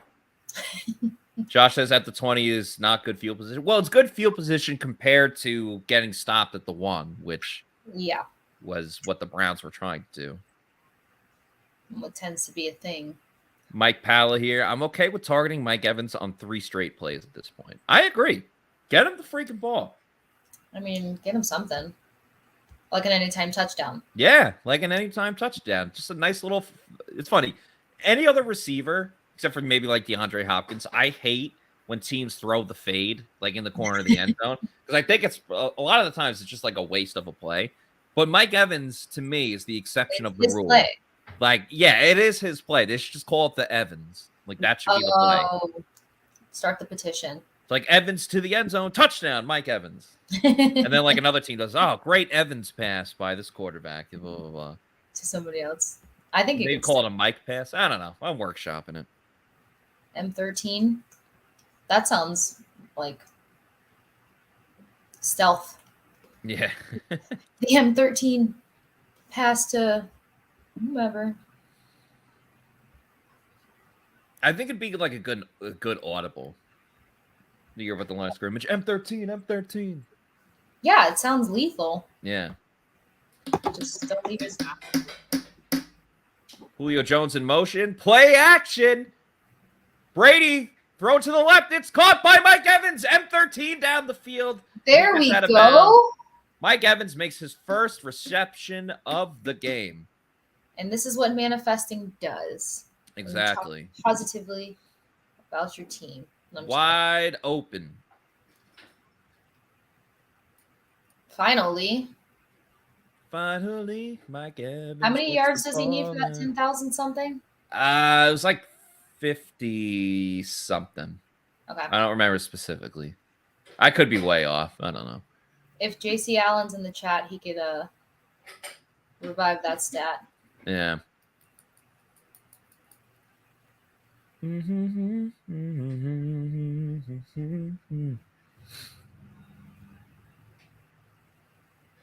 It's always the next play that makes me sick. Right. It's like an injury on the play or something. Why are they still on this graphic? Just still, yeah. I mean, the big boy was slow to get up, but oh, here comes another run play. I feel it. Oh, it's a toss to Julio Jones. Surprise. Oh, Julio gets up the field, takes a huge hit. I hope they don't call a block in the back. It was very close to a block in the back. How's that for creativity? Finally. Finally. That's going to be stuck in my head now. Great job. I thought they were going to call a block in the back on. It's Tristan Wirfs. They would never call a penalty on him. Nicely done. Julio took a whopping hit at the end there. Tristan Wirfs is like punching a baby's bear. It's just right. Do it. It sends the wrong vibes. Yeah. And you're a bad person if you do it. Yeah. You're just awful human being. Oh, more play action here. Brady over the middle.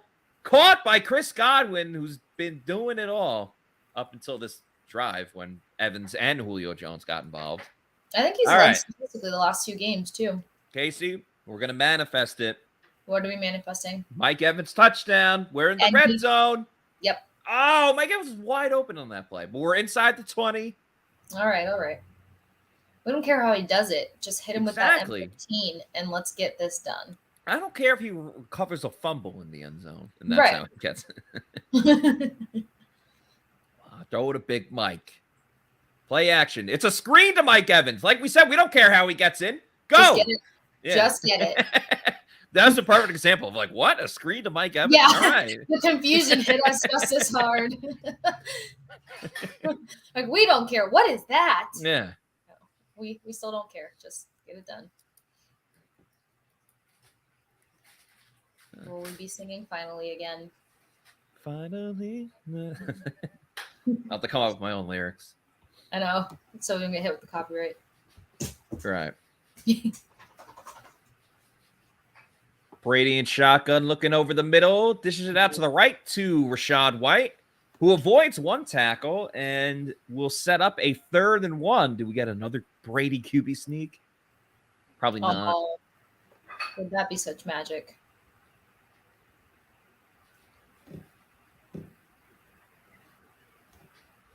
Huge moment in the game here. You don't want just a field goal. You want a tutty. Yeah. It's tutty time. It is tutty time. I would love. They've been so bad in short yardage situations. Play action to Cade. He's in. Touchdown, Cade. The Bucs take the lead. His first career touchdown. Wow. Cade on the play action. Wow. Casey, I'm probably going to need you to clip that. Yeah, I'll be clipping that. Keith. Oh, my goodness. Had everyone fooled. The play action to Rachaad White. A wide open Keith gets just enough for the touchdown. Rubs the belly after. That's a great celebration. The Colts hero. We said he was going to score one touchdown this year. For like the last 5 games, and it finally happens when I give up. It's a stinger for me. Oh, man. And the extra point by Suckup is good. Bucs lead by a touchdown, 17-10. Oh, man. And that's another new player to score to get a touchdown pass from Tom Brady. There's obviously that thing so-and-so's the 88th player to catch a touchdown pass from Tom. So, yeah, Keith is the newest member to that. Nice.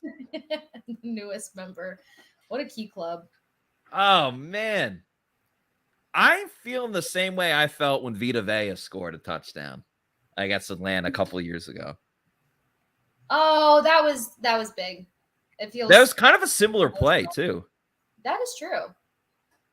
Keith's first NFL. Yeah, everyone's all in on it now. TD for Chief Keith. Remember, we were giving him that one for a while? Yeah. Let's go, Co. I am shocked. I'm bitterly shocked because I wanted that to translate when I called it, but I'll take it. Oh, man. Wow. I'm so happy. Chief Keith scored a touchdown. That's insane.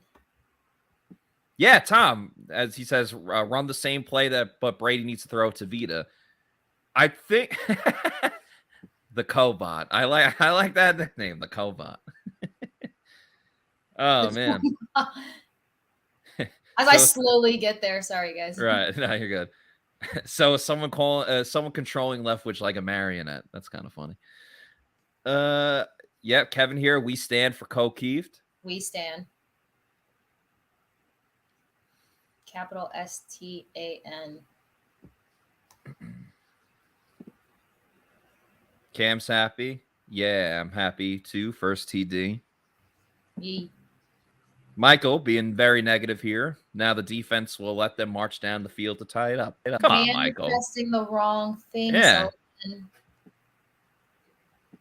Cam, if we keep doing what we're doing, just doing what would be at the right position. I probably read that wrong. Jason says, go Bucs. Keith says, I'm hungry. If you are hungry, you actually, first of all, you should be going to Walk-Ons, which is a fantastic food establishment. They have one in Wesley Chapel near Scott and JC. And there's one in Midtown closer to myself and Casey and Bailey as well. It's Cajun-style food, but they have all different kinds of foods. I mean, I've had their wings there. I've had their prime rib. I've had their pasta there, too, before. It's all fantastic. You can't go wrong with any meal at Walk-Ons, Sports Bistro. There's a bunch of TVs, great happy hour deals. I'd also recommend going on Tuesdays because they have happy hour all day long. It's not just like your typical 4 to 7. You can get those 22-ounce beers. A lot of awesome deals. So check out Walk-Ons. That's, of course, is also where we do the Pewter GameDay show. We do the Pewter Tailgate show. We're doing the Game Day show right now. But, yeah, check out Walk-Ons, a fantastic establishment. Great spot to watch food and enjoy Great spot to, I think I said watch food. I meant watch TV, but also enjoy great food. I guess you could watch food too. Some people you watch cooking shows and stuff like that. People like watching how that food gets made. So yeah, anyway, check out Walk-Ons and have a good time. Watch a lot of sports, eat great food, and enjoy those happy hour deals. As Nick Chubb scampers down the field and fell pretty quickly. Scampers. Love that description. Yeah. All right. I'll keep it in the rotation. We will hang that one in there. Yep. Wow, guys. Keeft. Is anybody else over that yet? I know. I am not. I can't think straight, but in a good, for a good reason. In a good way. It's the best. Browns running with Chubb again. He goes chugging along.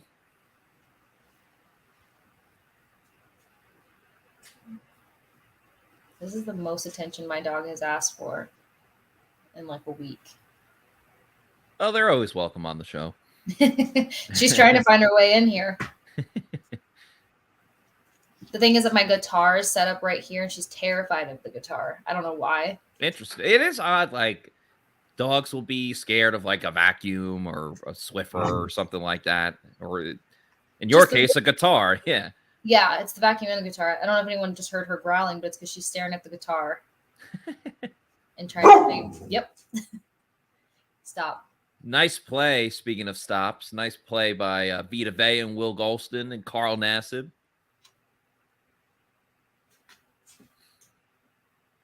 Ooh, I think I predicted the Bucs to win this game 24-17. I had 28-17, so it'd be nice if they just did a little bit more. Yeah, you'll have a tough time at 28. You'd need a touchdown and 2 safeties. I mean, I had a large expectation. I was thinking, Munich went so well. Right. That they'd actually just score touchdowns and not settle for field goals. I'm with you. Exactamente. I'm in agreement with you.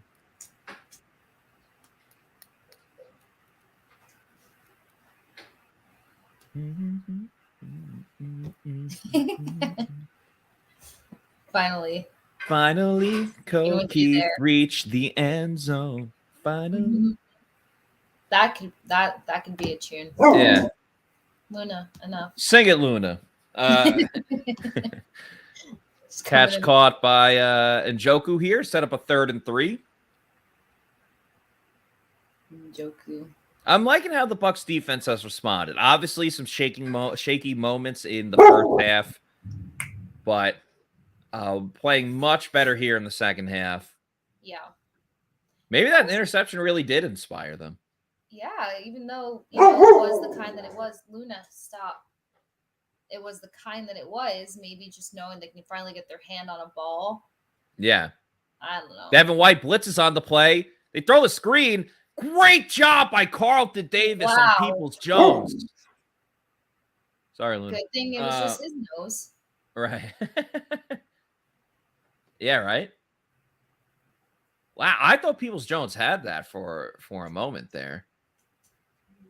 See if the Browns. I was gonna say we'll see if the Browns decide to go for it, but clearly not. Brissett with his helmet off. 2 really big coverages for Carlton Davis there that he could have got his hands on somewhat. Yeah, that last one was tough because it was like the proverbial pick play that teams run. Yeah. Does Brissett kind of look like Jameis Winston to anybody else but me? I want to look again. Let me know. He kind of looks a little bit like John Jones, the UFC fighter. Yeah. If John Jones and Winston had a baby, it's Brissett. Davis still has no hands. I'm aware, guys. I will show the pup if she comes back over this way. I think she finally realized nobody was listening to her. Well, you mentioned pups. Pups eventually grow into dogs or dogs, depending on what your accent is. So this is probably the best of time to talk about our friends at Underdog Fantasy. I made some picks earlier, as did Josh Capo. I really like doing the pick'ems and the rivals because they're the easiest way to get some action on the NFL. You just pick an over or under on your favorite or least favorite player stats. You can win up to 20 times your money in a single night. Underdog keeps it super simple with their easy-to-use website and mobile apps. You pick between 2 and 5 players to fill out your pick'em slip, get every pick right, and take home some cold, hard cash. Use the promo code Pewter, that's Pewter. Get your first deposit doubled up to $100 with Underdog Fantasy. Even if you learn from Plant City Math, you know that is a great deal. So that's Underdog Fantasy. Once again, that promo code is Pewter, Pewter. And you can do it for all different sports too, not just football. But if you wanted to do it for football, you got the 4 o'clock games coming up. You got the Sunday night game. You could do it for hockey as well if you want to bet on the Bolts and then listen to Casey's podcast, or listen to Casey's podcast and then bet on the Bolts. Either way, you can do it for the NBA as well. So a lot of different things that you can do it with. Just make sure you're going to Underdog Fantasy. Yayo. I need Mike Evans to pick it up for my Underdog pick to hit. I know.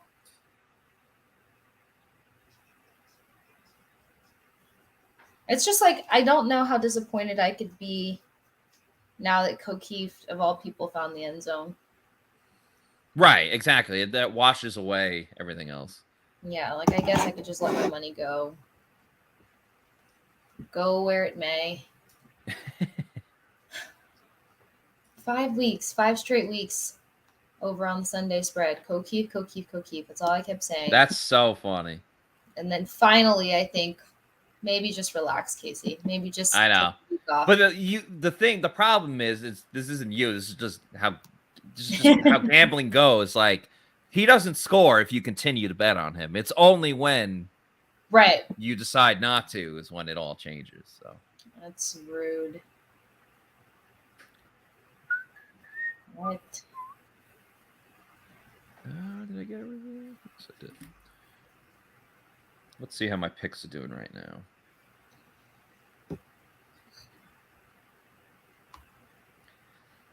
Yeah, I had Brady lower than 37.5 passing attempts. That's going to be kind of close. Mike Evans over 12.5 fantasy points. Now, if he scores a touchdown, I have a chance. But I also need Rachaad White to score a touchdown and Nick Chubb to score a touchdown. So, okay, not Chubb, but Rachaad White in M13. I don't think there's going to be 3 touchdowns by the end of this game. Could you imagine, though? Yeah, that'd be cool. Last year, we done it. Yeah. You never know. Could be like a strip sack or something. Touche. Brady with a screen to Godwin. Makes a catch, but a quick 3 and out for the Bucs. What the hell was that? Does anybody remember that broadcast where somebody kept calling Godwin Goodwin? Like Goody Pope? Was it the ESPN cast last year? I think so. Yeah, like Steve Levy. And it was so funny every time. I don't know why. Well, I mean, listen, I understand messing up like last names, but Chris Godwin last year was like that explanation, Matt. No, seriously. Like, listen, I've been there. I've mispronounced last names and things like that. But like Chris Godwin, for my money. Chris Godwin is like a marquee player on the Bucs. Like, he's a star player. How do you mess up his name? The entire broadcast. And was it last season? Yeah. Right. So this is coming off the team winning the Super Bowl. Like, I don't know. You probably watched them in the playoffs and the Super Bowl itself. Although he only had 2 catches in the Super Bowl. And Mike Evans only had 1. And they kicked the crap out of the Chiefs. What a wild game. Still one of the better games. Leads in NFL TDs, Travis Kelce. Have you seen him and his brother's show? I see clips as Keanu Neal. Wow.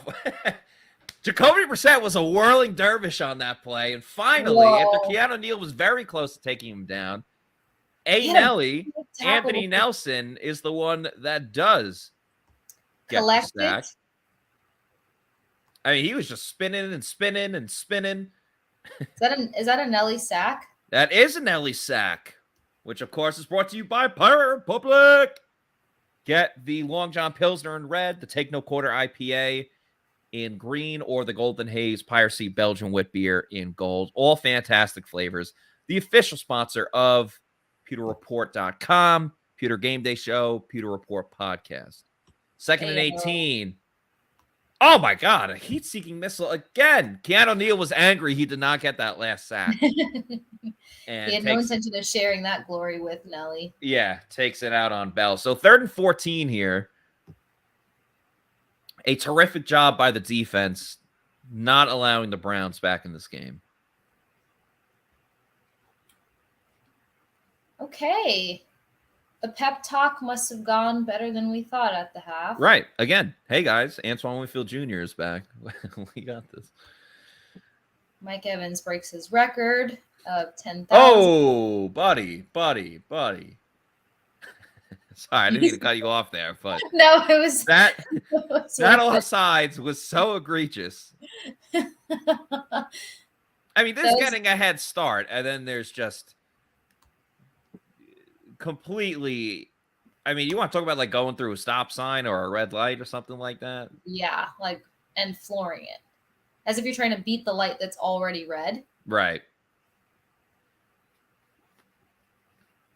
This is how I saw it. All right, 3rd and 9 now. Much more manageable situation for said Browns. I don't know why, but they send the blitz. They're on him. Keanu Neal gets his sack now. Hey-oh. Well done by the Bucs defense. He's been working hard for that sack. He has, yeah. Yeah, he's burning a lot of calories with all these sprints that he's getting. Getting after the quarterback there. And once again, sacks come in bunches. Beer comes in bunches, usually either a 6-pack or a 12-pack.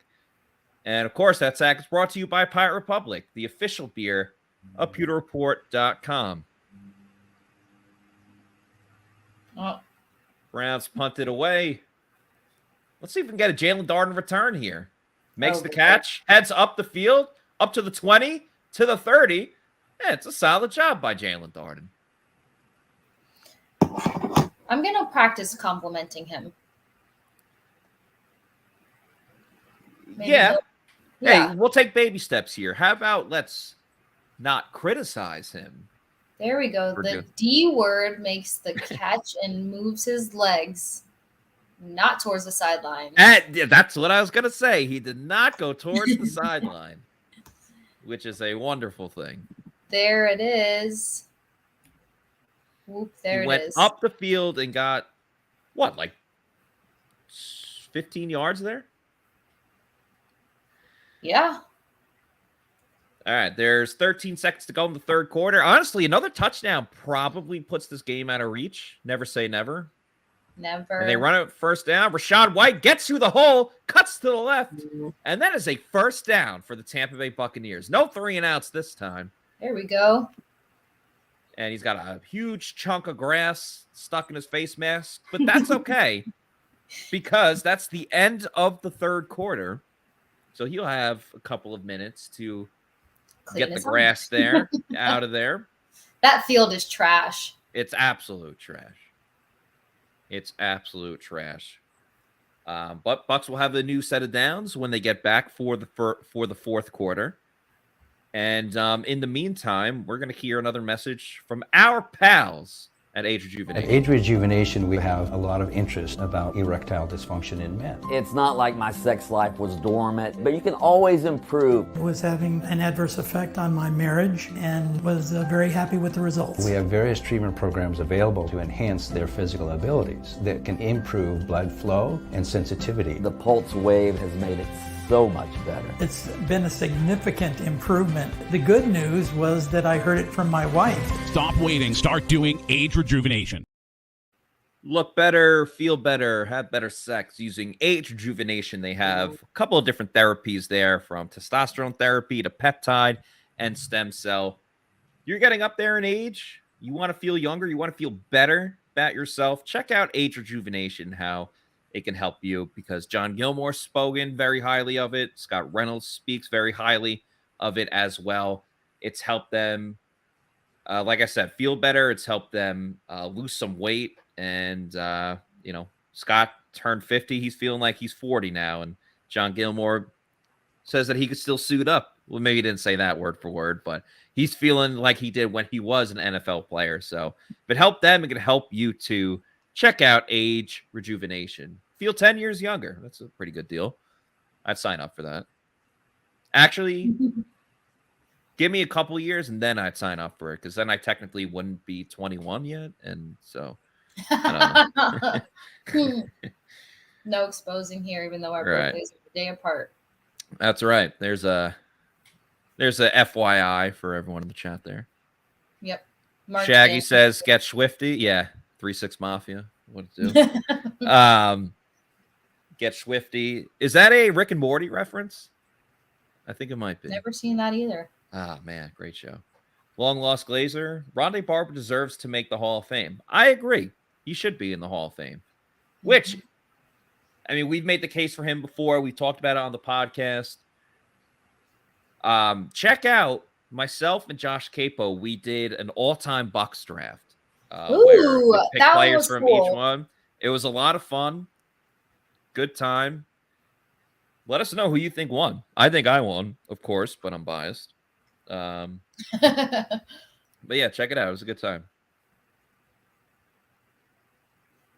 Who was the other one for the Hall of Fame? Thomas? Joe Thomas for the Browns. All right, 1st and 10 for the Bucs. They are in shotgun. See what Tom and the rest of the guys do.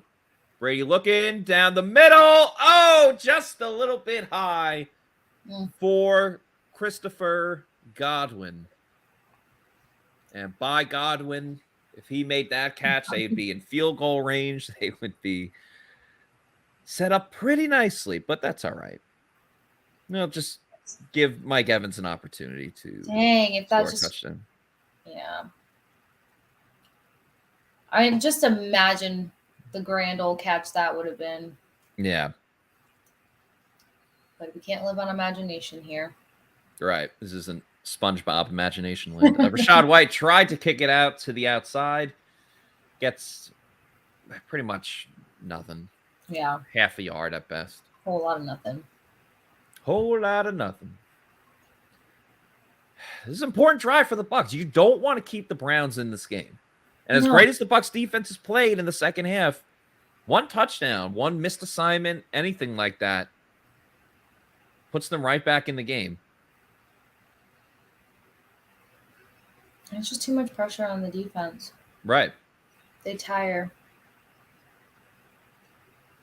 Browns send the blitz. Brady sees it going down the field for Evans. There we go. Mike Evans finally gets a call. Finally. Yeah. The key word to today's game, finally. Finally. The refs giving a call for Mike Evans has entered the chat. Finally. See, there you go. We love entrances. It's about time. I forgot to say Cokeep entered the chat, but the touchdown portion was probably more significant. He entered the zone. There you go. The end zone. The end zone chat. Yeah. That's a very exclusive crew. Oh, no. I think something happened to Odell Beckham. What happened? Oh, boy. What At did approximately he do? 9:30 a.m., officers from the Miami-Dade Police Department were dispatched to a medical emergency at an American Airlines flight. The flight crew was concerned for a passenger, Mr. Odell Beckham, as they tried to wake him to fasten his seatbelt. He appeared to be coming in and out of consciousness prior to their departure. Fearing that Mr. Beckham was seriously ill and that his condition would worsen through the expected 5-hour flight, the attendants called for police and fire rescue. Upon the officer's arrival, the flight crew asked Mr. Beckham several times to exit the aircraft, which he refused. The aircraft was deplaned, at which time Mr. Beckham was asked by the officers to exit the plane and did so without incident. Mr. Beckham was escorted to the non-secure area of the terminal by the officers where he made other arrangements. All right, so it's a whole lot of nothing. Oh, so he's not in trouble. Right. Consciousness thing is weird, though. Like, buddy, do you need some sleep or what's going on? I don't know. I mean, I'm not going to speculate, but yeah. Well, probably a little toasty on the plane. I'll just say that. A little too much. That's what it sounds like. Just a little too much toast. Yeah. But interesting way to start the day there. All right. Obi Where's he flying? To the West Coast? Could be a 5-hour. Yeah, that would have to be that. He's going there. Which teams are he which wow, Casey words. Which teams is he in conversation with out that way? So out west, I'm not too sure. Everyone was making the big joke that the Giants-Cowboys game was they were calling it like the Odell Bowl or the Odell Beckham Bowl because like he was going to pick the winner of that game. Out west, though, I mean, maybe the 49ers, but they're pretty stocked at receiver and just talent in general. Yeah, after that Christian McCaffrey deal, like I still can't get over that. Yeah. And Kevin wow. Costner. I love Kevin Costner. I have not watched Yellowstone. Oh my God, my mom's obsessed with it. Yeah, my parents like it too. All right, Keyshawn Vaughn gets a 3-4 yard run. A little sneak. A little sneaky play there. Did anybody else catch Leverett body slam? Yeah. That I saw someone comment on it too, but yeah, that was pretty wild. WWE in the house. Things are getting a little testy out there. They are. That defender almost like threw a punch at O'Keefe. Yeah, that was what made me say that. Bucs go play action. Brady looking, throws over the middle. Nope. It was very underthrown. Underwhelming. Or maybe the wrong route. I don't know. Oh my God! Don't fumble it! Don't fumble it! Let's go! The Jets are pouring it on the Bears. Clearly, they made the right decision going with Mike White as their starting quarterback. A bunch of my friends went to the game today, too. I know they're in a good mood, so very happy for them. I said, no, they're in a good mood. I'm surprised by how far the Jets have come. Yeah, they have a good team, and they just figure out the quarterback situation. Yeah, still a tough sentence for me to string together there. Donovan Smith gets a false start penalty, but you know what? Sometimes you need all the advantage you can get against Myles Garrett. So not going to go crazy on him for that one. Touché. But does make it a 3rd and 11, which ain't that easy. Just one more. Rachaad Perryman in motion.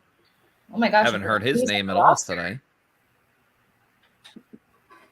Brady looking, throws it to Cam Brate. Brate leaps. It still would have been like 2 yards short, but just leaping. Will the Bucs go for it? I like this. Stay aggressive and go for it. Yeah, why not? Yeah. The defense is playing well. You're in that no man's land, too far for a field goal, too close to punt it. Maybe they just try to draw him off sides. Also, good thing to point out, the Commanders have a 3-point lead over the Falcons right now, which is good for the Bucs. Ah. Yeah, they're just trying to draw him off sides. I'm not gonna lie. The Commanders have evolved enough to where I can no longer call them the Commandees. Maybe it's because they're playing well. Like they're 6-5 right now. Brady is screaming, but Todd Bowles is smirking. So I'm just curious what he's screaming about. I know. I need answers, damn it. I wish they would just mic up Brady for the entire game. They usually mic up like one player per game. I feel like we haven't gotten much of that this season. Yeah, I have a feeling they probably only show it after wins. And, they had the 3-game losing streak. Because I know they had Akeem Hicks for the Germany game. Oh, great! Barrier Reef. That's another spot. Oh. That's another spot. I'm like, great Barrier Reef.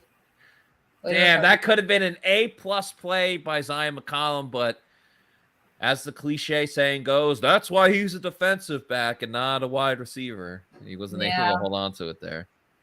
Could have, should have, would have. Oh, what a good kid, though. Yeah, always smiling. Always. He's giving Antoine Winfield Jr. a run for his smiling. Who's going to get the dental contract first? Vita should. He actually had dental issues. Oh. If you remember, he lost his tooth in the game against Indy last week. I do. Or last year. Last year. Because I was like, look, hockey's now a part of this game. Right. People are losing their teeth on the field. Ugh. Yeah, I very much remember that. Fred S. says the offense can't close. Rich Ty, good Lord, they suck. They're up. They're up, Rich. They're still leading. Tom Bucs fan talking about why Tom Brady was yelling, said probably wanted a timeout. Ramon, not happy with Donovan Smith. D. Smith is a bloody scaredy cat this season. His footwork just looks so uncertain. 4 girls, sigh, okay. Defense, keep it up. Keep it up. Keep it up.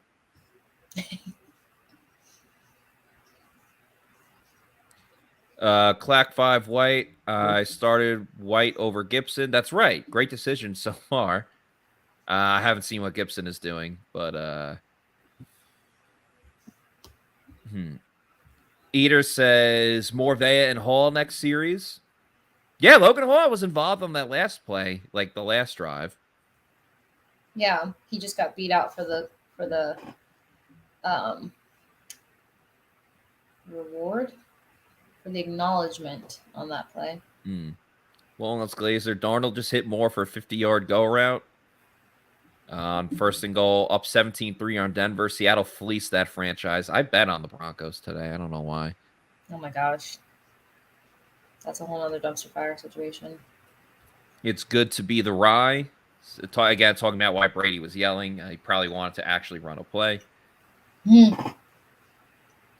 Not going to run a play when Bowles said no. All right, 12.5 minutes to go. Bucs are up 17-10. It's a 1-touchdown lead. Rachaad White has 59 rushing yards. Chris Godwin leads with 83 receiving yards. Yeah. And Tom Brady is nowhere close to what I bet he would do today. They run it with Chubb on 1st down. Man, he's tough to take down. He is. He runs hard. Wow, Jacoby Brissett only has 94 passing yards. Holy crap. Doesn't feel that way. No. Solid 2-touchdown day for Tom Brady. I'm sure at some point they can find that third one. Yeah. Little play action for the Browns. Schwartz is open. Missed tackle by Jamel Dean. Oh, man. Devin White came very close to knocking the ball out. He's leading in tackles right now. I like that he went after the ball at least.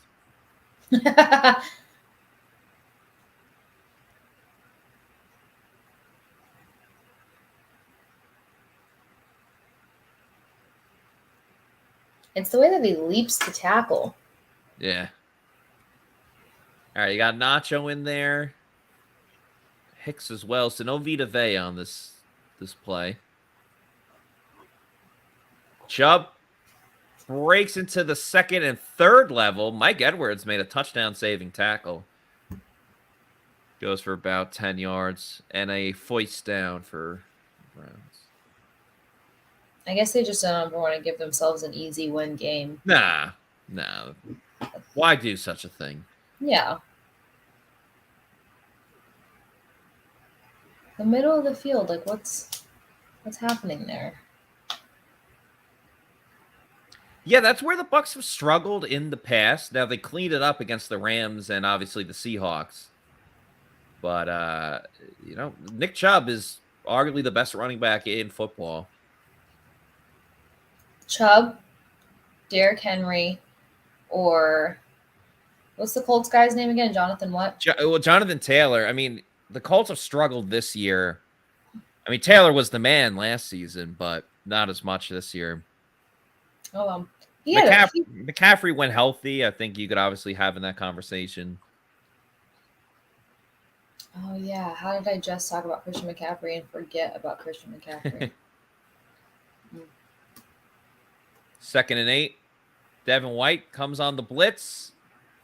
And someone gets to him. White's in there, as is Carl Nassib. Oh. Get alive, 45. Saddle up. Saddle up. Who's credited for that? Yeah, I'm not sure. NFL Heaven says 1 King Henry, 2 Chubb, 3 JT. So those are their picks. Oh, yeah, Nacho was initially in there. I think it's going to be a half sack for White and Carl Nassib. Ho-ho. Very nice. Good to see some teamwork there from teammates. So, of course, that sack's brought to you by Pirate Republic.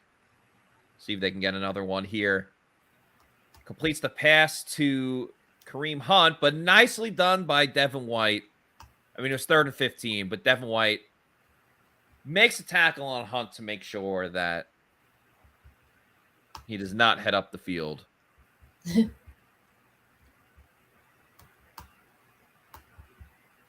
Carl Nassib's been itching for a sack this game. Yeah, he's gotten close. If that one doesn't count. He got half. Halfway there. Yeah, I think he got it. Oh, wow. Brown's going for it on 4th down. 4th and 9. This will give the Bucs great field position. Brissett has time. Throws to the right. Oh, it's dropped. Wow. It's dropped by Amari Cooper. Right in his hands. Second time, too? Oh, my goodness. Wow. I mean, wide open as can be. Right in the hands.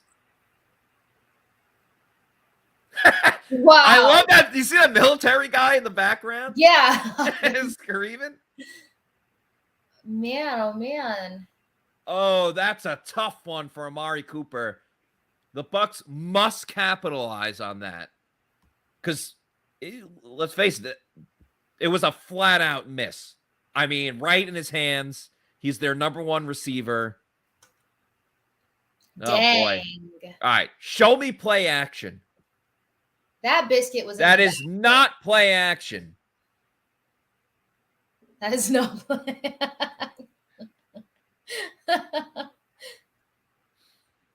Man, oh, man. Yeah, Bucs Niners is big next week because gets you the 3rd seed instead of being the 4th seed and having to play the Cowboys in the 1st round. Oh. We're just progressively getting better. I'm surprised. Yeah, they're a good team. Brady and shotgun. They throw a screen to Rachaad White.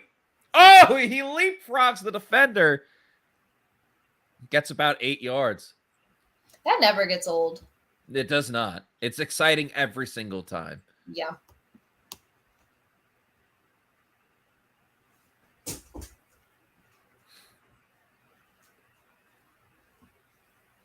All right, 3rd and 3 here. Bucs have had issues with 3 and outs. Again, you really got to take advantage of that 4th down mistake. Big time. White goes out in motion. Browns only send 3. The throw, through the hands of Mike Evans. Man. Now, do the Bucs go for it? Probably not. They're probably going to. I don't blame you. What time is there on the clock? There's 6 and change to go. Yeah, I think you gotta force the Browns to go all the way down the field. And then have that ball in your possession. Right. So even if they do tie it up. Yeah. Yeah, it's a tough look. Darn it. Too many. And of course, the humble king is going to be like, I should have had that. Yeah. That would have been the nice. There you go, Zion McCollum. There's the play we were looking for. The first time. Nick Leverett looked like he was a little irritated. Yeah, he was grabbing his shoulder. Are they really trying to hype up Chiefs Rams as this big game? I understand they got the broadcast, but yeah. I mean, the Chiefs don't have the Rams don't have Stafford. They don't have multiple players. Who would have guessed the Rams would look the way that they do this season? Yeah, Super Bowl hangover's a thing. I've never really noticed.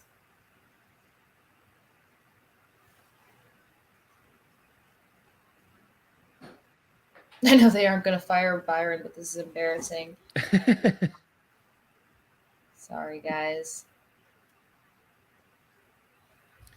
Browns sticking to the run game. Get nowhere. Again, a group effort. Carlton Davis, Devin White, and Carl Nassib. Devin and the Carls.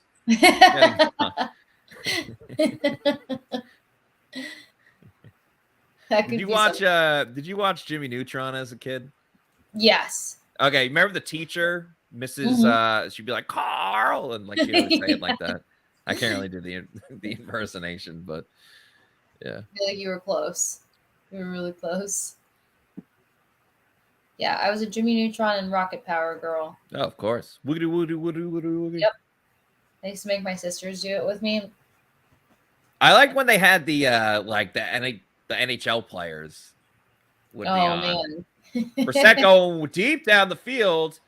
I mean, Jamel Dean got tackled by Schwartz there. That has to be an offensive pass interference. And Jamel Dean's hurt. That is no bueno.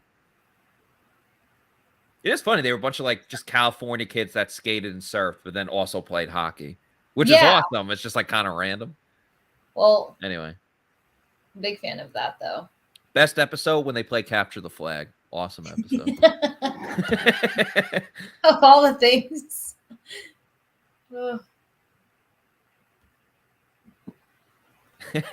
Eater says, Dean watching too much World Cup. He's okay.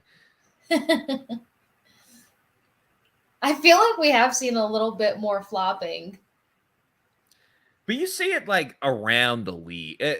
You see it in so many sports. I mean, LeBron gets called for it all the time, called for it by fans and stuff. NBA flopping is almost worse than that. Only hockey there isn't any because that's called embellishment. You get 2 minutes. Yeah. They take those hits and then they return them. It's best playoffs in the world. That's why I love hockey. It's just down to brass tacks. Yeah. It's the best. The other night, one of the players got shoved into Vasilevsky in goal. I saw that video. They went. And it was 4 of them. They all immediately dropped their gloves and went after him. I've never seen all the players slide their gloves off so effectively, so quickly at the same time. Okay, 3rd and 10. And the Bucs get off the field once more. Brissett takes the snap, looking to his right. It is caught this time by Amari Cooper.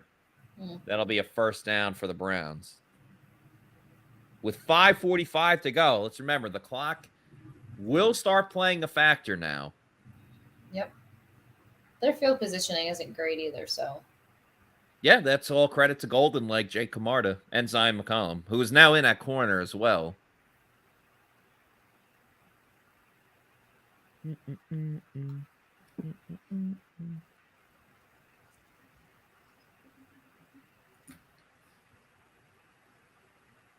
Is Carlton Davis a top 5 cornerback in the league? Well, if he could hold on to the damn ball, he would do. I think he's a top 5 cover corner in the league, but again, you have to factor in the turnovers. Yeah. Smart answer.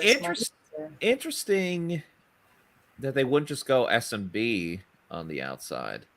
I don't trust him. Yeah, but over Zion McCollum? I don't know. You got speed versus, well, not so speedy. Right, yeah. And fast versus not so fast. Yeah, at least there's a slight leg up with McCollum. Yeah. Ah.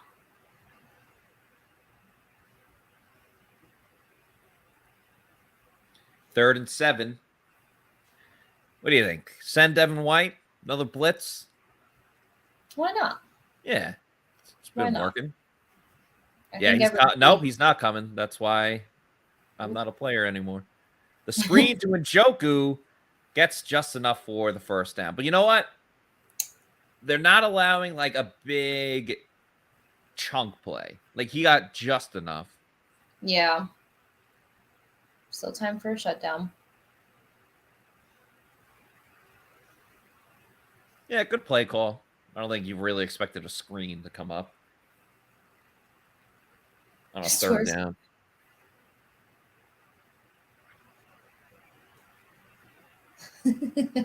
Somebody put they don't trust Byron. The defense has to stop it now. Yeah. Oh, get out of bounds. How the hell did he stay in bounds? Good job by Devin White. I mean, Hunt didn't really get anywhere. How did he get in? That was wild. He walked the beam. Looks like it's going to be a penalty on the Bucs.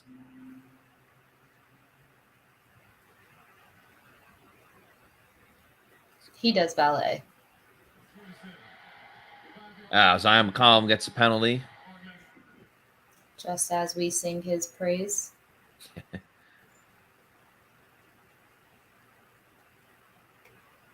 I don't know about that one. Peoples Jones felt the need to have both Peoples and Jones. What's up? Peoples Jones. Like if I had an extensive last name as such, I would just choose him for the jersey at least. Well, I think. Oh, you're saying for the jerseys? Yeah, at least. Because I think what is that? It's his mother's and father's last name. Yeah, which so is that's nice. It's like Tryon Shoyinka.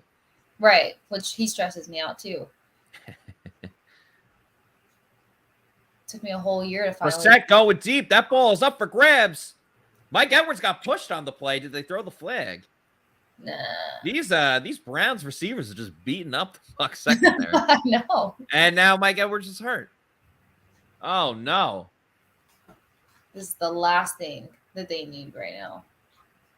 Nice job by Will Golson. That clearly affected the throw. Damn, these Bucs defensive backs are like dropping like flies.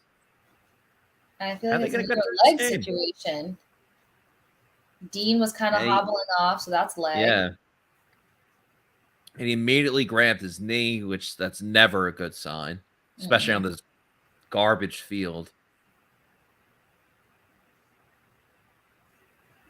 No, this team was just starting to get healthy. I know. That's the sad part. Yeah, Steven says all of our DBs now hurt. Yeah, I forgot like Carlton Davis got hurt earlier in this game. Yeah. I'm not laughing at him getting hurt. Bloody I agree with MJ RVI. That should have been offensive pass interference. Facts. NFL heaven. Cleveland will convert. Bucs defense sucks. They haven't allowed any points in the second half.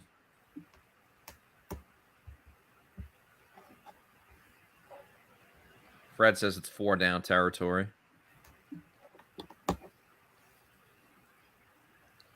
.320 to go. 3rd and 10. Bucs up 17-10.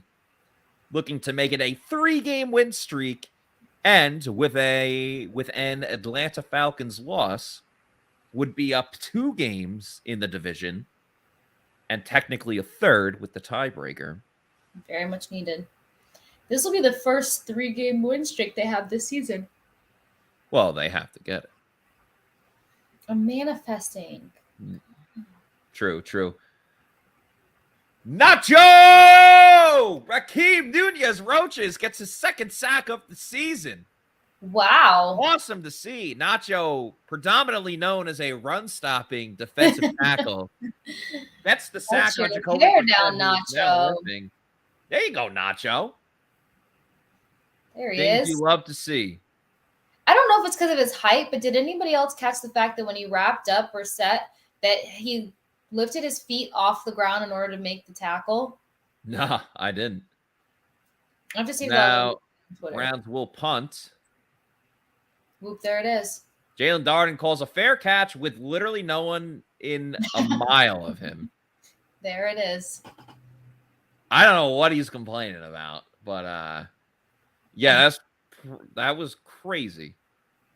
And this is why he has not evolved past the D word.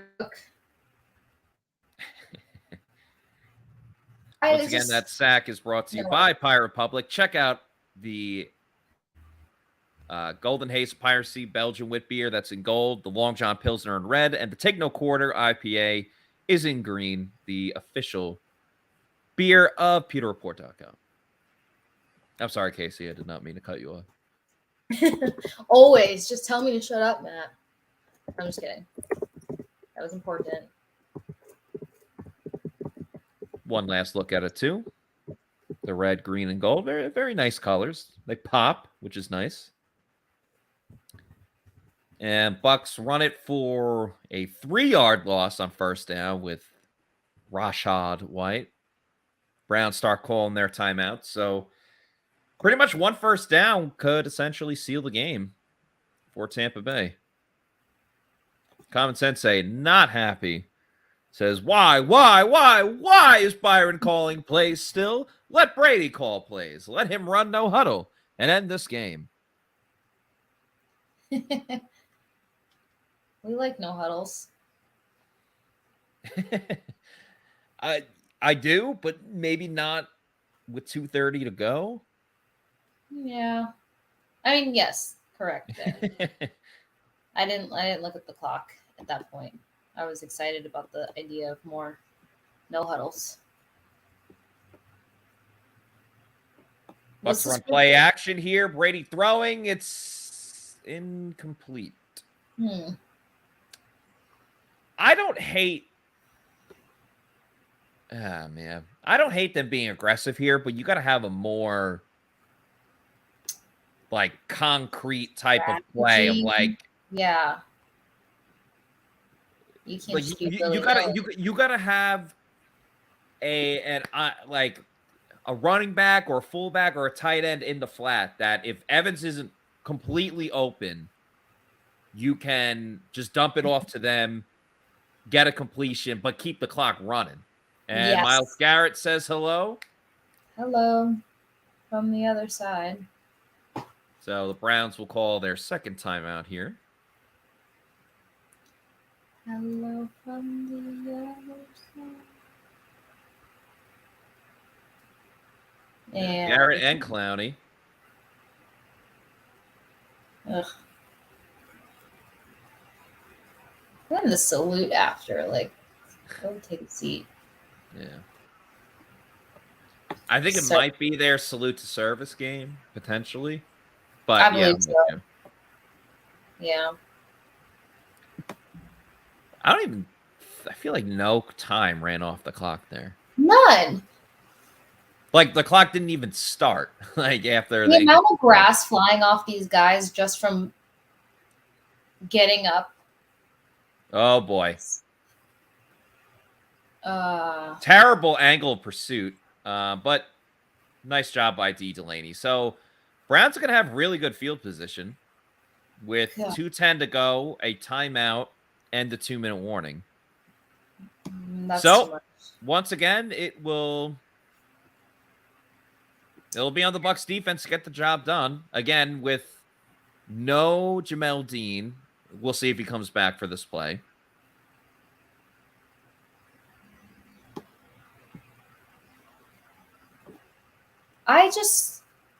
Would that have translated differently if, I don't know, the D word just decided to run a little bit? Yeah, that could have changed a lot too. I'm devastated. Watching some of these Bucs games makes me feel like Wednesday Addams. Oh, new show on Netflix. Fantastic. Something like that. I have not watched. I did. The Browns run it on first down. I get it. Nick Chubb is probably your best offensive player, but you have 2 minutes to go. Did you hear me? I said, welcome to the Bucs playbook. Oh, no, I didn't. That's good. All right, Pewter people, how we feeling? Does the Bucs defense get the stop? It's all defense now. The longest 2 minutes of everybody's lives. Right here. Right here. We got a bet right now. Right here. Right now. We got a bad offense, bad punting, and bad defense coming up. Again, they have not allowed a touchdown or any points for that matter in the second half. Add 14-second possession. Yeah, not great. Yeah. Need to stop defense. They don't play smart football. They did that to get him to 1,000 yards. I mean, he can just do that next week. Which, yeah, would be a Monday night game, a much more highly publicized spectacle. And rivalry. Nice little 2-minute warnings at timeout. Yeah, I know, but pedo. You still need to throw it. This is usually when the defense cracks, to be honest. Not right the here, not right now. Defense is good, but they are tired. Browns have dog pound fans. We have dog shit play calling. That's funny. On offense, thank you for the clarification there. Feels like the Browns have had 1,000 lives in this game thanks to this Bucs offense. That's true. The Bucs could have closed this game out multiple times. Yep. But they played down to their opponent. For some reason, that's their disease. No accountability will doom the season. Mike Evans and Brady connection has not been good. That has nothing to do with play calling. It's been a part of it. But the play calling has still been trash.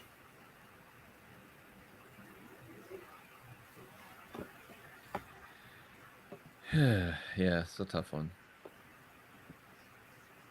Culmination. No killer instinct.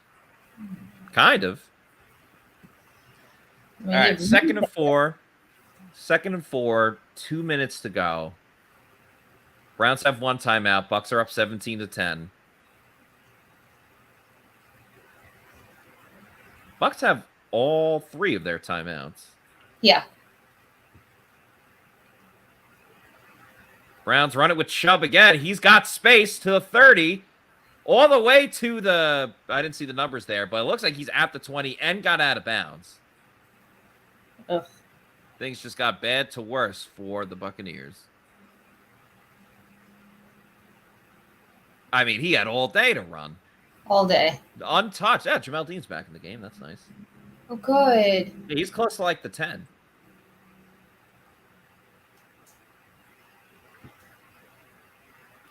I mean, honestly, where would that play have gone if it wasn't for Winfield Jr.? Right. Bucs run it with Chubb again. Browns run it with Chubb again. Excuse me. Oh, Mike Edwards is back too. Okay, everyone's knees are intact. Yeah. Let's go. Thankfully. Oh, and they're like right on where the field is all mucked up too. 109 rushing yards for Nick Chubb. Why isn't he in the game? Listen, I want the Bucs to get the stop, but if the Browns are gonna tie it up, At least do it with Nick Chubb to help my fantasy team. Brissett looking, throws over the middle, knocked away by Devin White. Huge moment there. Devin. Net Live 45 as he has some words for Kareem Hunt as well. We like the emotions. Yeah. No, that's a huge play right there. Yeah. Followed by. We shall see. Bucs need 2 stops here. This game coming down to the wire. Something they're pretty good at.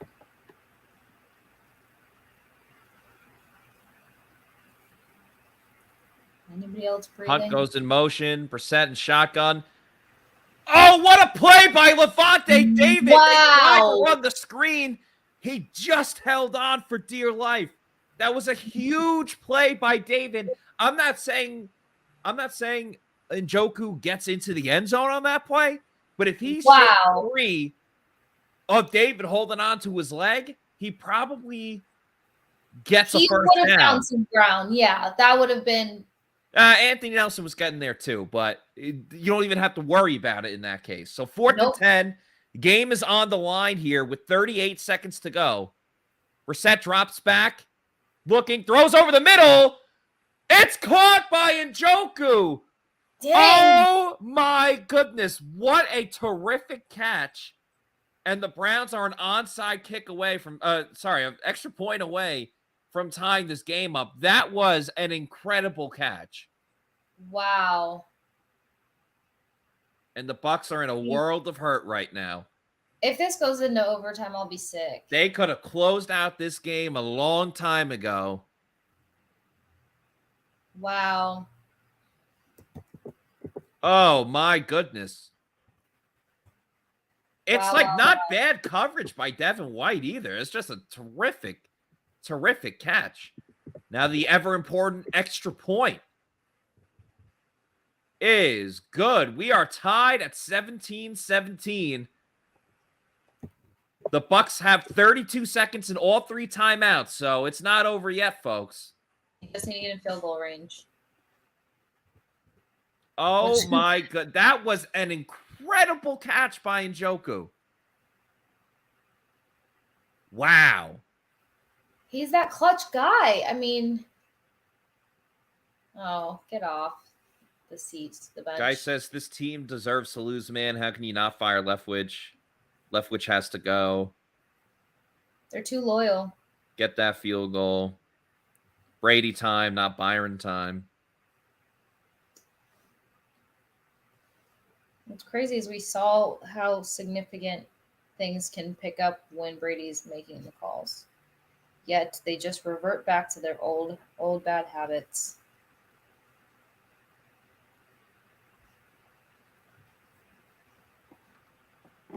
I can't look at Brissett the same now either. I'm just seeing Jameis Winston.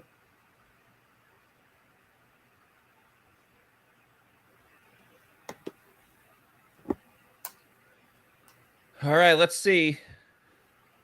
So OT? No, 32 seconds. Bucs start at the 25. They just need to get in field goal range. They have all 3 timeouts, so Brady can go anywhere with the ball. But the prediction is field goal or overtime? I'm going to say field goal. Right. I think the Bucs win. All right. Now, in regulation. Right now. Or Brady gets sacked on the first play and they go to overtime. That's my prediction. Tom does not look happy as he's yelling at Julio. What Julio Brady did. looking for a screen to Rachaad White. There's Browns players all over. Everywhere you got a yard. Now, will they run another play? That's the big question. 20 seconds. Because remember, the Browns have a timeout. So if they get a stop here, they could call a timeout. Brady looking, throws. He's got Julio. Get down. Timeout. And that's why you kind of think about maybe you should call a timeout after first down. Great catch by Julio. Wow. I mean, there were defenders around that could have potentially gotten picked. That could have been a lot of things. Wow. Yeah. Whew. All right, they're at the 50. So Suckup's hit what 250-yard, 50 like the 51 yeah, yard field goals this season. He's not known for his leg. Nah. He's known for his accuracy. Again, like what do you run here? A little slant play? Get a couple more yards. Run the Scotty Miller halftime play against the Packers. I think it's got to be a quick screen. Looking like the Browns are calling a timeout here. The mental game. Brady's not happy. He's yelling at the sideline. No one's happy right now. No. Browns are like, damn it, we can't get a draft pick here. What quarterback can we add to our collection next year?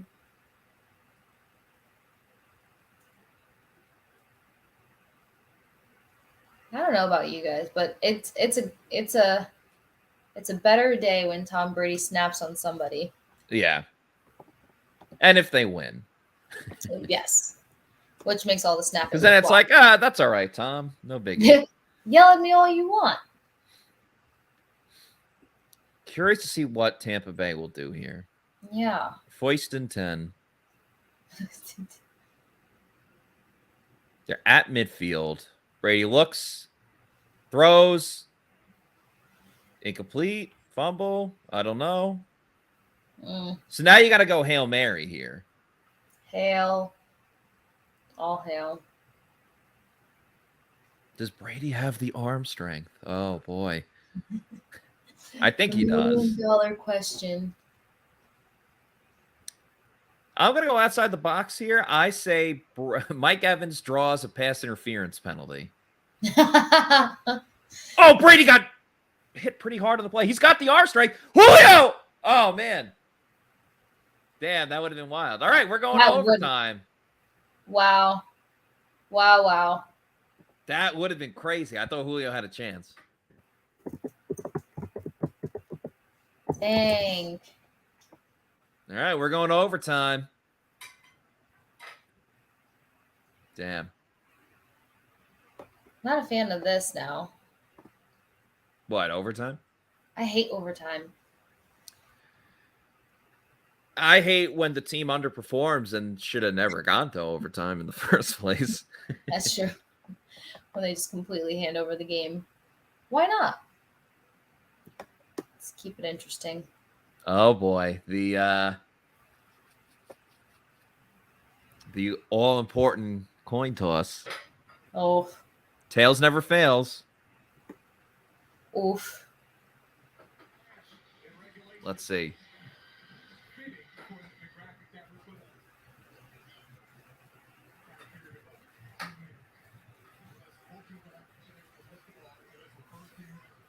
What if they tie?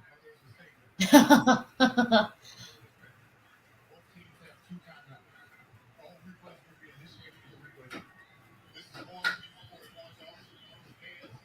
wonder if defense gets pissed. Dang, we started to pull it together and now this. Yeah, tails. Tails never fails. Wow. Yeah, tails never fails. All right, now it's time to really close this chapter. Yeah, just go no huddle the whole time. There you go. Strategy. Mike Evans, game-winning touchdown. How we didn't get one Mike Evans touchdown this game versus the Browns. Yeah. If you just not good. Even if they win this game, are you going to take them in the playoffs against any team? Negative. Maybe Seattle. Well, but they probably wouldn't play Seattle because Seattle would have the last wild card spot. Yeah, that's why I paused because I was like, what are the chances of them in Seattle? The fact that it's even a conversation is just devastating. The NFC has crumbled. I almost think it's a dead giveaway that an AFC team is going to win the Super Bowl this year. Yeah. I mean, I would probably say the Chiefs or maybe even the Ravens. I know the Ravens didn't play well today. The Ravens have kind of got by on some games, though. I'm not going to lie. Yeah. But they have a team that's like built for the playoffs. Yeah. I love all the Zach Blobner is hilarious. Thanksgiving leftovers, good. Timeout leftovers, bad. Quality reference, Zach. Quality MJRVI saving those timeouts for a rainy day. Yeah, that part I don't get. Again, just the smarts here is, I don't want to say failing. That feels harshly rude, but listen, if they end up winning, like winning cures a lot, but like the time management at the end between throwing it on second down and yeah, I don't know. yeah, just abysmal. Audio Anna says it the best. Horrible play calling, atrocious clock management. Under 3 minutes.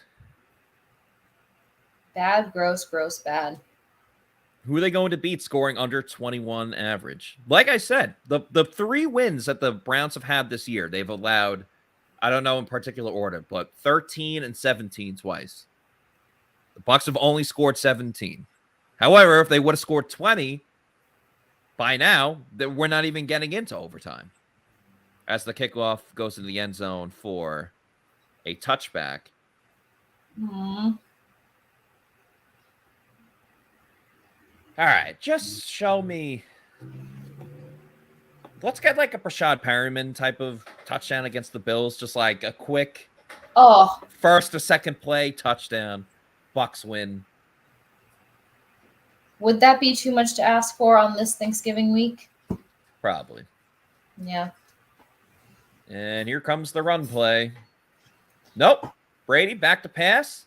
Over the middle. Caught by Godwin. Nice. A nice 5-6 yard gain. Praise be. I want aggressiveness. Yeah.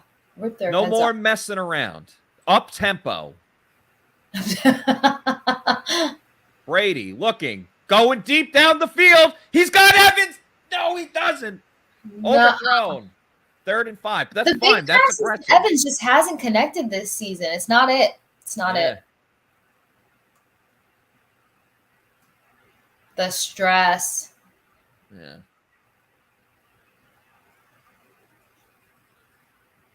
Oh. Tom looks beleaguered. Great word. Thank you. 3rd and 5. 10 seconds to go. Julio goes in motion. Oh, offsides! Offsides! It's the first down! Are you Did they? Me? That guy went offsides, and then Donovan's that guy went offside. Yeah, the ref's on it. Get there, yeah. Is it a first down though, or is it like 3rd and an inch? First down. But sometimes it's like 3rd and 5, but it's real. Yeah, okay, they gave him the first down. Good. Nice job, Miles. I'm just like in this timing, just please first down it. Yeah. Don't get crafty. Good job, Miles Garrett. Well, there you go, bud. If going off sides is cool, consider me Miles Garrett. Love that. Fully on board for that reference.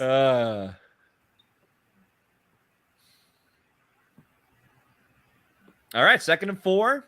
Bucs over the 40. Now everyone took a step back. That was weird. Like every receiver and ref took a step back. Very odd. I'm not gonna lie, the Browns secondary is looking a little gassed. No penalty called. Grant Delpit on Camp Brate. We have not seen Cade Otton at all this game. Not once. Like what? This is the thing that makes me sick. Now I'm not saying like Cade Otton 100% makes that play, but to not get him involved when he was again the guy that won you the game against the Rams, it's just kind of crazy to me. He got you back in the win column. 3rd and 4. Crucial moment. Game on the line. Julio goes in motion from his left to his right. Brady looking to his left. Has Chris Godwin, Mr. Reliable, Wow. And that is a first down. Praise be. Praise be. Nice job there. Godwin's just been a smooth criminal. Game by game, increasing his stats little by little. Shout out Alien Ant Farm. Ayo, the best version. Sorry, Michael. Rachaad White gets a 6-yard reception there. And the Bucs are moving the ball down the field because they're going up tempo. And they're not running it. Up tempo. I don't know why that's killing me. Let us go. Cade on. Is that Cade on? To the left? Yeah. At this point, I'm like, do we even know what he looks like anymore? Oh, Brashad Perriman. Shocking. Cannot make the catch. And why are we relying on him at this point in the game? Yeah, right? Like, what is he doing on the field?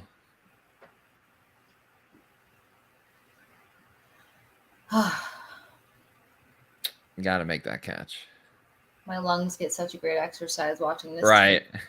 Hey, Scotty Miller's on the field. Nice. Scotty. Is Mike Evans hurt or something? Run, Tom, run!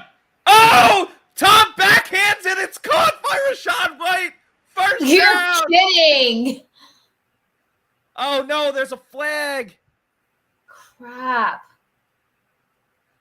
Oh, no. Talk about pulling the wind from the sails. It's on Donovan. Legal use of hands to the face. Oh, that's like a 15-yard penalty. That's such what's with Donovan this game? I mean, he's going against Myles Garrett. I know, but come on, just Yeah, you can't hit him. Oh, come on. It was for like a half a second. and it's Myles Garrett. He can take it. 3rd and 14. Yikes. Dang. Criminal. Pass interference. Pass interference. I mean, what on God's green earth was that? Criminal. That's nice of Myles Garrett to let him up. To let him up. Or help him up. They double team Garrett here too. Well, Nick Lever didn't really help much. Gross.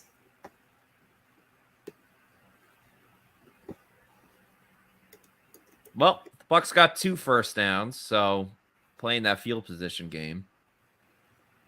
But I feel like Nick Chubb's he's just gonna rip off a huge run, and that's gonna be it. Yeah, like they just saved him for supercharge. Nice The job replay by of Garrett helping up Brady though is kind of sweet. Yeah. All right, huge moment for the Bucs here. I mean, the defense played so well in the second half. I'm not even going to blame them for allowing that late touchdown. Yeah, I mean, offense has got to help. They've got to feed off of one another, which they've done one game this season. They're better in Germany. Yeah, they were. Who would have thunk it? 8.5 hours later, compression to the legs. Right. All the factors that could have played into a significant loss. Carl Nassib having a good game. Mm-hmm. Makes a solid tackle. A TFL. TFL. For how many yards? Lost to 2. Nice.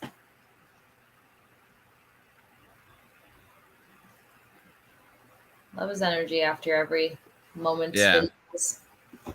Plays with a high motor, and that's what you need on every play, but especially in this type of situation.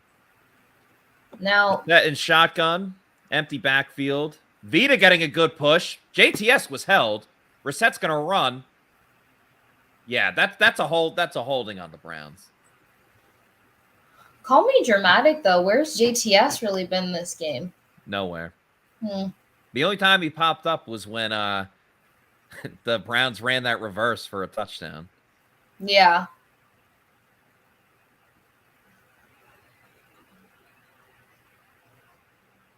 Yeah. Could you imagine if Antoine Winfield Jr. was like 3 inches taller? He'd be the best player ever.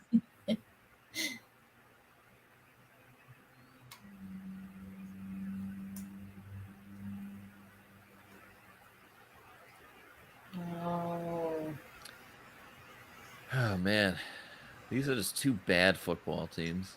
It's just, why would they give anybody this after Thanksgiving? Right.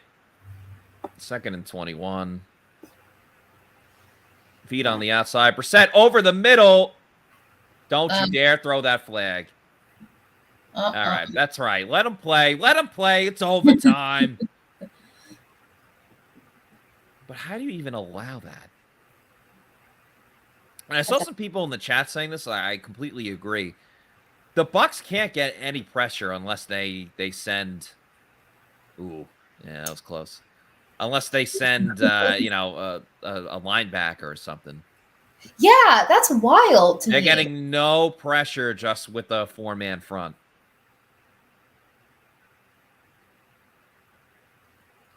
Dang, the wheels on Njoku sometimes is scary. Okay, they're running it with Kareem Hunt here. Should be able to stop the run on 3rd and 21. Devin White, nicely done. Again, the field position game. Browns, even if they get like 10 yards there, it gives a little more room for their punter. Not that their punter is going to be like in the back end of the end zone, but as long as Darden doesn't fair catch it at the 20 with no one around him.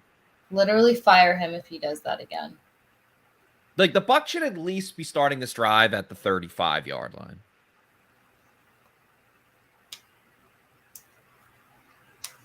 But this is true.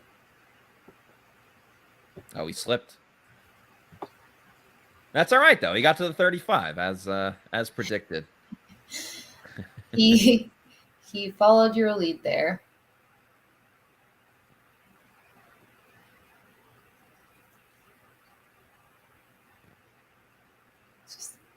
Maybe he just runs with his feet too far. There's they call that wasn't a block in the back. That's a shitty call.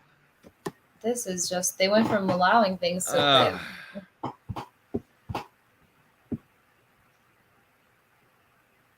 Man, I hate overtime.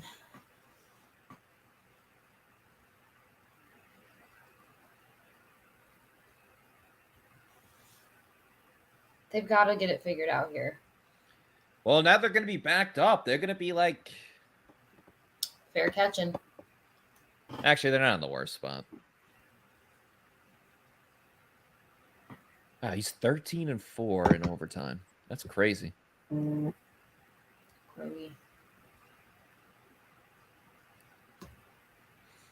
I mean, the things that you want to hear and see, yes. The sad thing is the Bucs have no answers for anything. Like outside of their first touchdown drive, they haven't really ran the ball spectacularly. Chris Godwin's been the only answer in the passing game.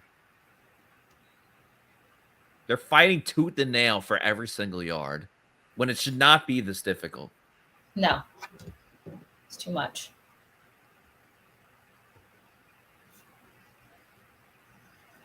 Play action. Brady throwing over the middle. Eh. Who else? Chris Godwin. Praise be. Praise be to Godwin. Just take it to him all the way down the field. I know, yeah. I trust it at this point. Just play a game of pitch and catch. Yeah.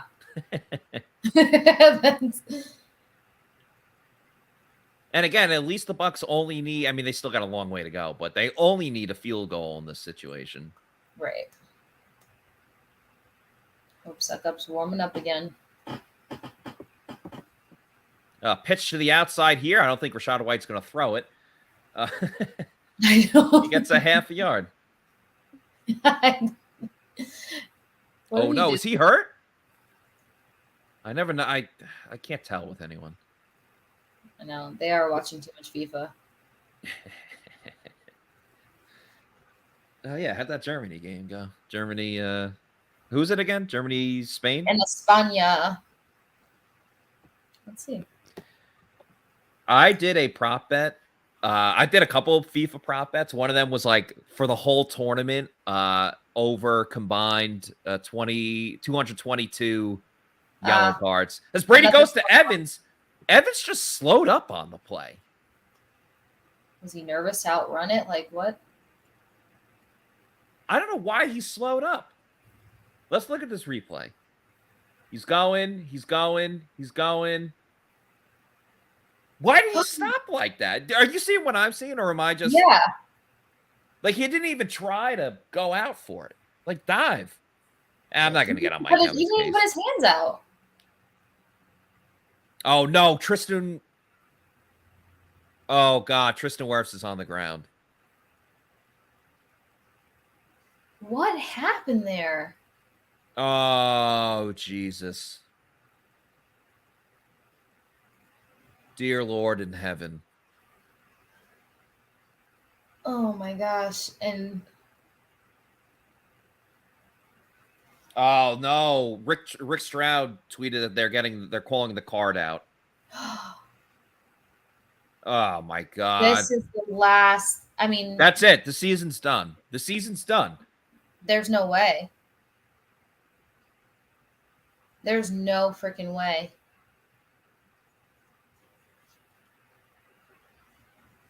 Oh, my God. I'm sick to my stomach. Saints and Niners after this? There's no way. Well, in a weird way, it's like they still could win this game. And I don't know what the final was in the Atlanta game.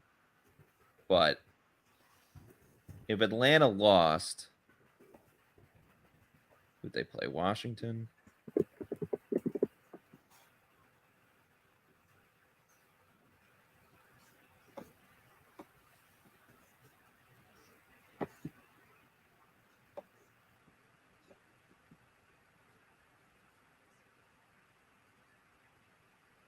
Yeah, that's terrible. Get off. Is it raining there? Yeah, I think so. Gosh. Okay, so the Commanders beat the Falcons. So if the Bucs win today, that's a 2-game lead over the Falcons. Oh, man. Mm-mm.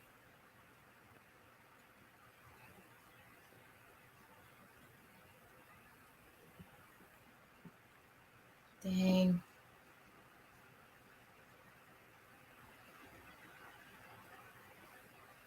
He was... Wow.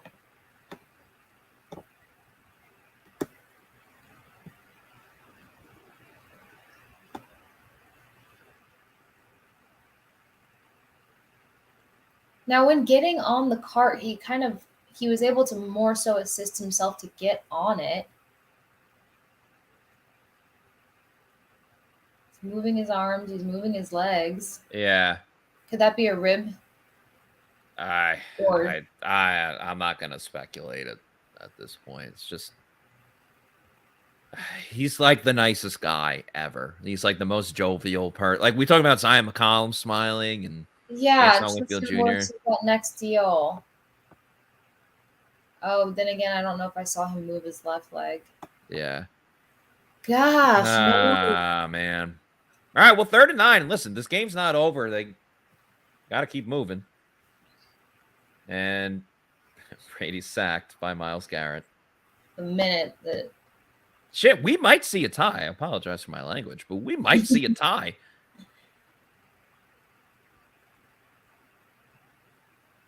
I mean, I guess it's better than a loss. Yeah. They say a tie is like kissing your sister, but I don't have a sister, so I don't know. Nor would I want to try anyway, but so you're gonna test that theory and let us know what it's like. You're like, yep, that was just as bad as they said. Yeah, it's a bad punt by Camarda. Friend of the program, Pat O'Connor, picks it up. All right, 2:45 to go. So essentially, either the Browns are going to win it or the Bucs are going to get the ball back with, like, I don't know, probably under a minute. I kind of want to see a tie. After all of that. Yeah. Well, at this point. Like, yeah, I'd rather them tie than lose. Very much. It's like, all right, the Bucs are 5-5-1. 5-5. Brissett throws over the middle, caught by Cooper. He breaks the tackle, and things just got bad to worse. Ugly. I think there's a 2-minute warning in overtime. It's one thing that he makes the catch, but to break the tackle. No, he gets those extra yards. The fact that it took 3 Bucs players to officially get him down, too, like, oof. And now Antoine Winfield Jr. is hurt again. For crying out loud, just end this game. I know. End it here. Anybody. I now, too, prefer a tie.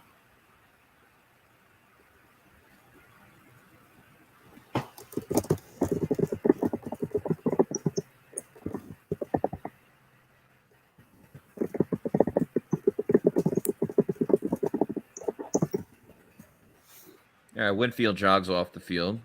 On his own accord.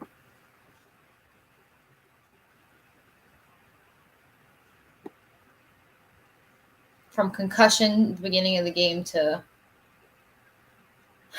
getting crunched up there.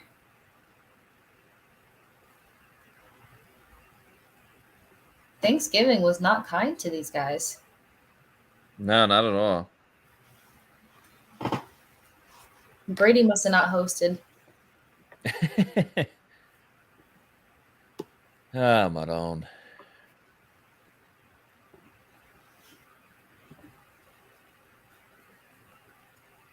And Chubb in the backfield. Blah. This game is just physically hurting me. I could feel my body deteriorating just watching it. And with the waves of nausea it keeps delivering too. I mean, yeah. Oof.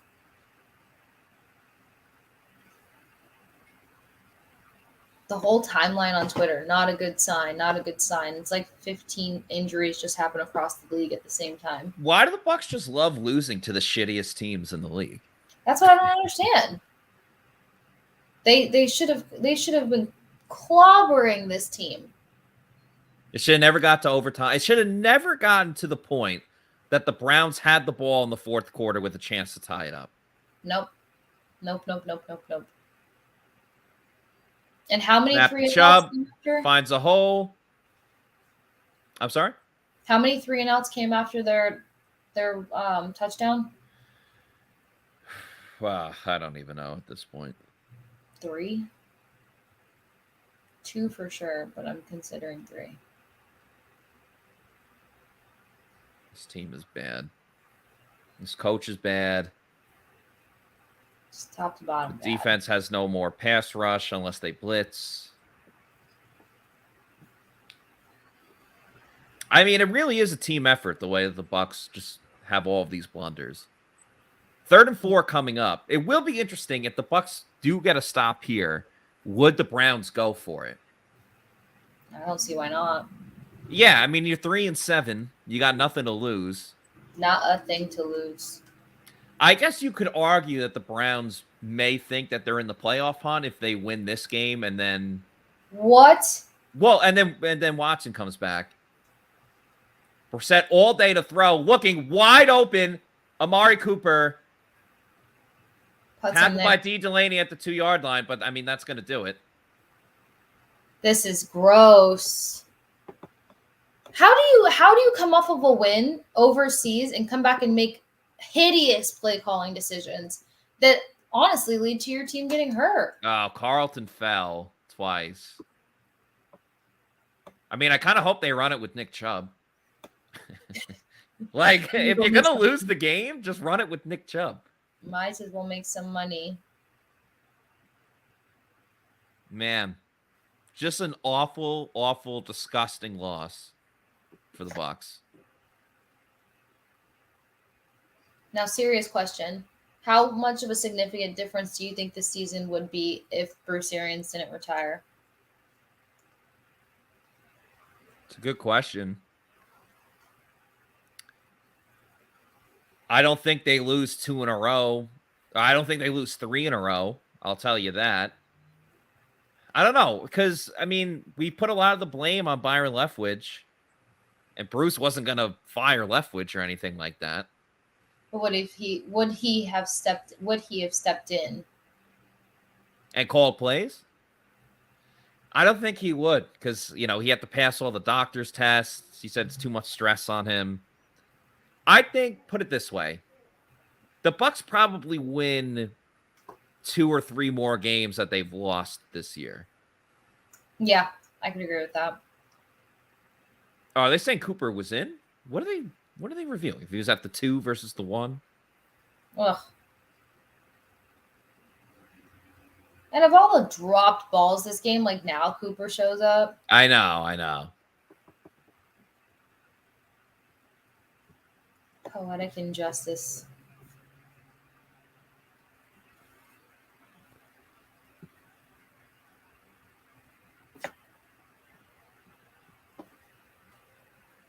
What did they land on there?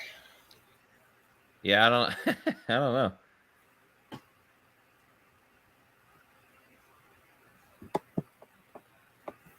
Josh Cooper, what are they reviewing this spot?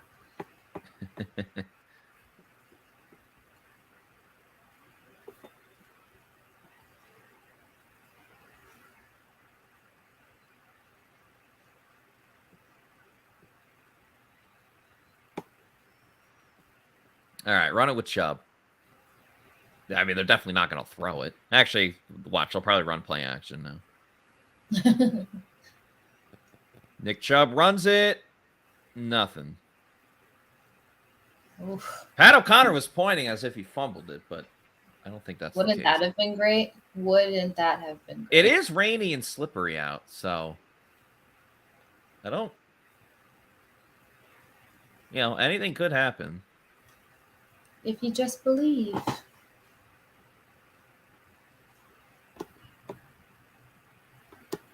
Browns call their first timeouts. 24 seconds to go. I'd imagine they'll run it one more time and then kick a field goal if they don't score. This is just... That's right. Cade York did also miss a field goal. Very true. It's point blank. But again, slippery field, slippery conditions. Too much torque. I love that word. Obviously.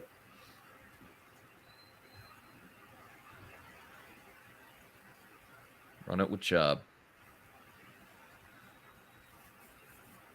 And they... he was clearly offsides. Doesn't matter. Did he get in? He's in. Yeah. Touchdown, Nick Chubb. The Bucs lose. To the Browns. To the Cleveland Browns. Unless they're going to say that play didn't count because Mike Edwards was offsides. No, Mike Edwards was offsides. Or someone was offsides on the Bucs. Penalties declined. Yeah, touchdown. Browns beat the Bucs 23-17. Bucs fall to 5-6 on the year. A lot of players injured. Sorry, Keanu O'Neal was offsides. But a lot of players injured. Another pitiful performance by the Bucs. We'll have the Pewter post-game show in a little bit. Just check out our social media. We will we'll let everyone know when we're going live. But Casey, thank you so much for joining again. Sorry the Bucs didn't play up to their potential. But it's always great talking with you and having you on. So appreciate you joining. Always love this. See you guys.